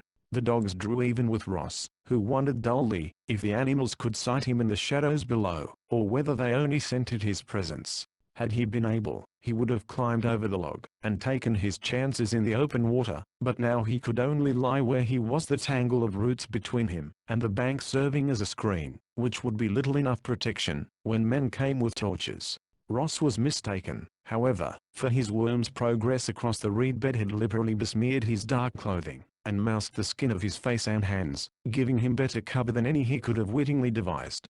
Though he felt naked and defenseless, the men who trailed the hounds to the river bank, thrusting out the torch over the edge, to light the sand spit, saw nothing but the trunk of the tree wedged against the mound of mud. Ross heard a confused murmur of voices broken by the clamor of the dogs. Then a torch was raised out of line of his dazzled eyes. He saw one of the indistinct figures above cuff away a dog and move off, calling the hounds after it. Reluctantly, still barking, the animals went. Ross, with a little sob, subsided limply in the uncomfortable net of roots, still undiscovered. Chapter 15. It was such a small thing, a tag of ragged stuff looped about a length of splintered sapling. Ross climbed stiffly over the welter of drift caught on the sand spit, and pulled it loose, recognizing the string, even before he touched it.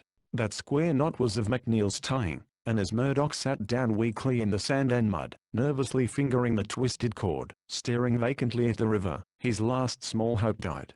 The raft must have broken up, and neither Ashe nor McNeil could have survived the ultimate disaster. Ross Murdoch was alone, marooned in a time which was not his own, with little promise of escape. That one thought blanked out his mind with its own darkness. What was the use of getting up again, of trying to find food for his empty stomach, or warmth and shelter?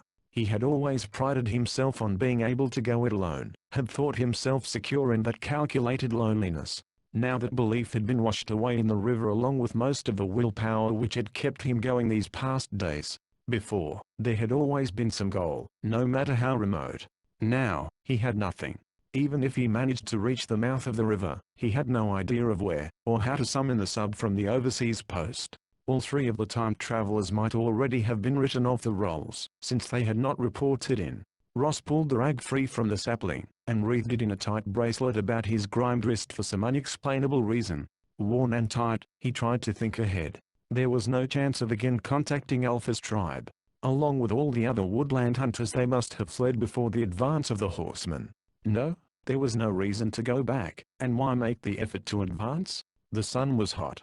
This was one of those spring days which foretell the ripeness of summer. Insects buzzed in the reed banks where a green sheen showed. Birds wheeled and circled in the sky, some flock disturbed, their cries reaching Ross in hoarse calls of warning. He was still plastered with patches of dried mud and slime, the reek of it thick in his nostrils. Now Ross brushed at a splotch on his knee, picking loose flakes to expose the alien cloth of his suit underneath, seemingly unbefouled. All at once it became necessary to be clean again at least. Ross waded into the stream, stooping to splash the brown water over his body, and then rubbing away the resulting mud. In the sunlight the fabric had a brilliant glow, as if it not only drew the light but reflected it. Wading farther out into the water, he began to swim, not with any goal in view, but because it was easier than crawling back to land once more. Using the downstream current to supplement his skill, he watched both banks. He could not really hope to see either the raft or indications that its passengers had won to shore, but somewhere deep inside him, he had not yet accepted the probable. The effort of swimming broke through that fog of inertia which had held him since he had awakened that morning. It was with a somewhat healthier interest in life that Ross came ashore again on an arm of what was a bay or inlet angling back into the land. Here the banks of the river were well above his head, and believing that he was well sheltered, he stripped, hanging his suit in the sunlight, and letting the unusual heat of the day soothe his body. A raw fish, cornered in the shallows and scooped out, furnished one of the best meals he had ever tasted. He had reached for the suit draped over a willow limb when the first and only warning that his fortunes had once again changed came, swiftly, silently, and with deadly promise. One moment the willows had moved gently in the breeze, and then a spear suddenly set them all quivering. Ross, clutching the suit to him with a frantic grab, skated about in the sand, going to one knee in his haste. He found himself completely at the mercy of the two men standing on the bank well above him. Unlike Alpha's people or the Beaker traders, they were very tall, with heavy braids of light or sun-bleached hair swinging forward on their wide chests. Their leather tunics hung to mid-thigh above leggings, which were bound to their limbs with painted straps.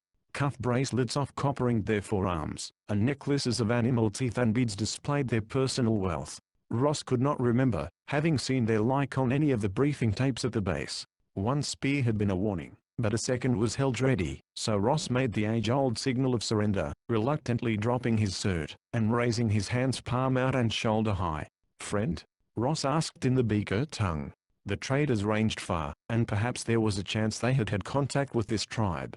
The spear twirled, and the younger stranger effortlessly leaped down the bank, paddling over to Ross to pick up the suit he had dropped, holding it up, while he made some comment to his companion. He seemed fascinated by the fabric, pulling and smoothing it between his hands, and Ross wondered if there was a chance of trading it for his own freedom. Both men were armed, not only with the long-bladed daggers, favored by the Beaker folk, but also with axes. When Ross made a slight effort to lower his hands, the man before him reached to his belt axe, growling what was plainly a warning. Ross blinked, realizing that they might well knock him out and leave him behind, taking the suit with them. Finally, they decided in favor of including him in their loot.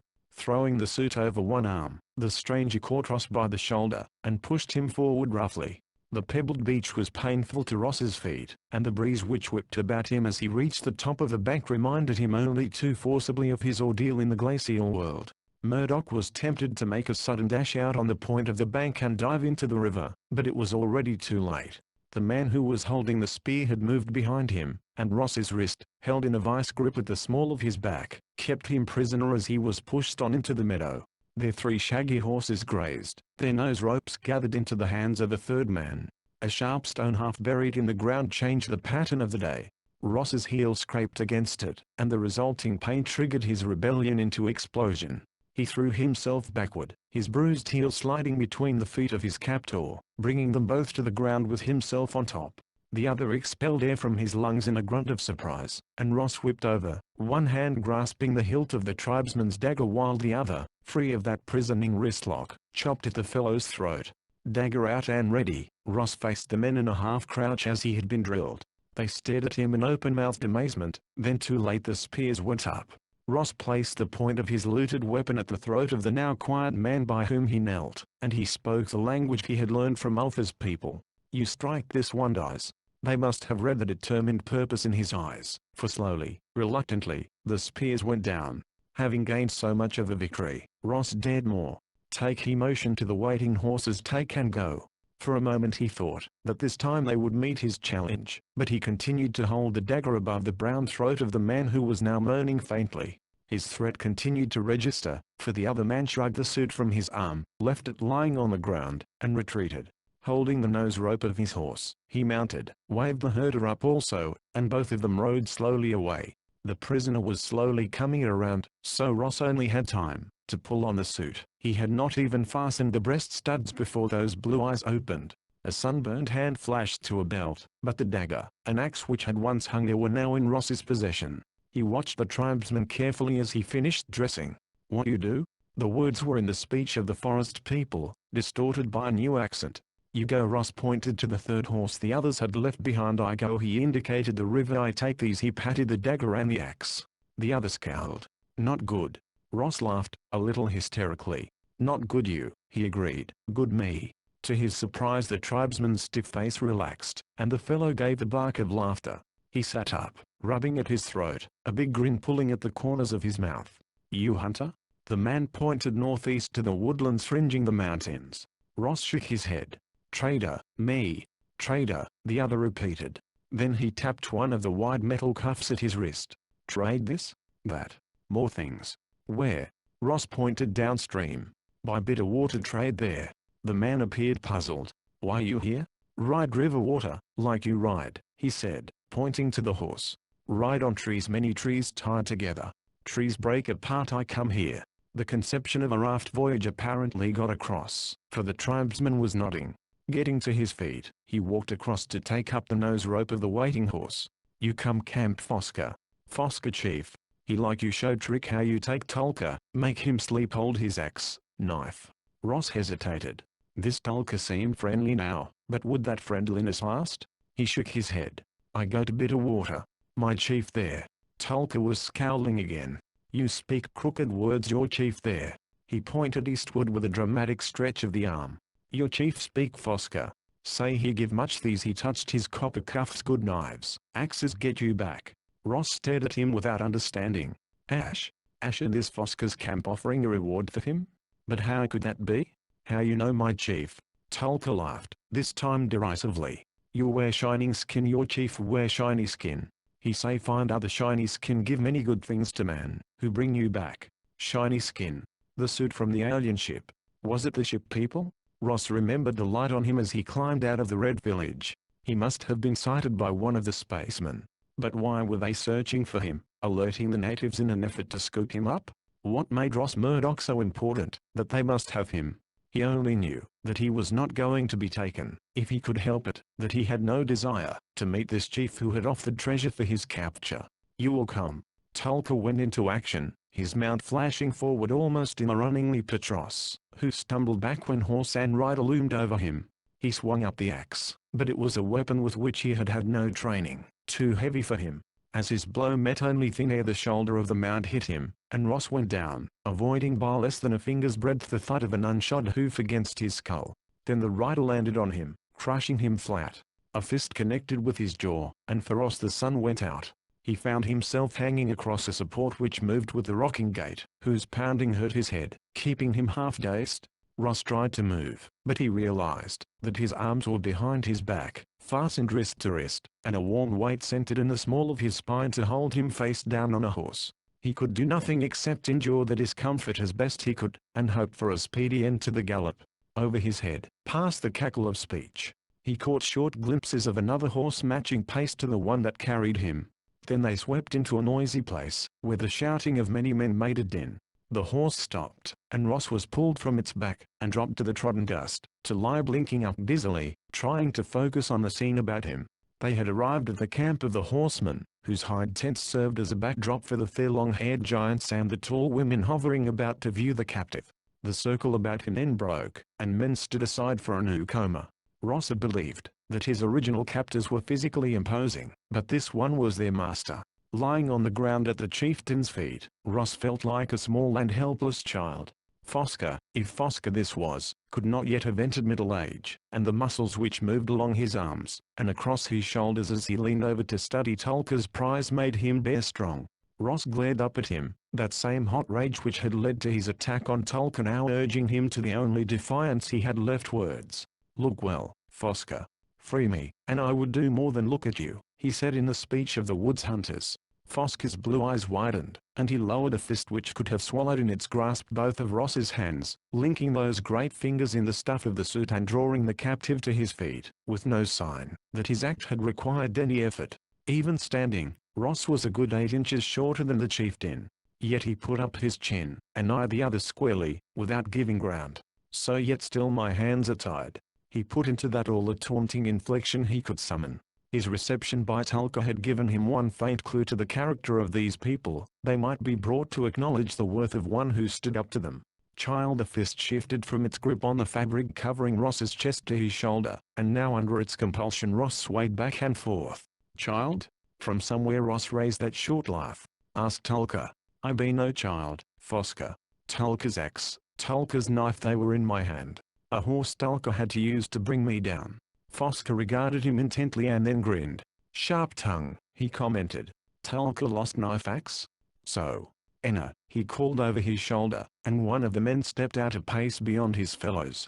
He was shorter and much younger than his chief, with a boy's rangy slimness and an open, good-looking face, his eyes bright on Fosca with a kind of eager excitement.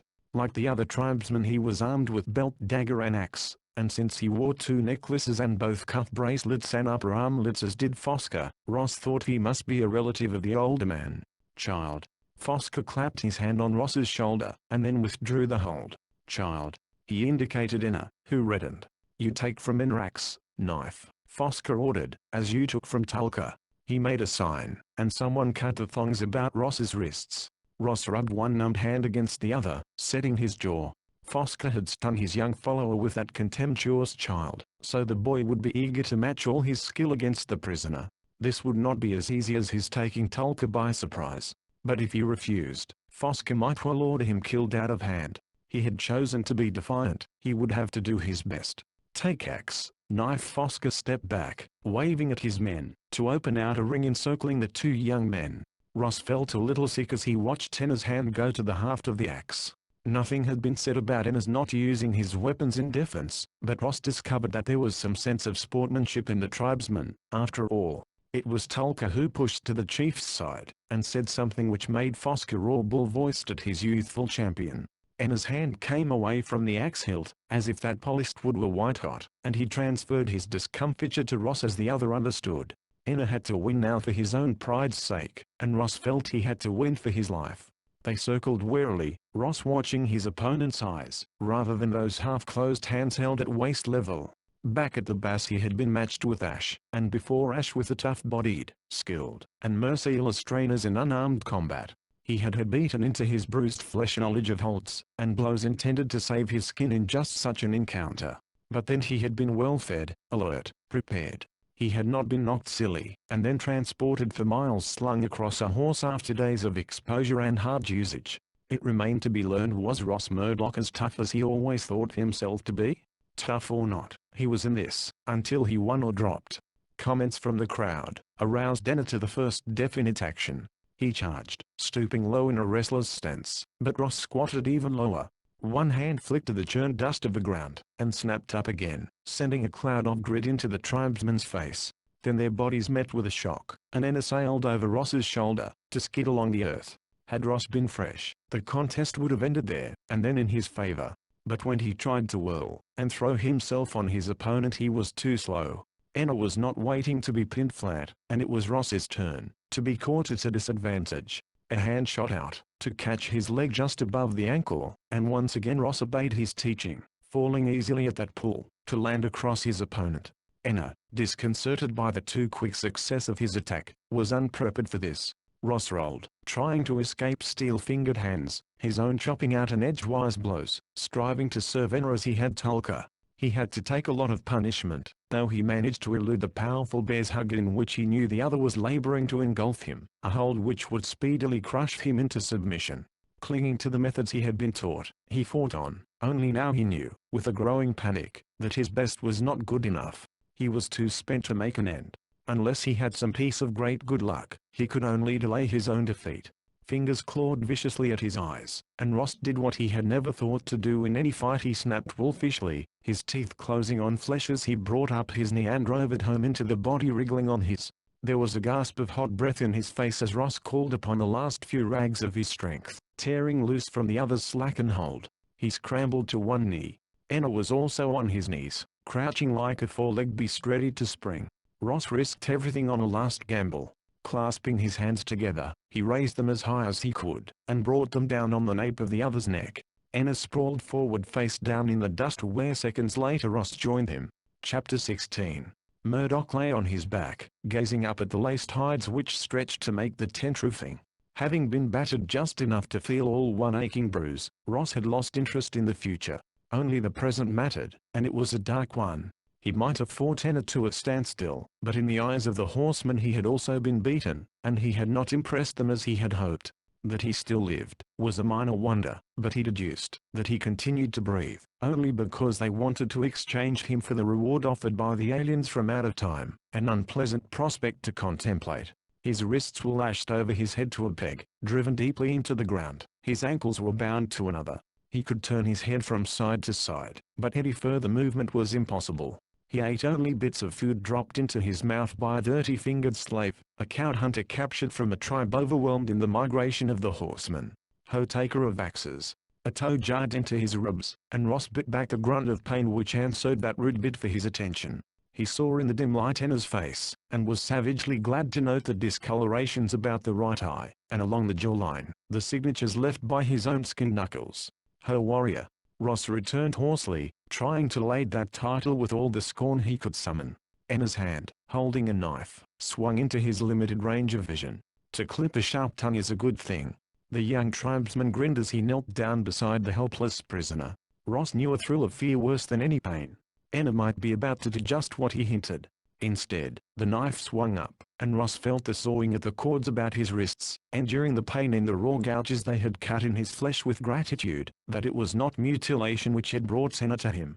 He knew that his arms were free, but to draw them down from over his head was almost more than he could do, and he lay quiet as Enna loosed his feet. Up. Without Enna's hands pulling at him, Ross could not have reached his feet. Nor did he stay erect once he had been raised, crashing forward on his face as the other let him go, hot anger eating at him, because of his own helplessness. In the end, Enna summoned two slaves who dragged Ross into the open where a council assembled about a fire. A debate was in progress, sometimes so heated, that the speakers fingered their knife, or axe hilts, when they shouted their arguments. Ross could not understand their language, but he was certain that he was the subject under discussion, and that Fosca had the deciding vote, and had not yet given the nod to either side. Ross sat where the slaves had dumped him, rubbing his smarting wrists, so deathly weary in mind, and beaten in body, that he was not really interested in the fate they were planning for him. He was content, merely to be free of his bonds, a small favor, but one he savored dully. He did not know how long the debate lasted, but at length Enna came to stand over him with a message. "Your chief he give many good things for you. Fosca take you to him." "My chief is not here," Ross repeated wearily, making a protest he knew they would not heed. "My chief sits by the bitter water and waits. He will be angry if I do not come. Let Fosca fear his anger." Enna laughed. "You run from your chief. He will be happy with Fosca when you lie again under his hand. You will not like that." "I think it's so." "I think so, too," Ross agreed silently. He spent the rest of that night lying between the watchful Enna and another guard, though they had the humanity not to bind him again. In the morning he was allowed to feed himself, and he fished chunks of venison out of a stew with his unwashed fingers. But in spite of the messiness, it was the best food he had eaten in days. The trip, however, was not to be a comfortable one. He was mounted on one of the shaggy horses, a rope run under the animal's belly, to loop one foot to the other. Fortunately, his hands were bound, so he was able to grasp the coarse, wiry mane and keep his seat after a fashion. The nose rope of his mount was passed to Tulka, and then rode beside him with only half an eye for the path of his own horse and a balance of his attention for the prisoner. They headed northeast, with the mountains as a sharp green and white goal against the morning sky. Though Ross's sense of direction was not too acute, he was certain that they were making for the general vicinity of the hidden village, which he believed the ship people had destroyed. He tried to discover something of the nature of the contact which had been made between the aliens and the horsemen. "How find other chief?" he asked Tenor. The young man tossed one of his braids back across his shoulder, and turned his head to face Ross squarely. "Your chief come our camp. Talk with Fosker 2-4 sleeps ago." "How talk with Fosker? With Hunter talk?" For the first time Enna did not appear altogether certain. He scowled and then snapped. "He talk Fosker, us. We hear right words not woods creeper talk. He speak to us good." Ross was puzzled. How could the alien out of time speak the proper language of a primitive tribe some thousands of years removed from his own era? Were the ship people also familiar with time travel? Did they have their own stations of transfer? Yet their fury with the Reds had been hot. This was a complete mystery. "This chief he look like me?" Again Enna appeared at a loss. "He wear covering like you. But was he like me?" persisted Ross. He didn't know what he was trying to learn, only that it seemed important at that moment to press home to at least one of the tribesmen that he was different from the man who had put a price on his head, and to whom he was to be sold. "Not like." Tulka spoke over his shoulder. "You look like Hunter people hair. Eyes strange chief no hair on head. Eyes not like." "You saw him too?" Ross demanded eagerly. "I saw. I ride to camp they come so. Stand on rock, call to Fosker. Make magic with fire it jump up." He pointed his arm stiffly at a bush before them on the trail. "They point little spear fire come out of the ground and burn. They say burn our camp, if we do not give them man. We say not have man. Then they say many good things for us, if we find and bring man. But they are not my people," Ross cut in. "You see, I have hair. I am not like them. They are bad. You may be taken in war by them chief's slave." Enna had a reply to that which was logical according to the customs of his own tribe. "They want slave back it is so. My people strong too. Much magic." Ross pushed. "Take me to bitter water and they pay much more than stranger chief." Both tribesmen were amused. "Where bitter water?" asked Tulka. Ross jerked his head to the west. "Some sleeps away." "Some sleeps," repeated Enna jeeringly. "We ride some sleeps, maybe many sleeps, where we know not the trails may be no people there, maybe no bitter water all things you say with split tongue, so that we not give you back to master. We go this way not even one sleep find chief, get good things. Why we do hard thing, when we can do easy?" What argument could Ross offer in rebuttal to the simple logic of his captors? For a moment he raged inwardly at his own helplessness. But long ago he had learned that giving away to hot fury was no good, unless one did it deliberately to impress, and then only when one had the upper hand. Now Ross had no hand at all. For the most part they kept to the open, whereas Ross and the other two agents had skulked in wooded areas on their flight through this same territory. So they approached the mountains from a different angle, and though he tried, Ross could pick out no familiar landmarks. If by some miracle he was able to free himself from his captors, he could only head due west and hope to strike the river. At midday their party made camp in a grove of trees by a spring. The weather was as unseasonably warm as it had been the day before, and flies, brought out of cold weather hiding, attacked the stamping horses, and crawled over Ross. He tried to keep them off with swings of his bound hands, for their bites drew blood. Having been tumbled from his mount, he remained fastened to a tree with a noose about his neck, while the horseman built a fire, and broiled strips of deer meat. It would seem that Fosker was in no hurry to get on, since after they had eaten, the men continued to lounge at ease, some even dropping off to sleep. When Ross counted faces he learned that Tulka and another had both disappeared, possibly to contact and warn the aliens they were coming. It was mid-afternoon before the scouts reappeared, as unobtrusively as they had gone. They went before Fosker with a report, which brought the chief over to Ross. "We go. Your chief waits." Ross raised his swollen, bitten face and made his usual protest. "Not my chief." Fosker shrugged. "He say so. He give good things, to get you back under his hand. So he your chief." Once again Ross was boosted on his mount, and bound. But this time the party split into two groups as they rode off. He was with Enna again, just behind Fosker, with two other guards bringing up the rear. The rest of the men, leading their mounts, melted into the trees. Ross watched that quiet withdrawal speculatively. It argued that Fosker did not trust those he was about to do business with, that he was taking certain precautions of his own. Only Ross could not see how that distrust, which might be only ordinary prudence on Fosker's part, could in any way be an advantage for him. They rode at a pace hardly above a walk into a small open meadow narrowing at the east. Then for the first time Ross was able to place himself. They were at the entrance to the valley of the village, about a mile away from the narrow throat above which Ross had lain to spy, and had been captured, for he had come from the north over the spurs of rising ridges. Ross's horse was pulled up as Fosker drove his heel into the ribs of his own mount, sending it at a brisker pace toward the neck of the valley.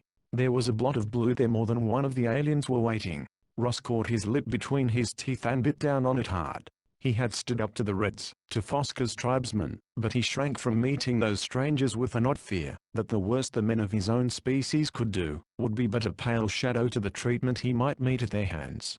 Fosker was now a toy man astride a toy horse. He halted his galloping mount, to sit facing the handful of strangers. Ross counted 4 of them. They seemed to be talking, though there was still a good distance separating the mounted man and the blue suits. Minutes passed before Fosker's arm raised in a wave, to summon the party guarding Ross.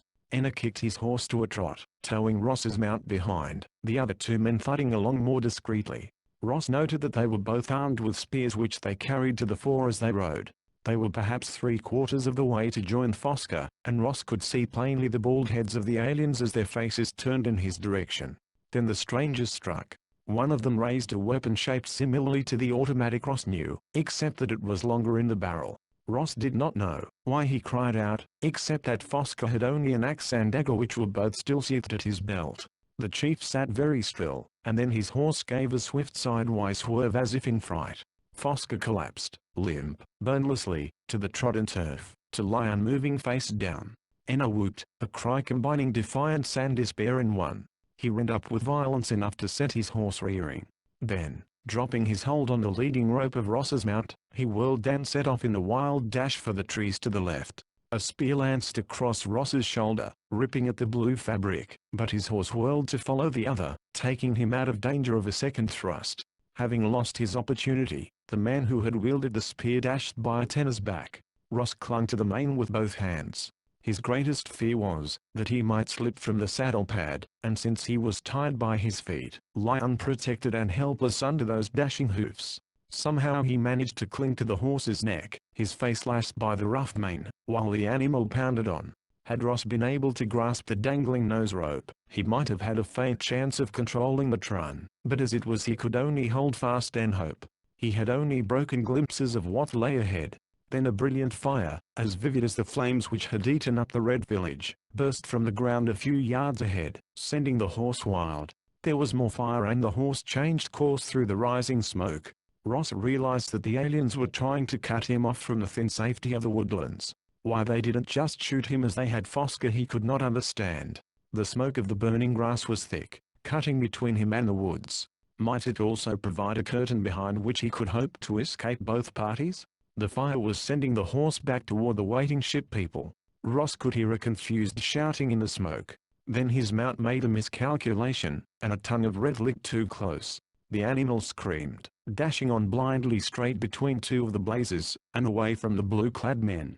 Ross coughed, almost choking, his eyes watering as the stench of singed hair thickened the smoke. But he had been carried out of the fire circle, and was shooting back into the meadowland. Mount and unwilling rider were well away from the upper end of that cleared space when another horse cut in from the left, matching speed to the uncontrolled animal to which Ross clung. It was one of the tribesmen riding easily. The trick worked, for the wild race slowed to a gallop and the other rider, in a feat of horsemanship at which Ross marveled, leaned from his seat, to catch the dangling nose rope, bringing the runaway against his own steady steed. Ross, shaken, still coughing from the smoke and unable to sit upright, held to the mane. The gallop slowed to a rocking pace and finally came to a halt, both horses blowing, white foam patches on their chests and their riders' legs. Having made his capture, the tribesman seemed indifferent to Ross, looking back instead at the wide curtain of grass smoke, frowning as he studied the swift spread of the fire. Muttering to himself, he pulled the lead rope, and brought Ross's horse to follow in the direction from which Enna had brought the captive less than a half hour earlier. Ross tried to think. The unexpected death of their chief might well mean his own, should the tribe's desire for vengeance now be aroused. On the other hand, there was a faint chance that he could now better impress them with the thought that he was indeed of another clan and that to aid him would be to work against a common enemy. But it was hard to plan clearly, though wits alone could save him now. The parley which had ended with Fosca's murder had brought Ross a small measure of time. He was still a captive, even though of the tribesmen, and not the unearthly strangers. Perhaps to the ship people these primitives were hardly higher in scale than the forest animals. Ross did not try to talk to his present guard, who towed him into the western sun of late afternoon. They halted at last in that same small grove where they had rested at noon. The tribesmen fastened the mounts, and then walked around, to inspect the animal Ross had ridden. With a grunt he loosened the prisoner, and spilled him unceremoniously on the ground, while he examined the horse. Ross levered himself up, to sight the mark of the burn across that roan hide, where the fire had blistered the skin. Thick handfuls of mud from the side of the spring were brought and plastered over the seared strip. Then, having rubbed down both animals with twists of grass, the man came over to Ross, pushed him back to the ground, and studied his left leg. Ross understood. By rights, his thigh should also have been scorched where the flame had hit, yet he had felt no pain. Now as the tribesman examined him for a burn, he could not see even the faintest discoloration of the strange fabric. He remembered how the aliens had strolled unconcerned through the burning village.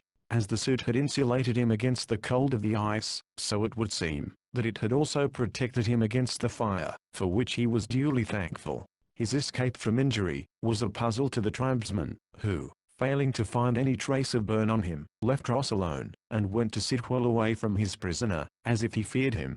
They did not have long to wait. One by one, those who had ridden in Fosca's company gathered at the grove.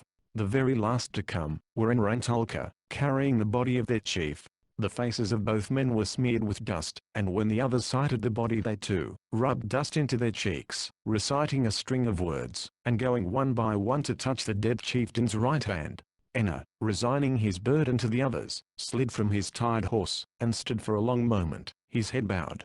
Then he gazed straight at Ross, and came across the tidy clearing, to stand over the man of a later time.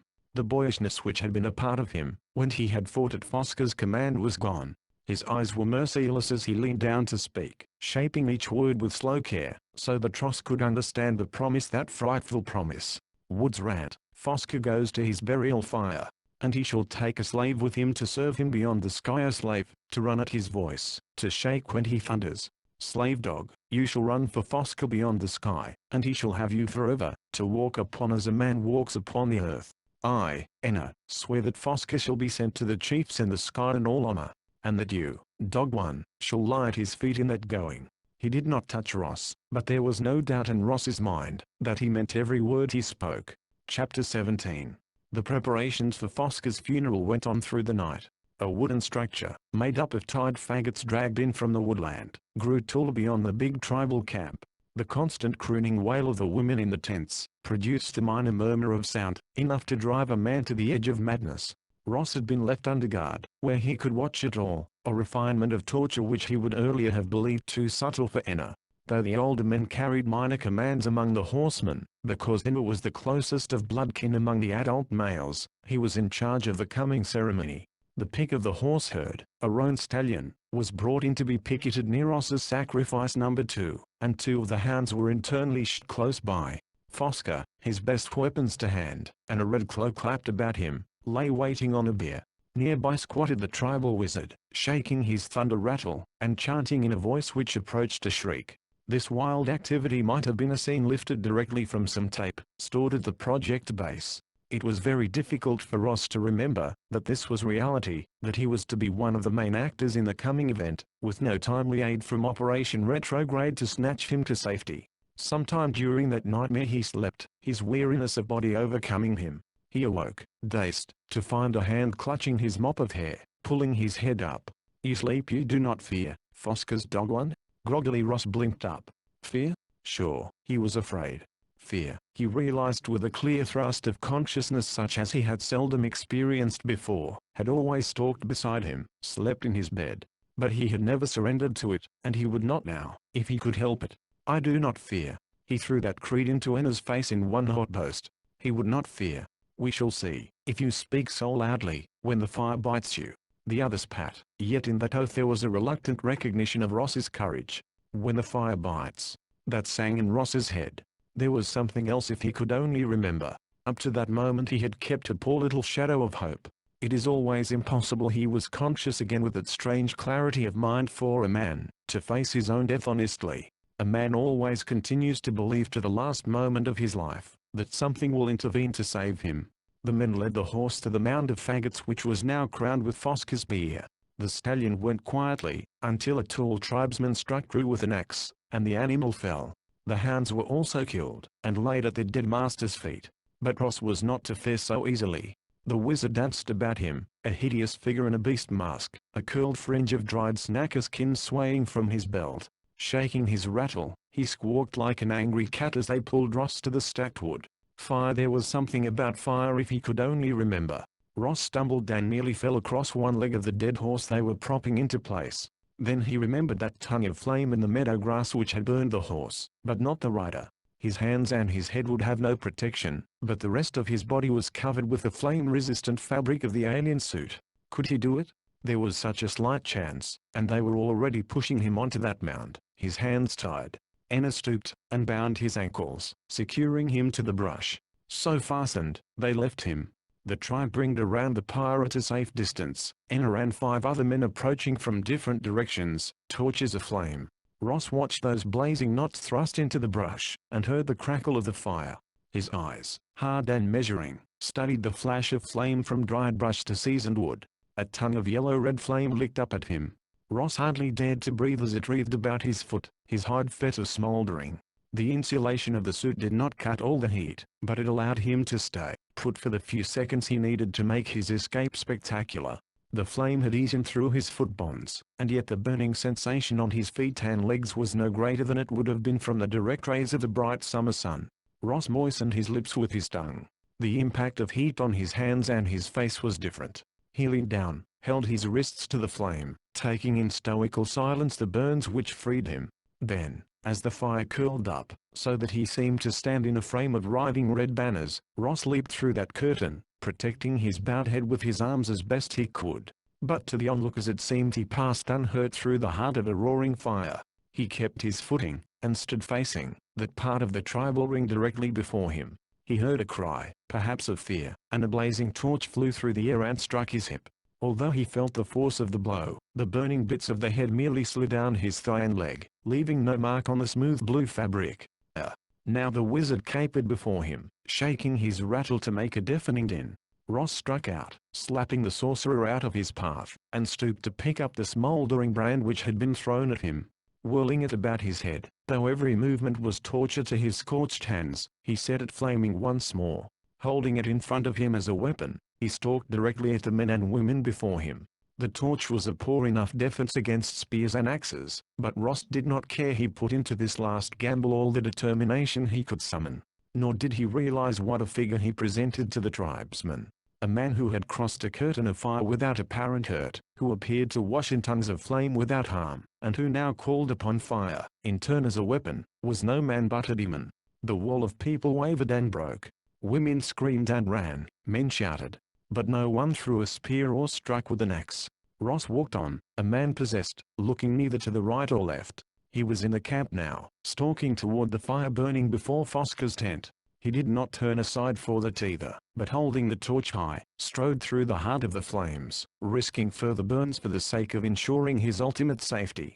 The tribesmen melted away as he approached the last line of tents, with the open land beyond. The horses of the herd, which had been driven to this side, to avoid the funeral pyre, were shifting nervously, the scent of burning making them uneasy. Once more Ross whirled the dying torch about his head. Recalling how the aliens had sent his horse mad, he tossed it behind him into the grass between the tents and the herd. The tinder dry stuff caught immediately. Now if the men tried to ride after him, they would have trouble. Without hindrance he walked across the meadow at the same even pace, never turning to look behind. His hands were 2 separate worlds of smiting pain. His hair and eyebrows were singed, and a finger of burn ran along the angle of his jaw. But he was free, and he did not believe that Fosca's men would be in any haste to pursue him. Somewhere before him lay the river which ran to the sea. Ross walked on in the sunny morning, while behind him black smoke raised a dark beacon to the sky. Afterward he guessed that he must have been lithiated for several days, remembering little save the pain in his hands and the fact that it was necessary to keep moving. Once he fell to his knees, and buried both hands in the cool moist earth where a thread of stream trickled from a pool. The muck seemed to draw out a little of the agony, while he drank with a fever thirst. Ross seemed to move through a haze which lifted at intervals during which he noted his surroundings, was able to recall a little of what lay behind him, and to keep to the correct route. However, the gaps of time in between were forever lost to him. He stumbled along the banks of a river, and fronted a bear fishing. The massive beast rose on its hind legs, growled, and Ross walked by it uncaring, unmenaced by the puzzled animal. Sometimes he slept through the dark periods which marked the nights, or he stumbled along under the moon, nursing his hands against his breast, whimpering a little when his foot slipped, and the jar of that mishap ran through his body. Once he heard singing, only to realize that it was himself who sang hoarsely a melody which would be popular thousands of years later in the world through which he wavered. But always Ross knew that he must go on, using the thick stream of running water as a guide to his final goal, the sea.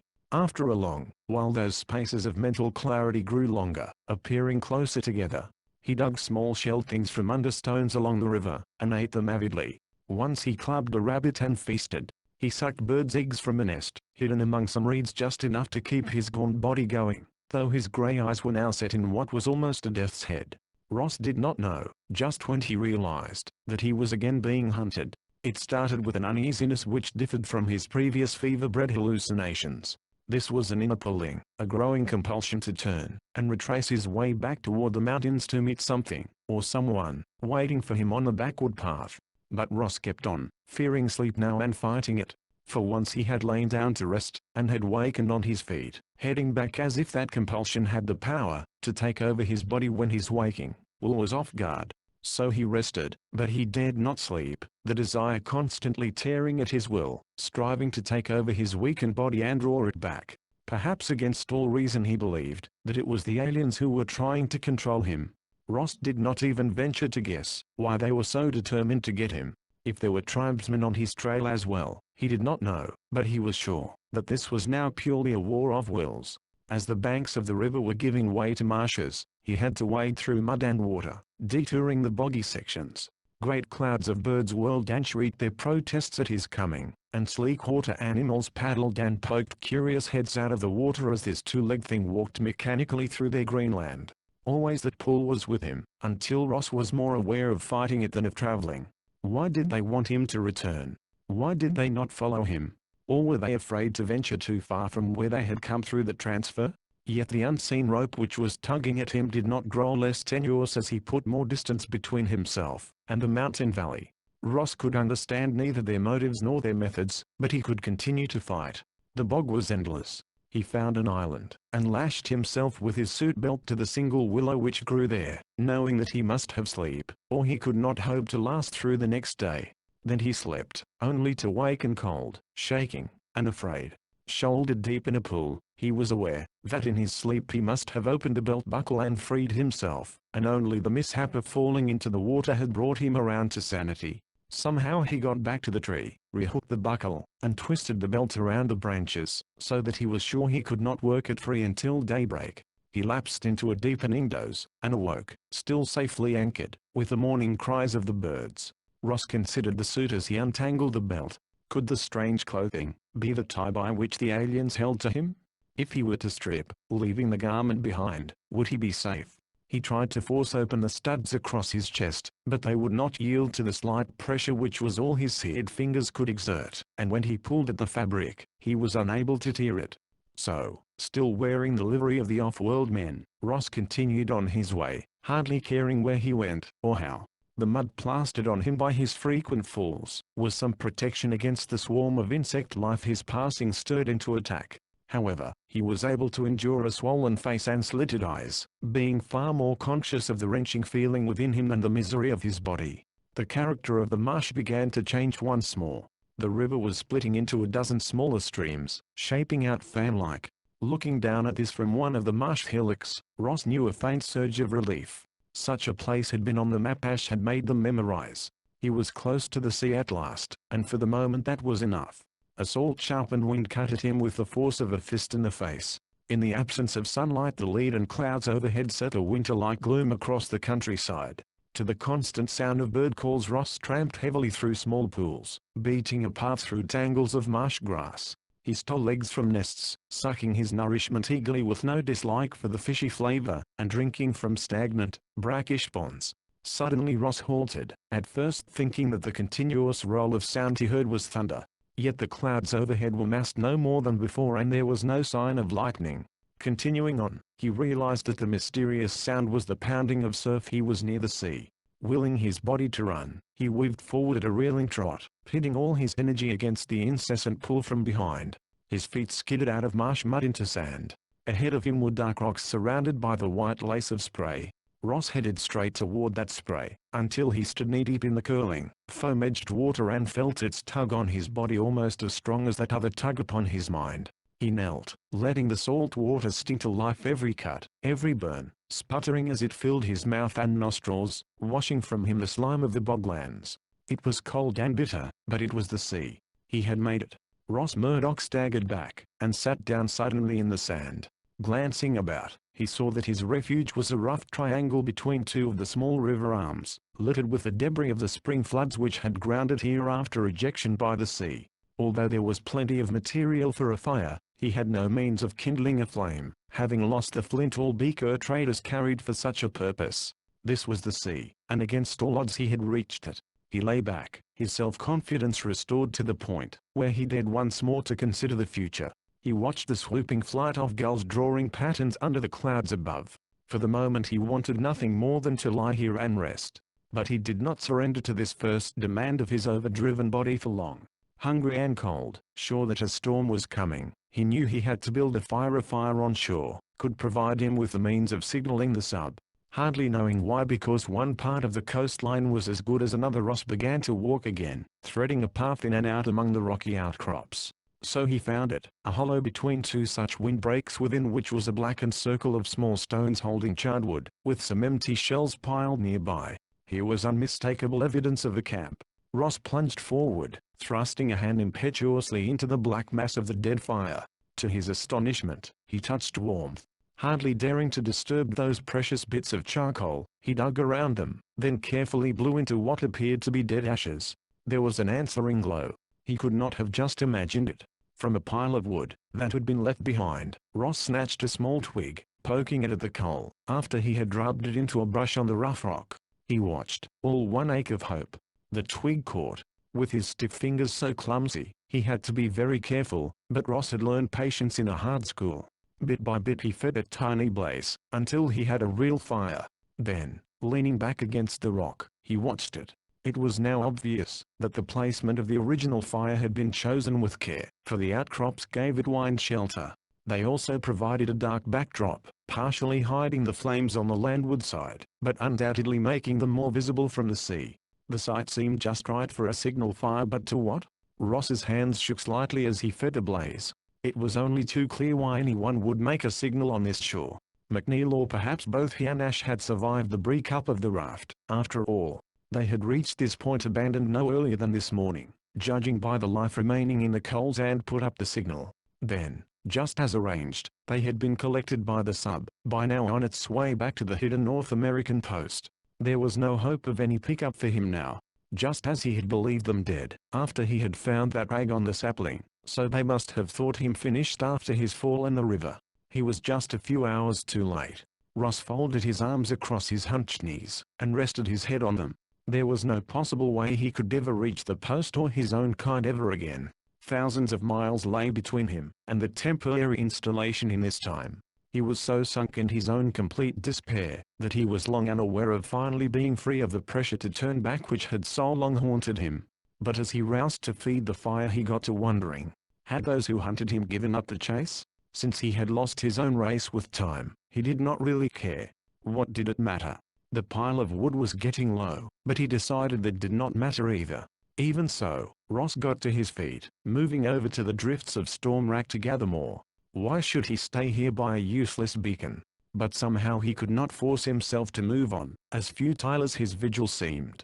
Dragging the sun-dried, bleached limbs of long-dead trees to his half-shelter, He piled them up, working until he laughed at the barricade he had built. A siege. For the first time in days he spoke aloud. I might be ready for a siege. He pulled over another branch, added it to his pile, and kneeled down once more by the flames. There were fisher folk to be found along this coast, and tomorrow when he was rested he would strike south, and try to find one of their primitive villages.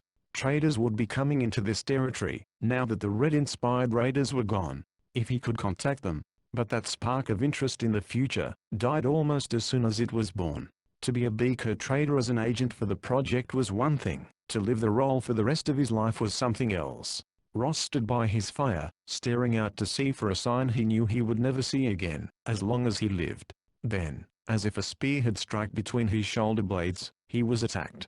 The blow was not physical, but came instead as a tearing, red pain in his head, a pressure so terrible he could not move. He knew instantly that behind him now lurked the ultimate danger. Chapter 18. Ross fought to break that hold, to turn his head, to face the peril which crept upon him now. Unlike anything he had ever met before in his short lifetime, it could only have come from some alien source. This strange encounter was a battle of will against will. The same rebellion against authority, which had ruled his boyhood, which had pushed him into the orbit of the project, stiffened him to meet this attack. He was going to turn his head, he was going to see who stood there. He was. Inch by inch, Ross's head came around, though sweat stung his seared and bitten flesh, and every breath was an effort. He caught a half glimpse of the beach behind the rocks, and the stretch of sand was empty. Overhead the birds were gone as if they had never existed. Or, as if they had been swept away by some impatient fighter, who wanted no distractions from the purpose at hand. Having successfully turned his head, Ross decided to turn his body. His left hand went out, slowly, as if it moved some great weight. His palm gritted painfully on the rock and he savored that pain, for it pierced through the dead blanket of compulsion that was being used against him.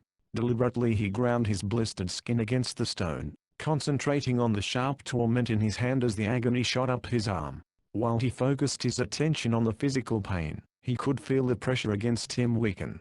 Summoning all his strength, Ross swung around in a movement, which was only a shadow of his former feline grace. The beach was still empty, except for the piles of driftwood, the rocks, and the other things he had originally found there. Yet he knew that something was waiting to pounce. Having discovered that for him pain was a defense weapon, he had but one resource. If they took him, it would be after besting him in a fight. Even as he made this decision, Ross was conscious of a curious weakening of the force bent upon him. It was as if his opponents had been surprised, either at his simple actions of the past few seconds, or at his determination. Ross leaped upon that surprise, adding it to his stock of unseen weapons. He leaned forward, still grinding his torn hand against the rock as a steadying influence, took up a length of dried wood, and thrust its end into the fire. Having once used fire to save himself, he was ready, and willing to do it again, although at the same time, another part of him shrank from what he intended. Holding his improvised torch breast high, Ross stared across it, searching the land for the faintest sign of his enemies. In spite of the fire and the light he held before him, the dusk prevented him from seeing too far. Behind him the crash of the surf could have covered the noise of a marching army. "Come and get me." He whirled his brand into bursting life, and then hurled it straight into the drift among the dunes. He was grabbing for a second brand almost before the blazing head of the first had fallen into the twisted, bleached roots of a dead tree. He stood tense, a second torch now kindled in his hand. The sharp vice of another's will which had nipped him so tightly a moment ago was easing, slowly disappearing as water might trickle away. Yet he could not believe that this small act of defiance had so daunted his unseen opponent as to make him give up the struggle this easily. It was more likely the pause of a wrestler seeking for a deadlier grip. The brand in his hand, Ross's second line of defense, was a weapon he was loath to use, but would use, if he were forced to it. He kept his hand mercilessly flat against the rock as a reminder and a spur. Fire twisted and crackled among the driftwood, where the first torch had lodged, providing a flickering light yards from where he stood. He was grateful for it in the gloom of the gathering storm. If they would only come to open war before the rain struck. Ross sheltered his torch with his body as spray, driven inward from the sea, spattered his shoulders and his back. If it rained, he would lose what small advantage the fire gave him, but then he would find some other way to meet them. They would neither break him nor take him, even if he had to wade into the sea and swim out into the lash of the cold northern waves, until he could not move his tired limbs any longer. Once again that steel edge will strike at Ross, probing his stubbornness, assaulting his mind. He whirled a torch, brought the scorching breath of the flame across the hand resting on the rock. Unable to control his own cry of protest, he was not sure he had the fortitude to repeat such an act. He had won again. The pressure had fallen away in a flick, almost as if some current had been snapped off.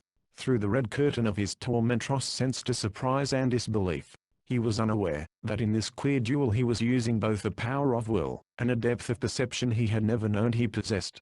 Because of his daring, he had shaken his opponents as no physical attack could have affected them. "Come and get me," he shouted again at the barren shoreline, where the fire ate at the drift and nothing stirred, yet something very much alive and conscious lay hidden. This time there was more than simple challenge in Ross's demand, there was a note of triumph. The spray whipped by him, striking at his fire, at the brand he held. Let the sea water put both out. He would find another way of fighting. He was certain of that, and he sensed that those out there knew it too and were troubled. The fire was being driven by the wind along the crisscross lines of bone-white wood left high on the beach, forming a wall of flame between him and the interior, not, however, an insurmountable barrier to whatever lurked there. Again Ross leaned against the rock, studying the length of beach. Had he been wrong in thinking that they were within the range of his voice? The power they had used might carry over a greater distance. Yet instead of a demand, he now voiced a taunting cry, screaming his defiance. Some wild madness had been transmitted to him by the winds, the roaring sea, his own pain. Ready to face the worst they could send against him, he tried to hurl that thought back at them as they had struck with their united will at him. No answer came to his challenge, no rise to counterattack. Moving away from the rock, Ross began to walk forward toward the burning drift, his torch ready in his hand. "I am here," he shouted into the wind. "Come out, face me." It was then that he saw those who had tracked him. Two tall thin figures, wearing dark clothes, were standing quietly watching him, their eyes dark holes in the white ovals of their faces. Ross halted. Though they were separated by yards of sand and rock and a burning barrier, he could feel the force they wielded. The nature of that force had changed, however.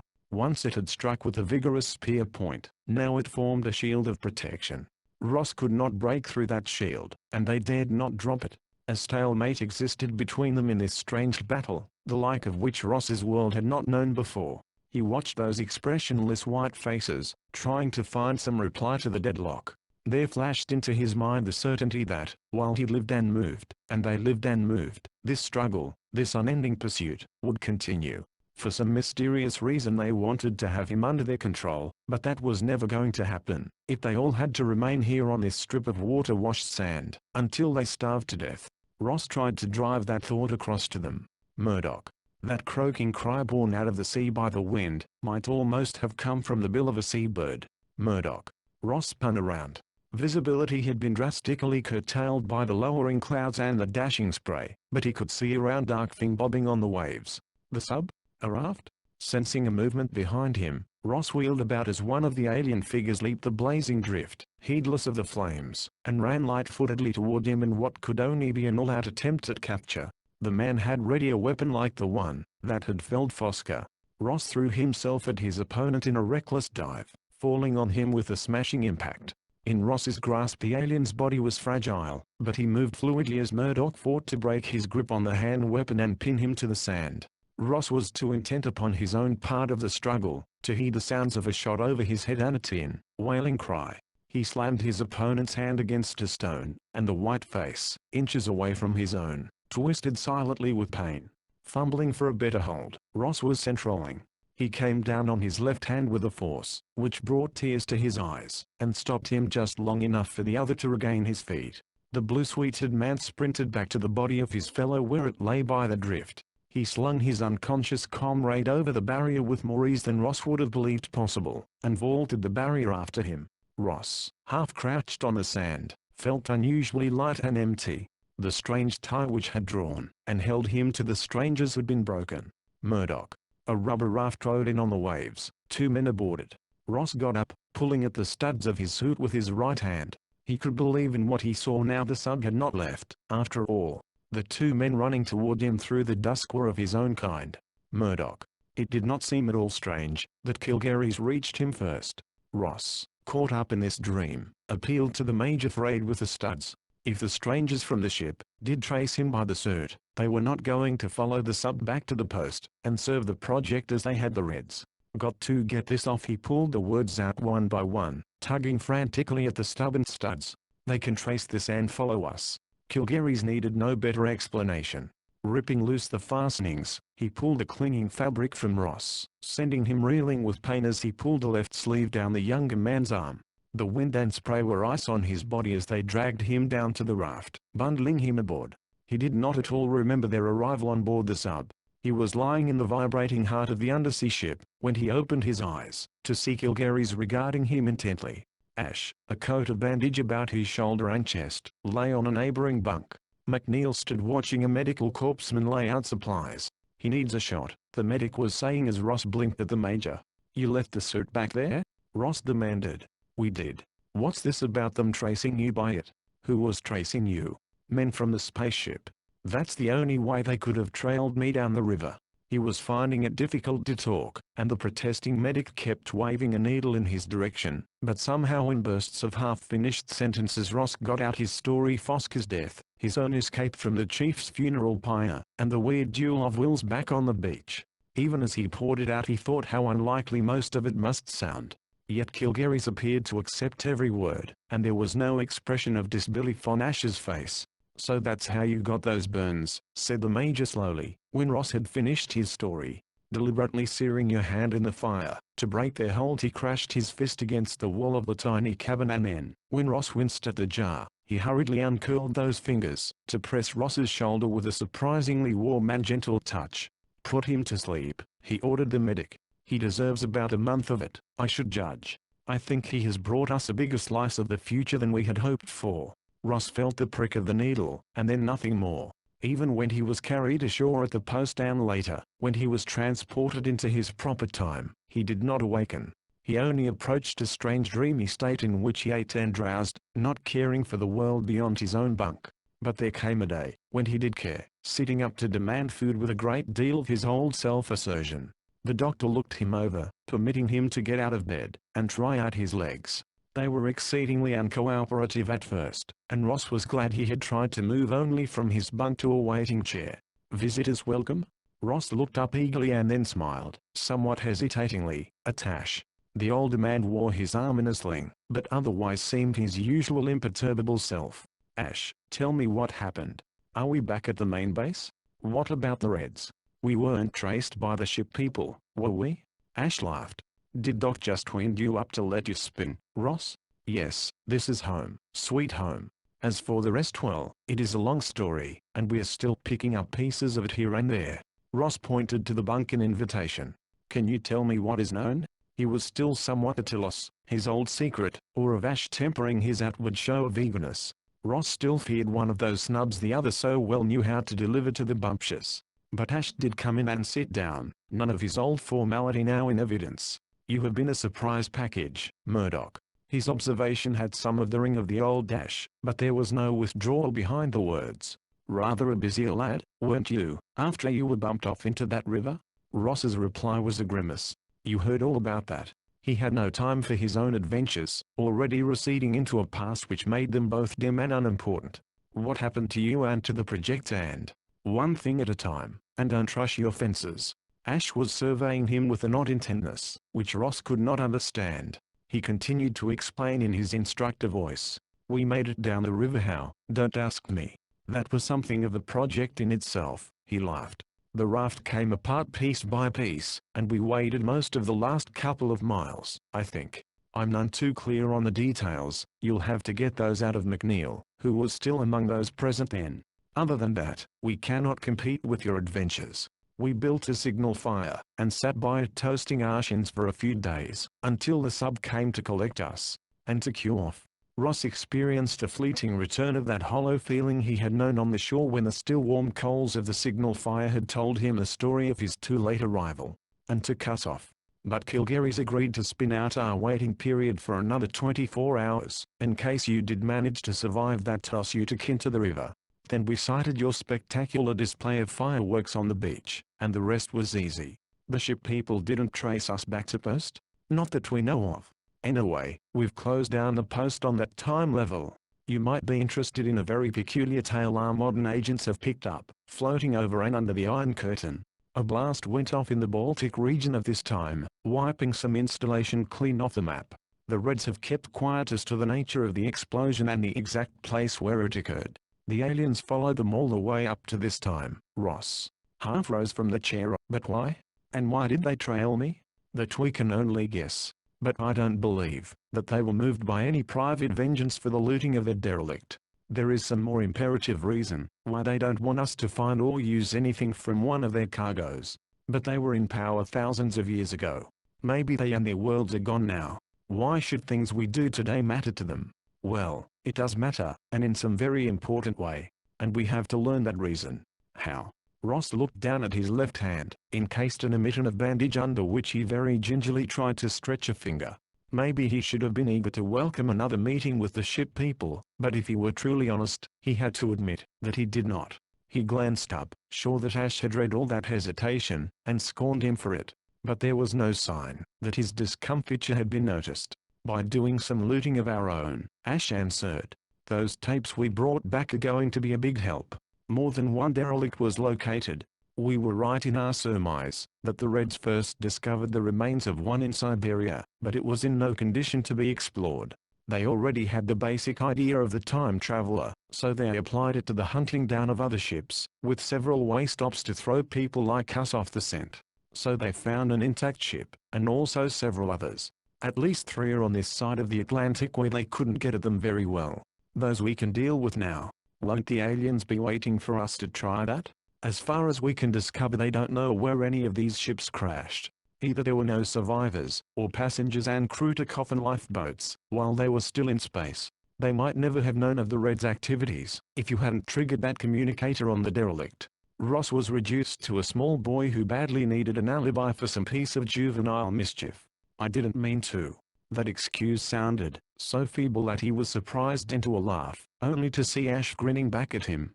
Seeing as how your action also put a very effective spike in the opposition's wheel, you are freely forgiven. Anyway, you have also provided us with a pretty good idea of what we may be up against with the aliens, and we'll be prepared for that next time. Then there will be a next time? We're calling in all-time agents, concentrating our forces in the right period. Yes, there will be a next time. We have to learn just what they are trying so hard to protect. What do you think it is? Space. Ash spoke the word softly, as if he relished the promise it held. Space? That ship you explored was a derelict from a galactic fleet, but it was a ship, and it used the principle of space flight. Do you understand now? In these lost ships lies the secret which will make us free of all the stars. We must claim it. Can we? Can we? Ash was laughing at Ross again with his eyes, though his face remained sober. Then you still want to be counted in on this game? Ross looked down again at his bandaged hand, and remembered swiftly so many things: the coast of Britain on a misty morning, the excitement of prowling the alien ship, the fight within her, even the long nightmare of his flight down the river, and lastly, the exultation he had tasted when he had faced the alien, and had locked wills to hold steady. He knew that he could not, would not, give up what he had found here in the service of the project, as long as it was in his power to cling to it. Yes. It was a very simple answer, but when his eyes met Ash's, Ross knew that it would serve better than any solemn oath.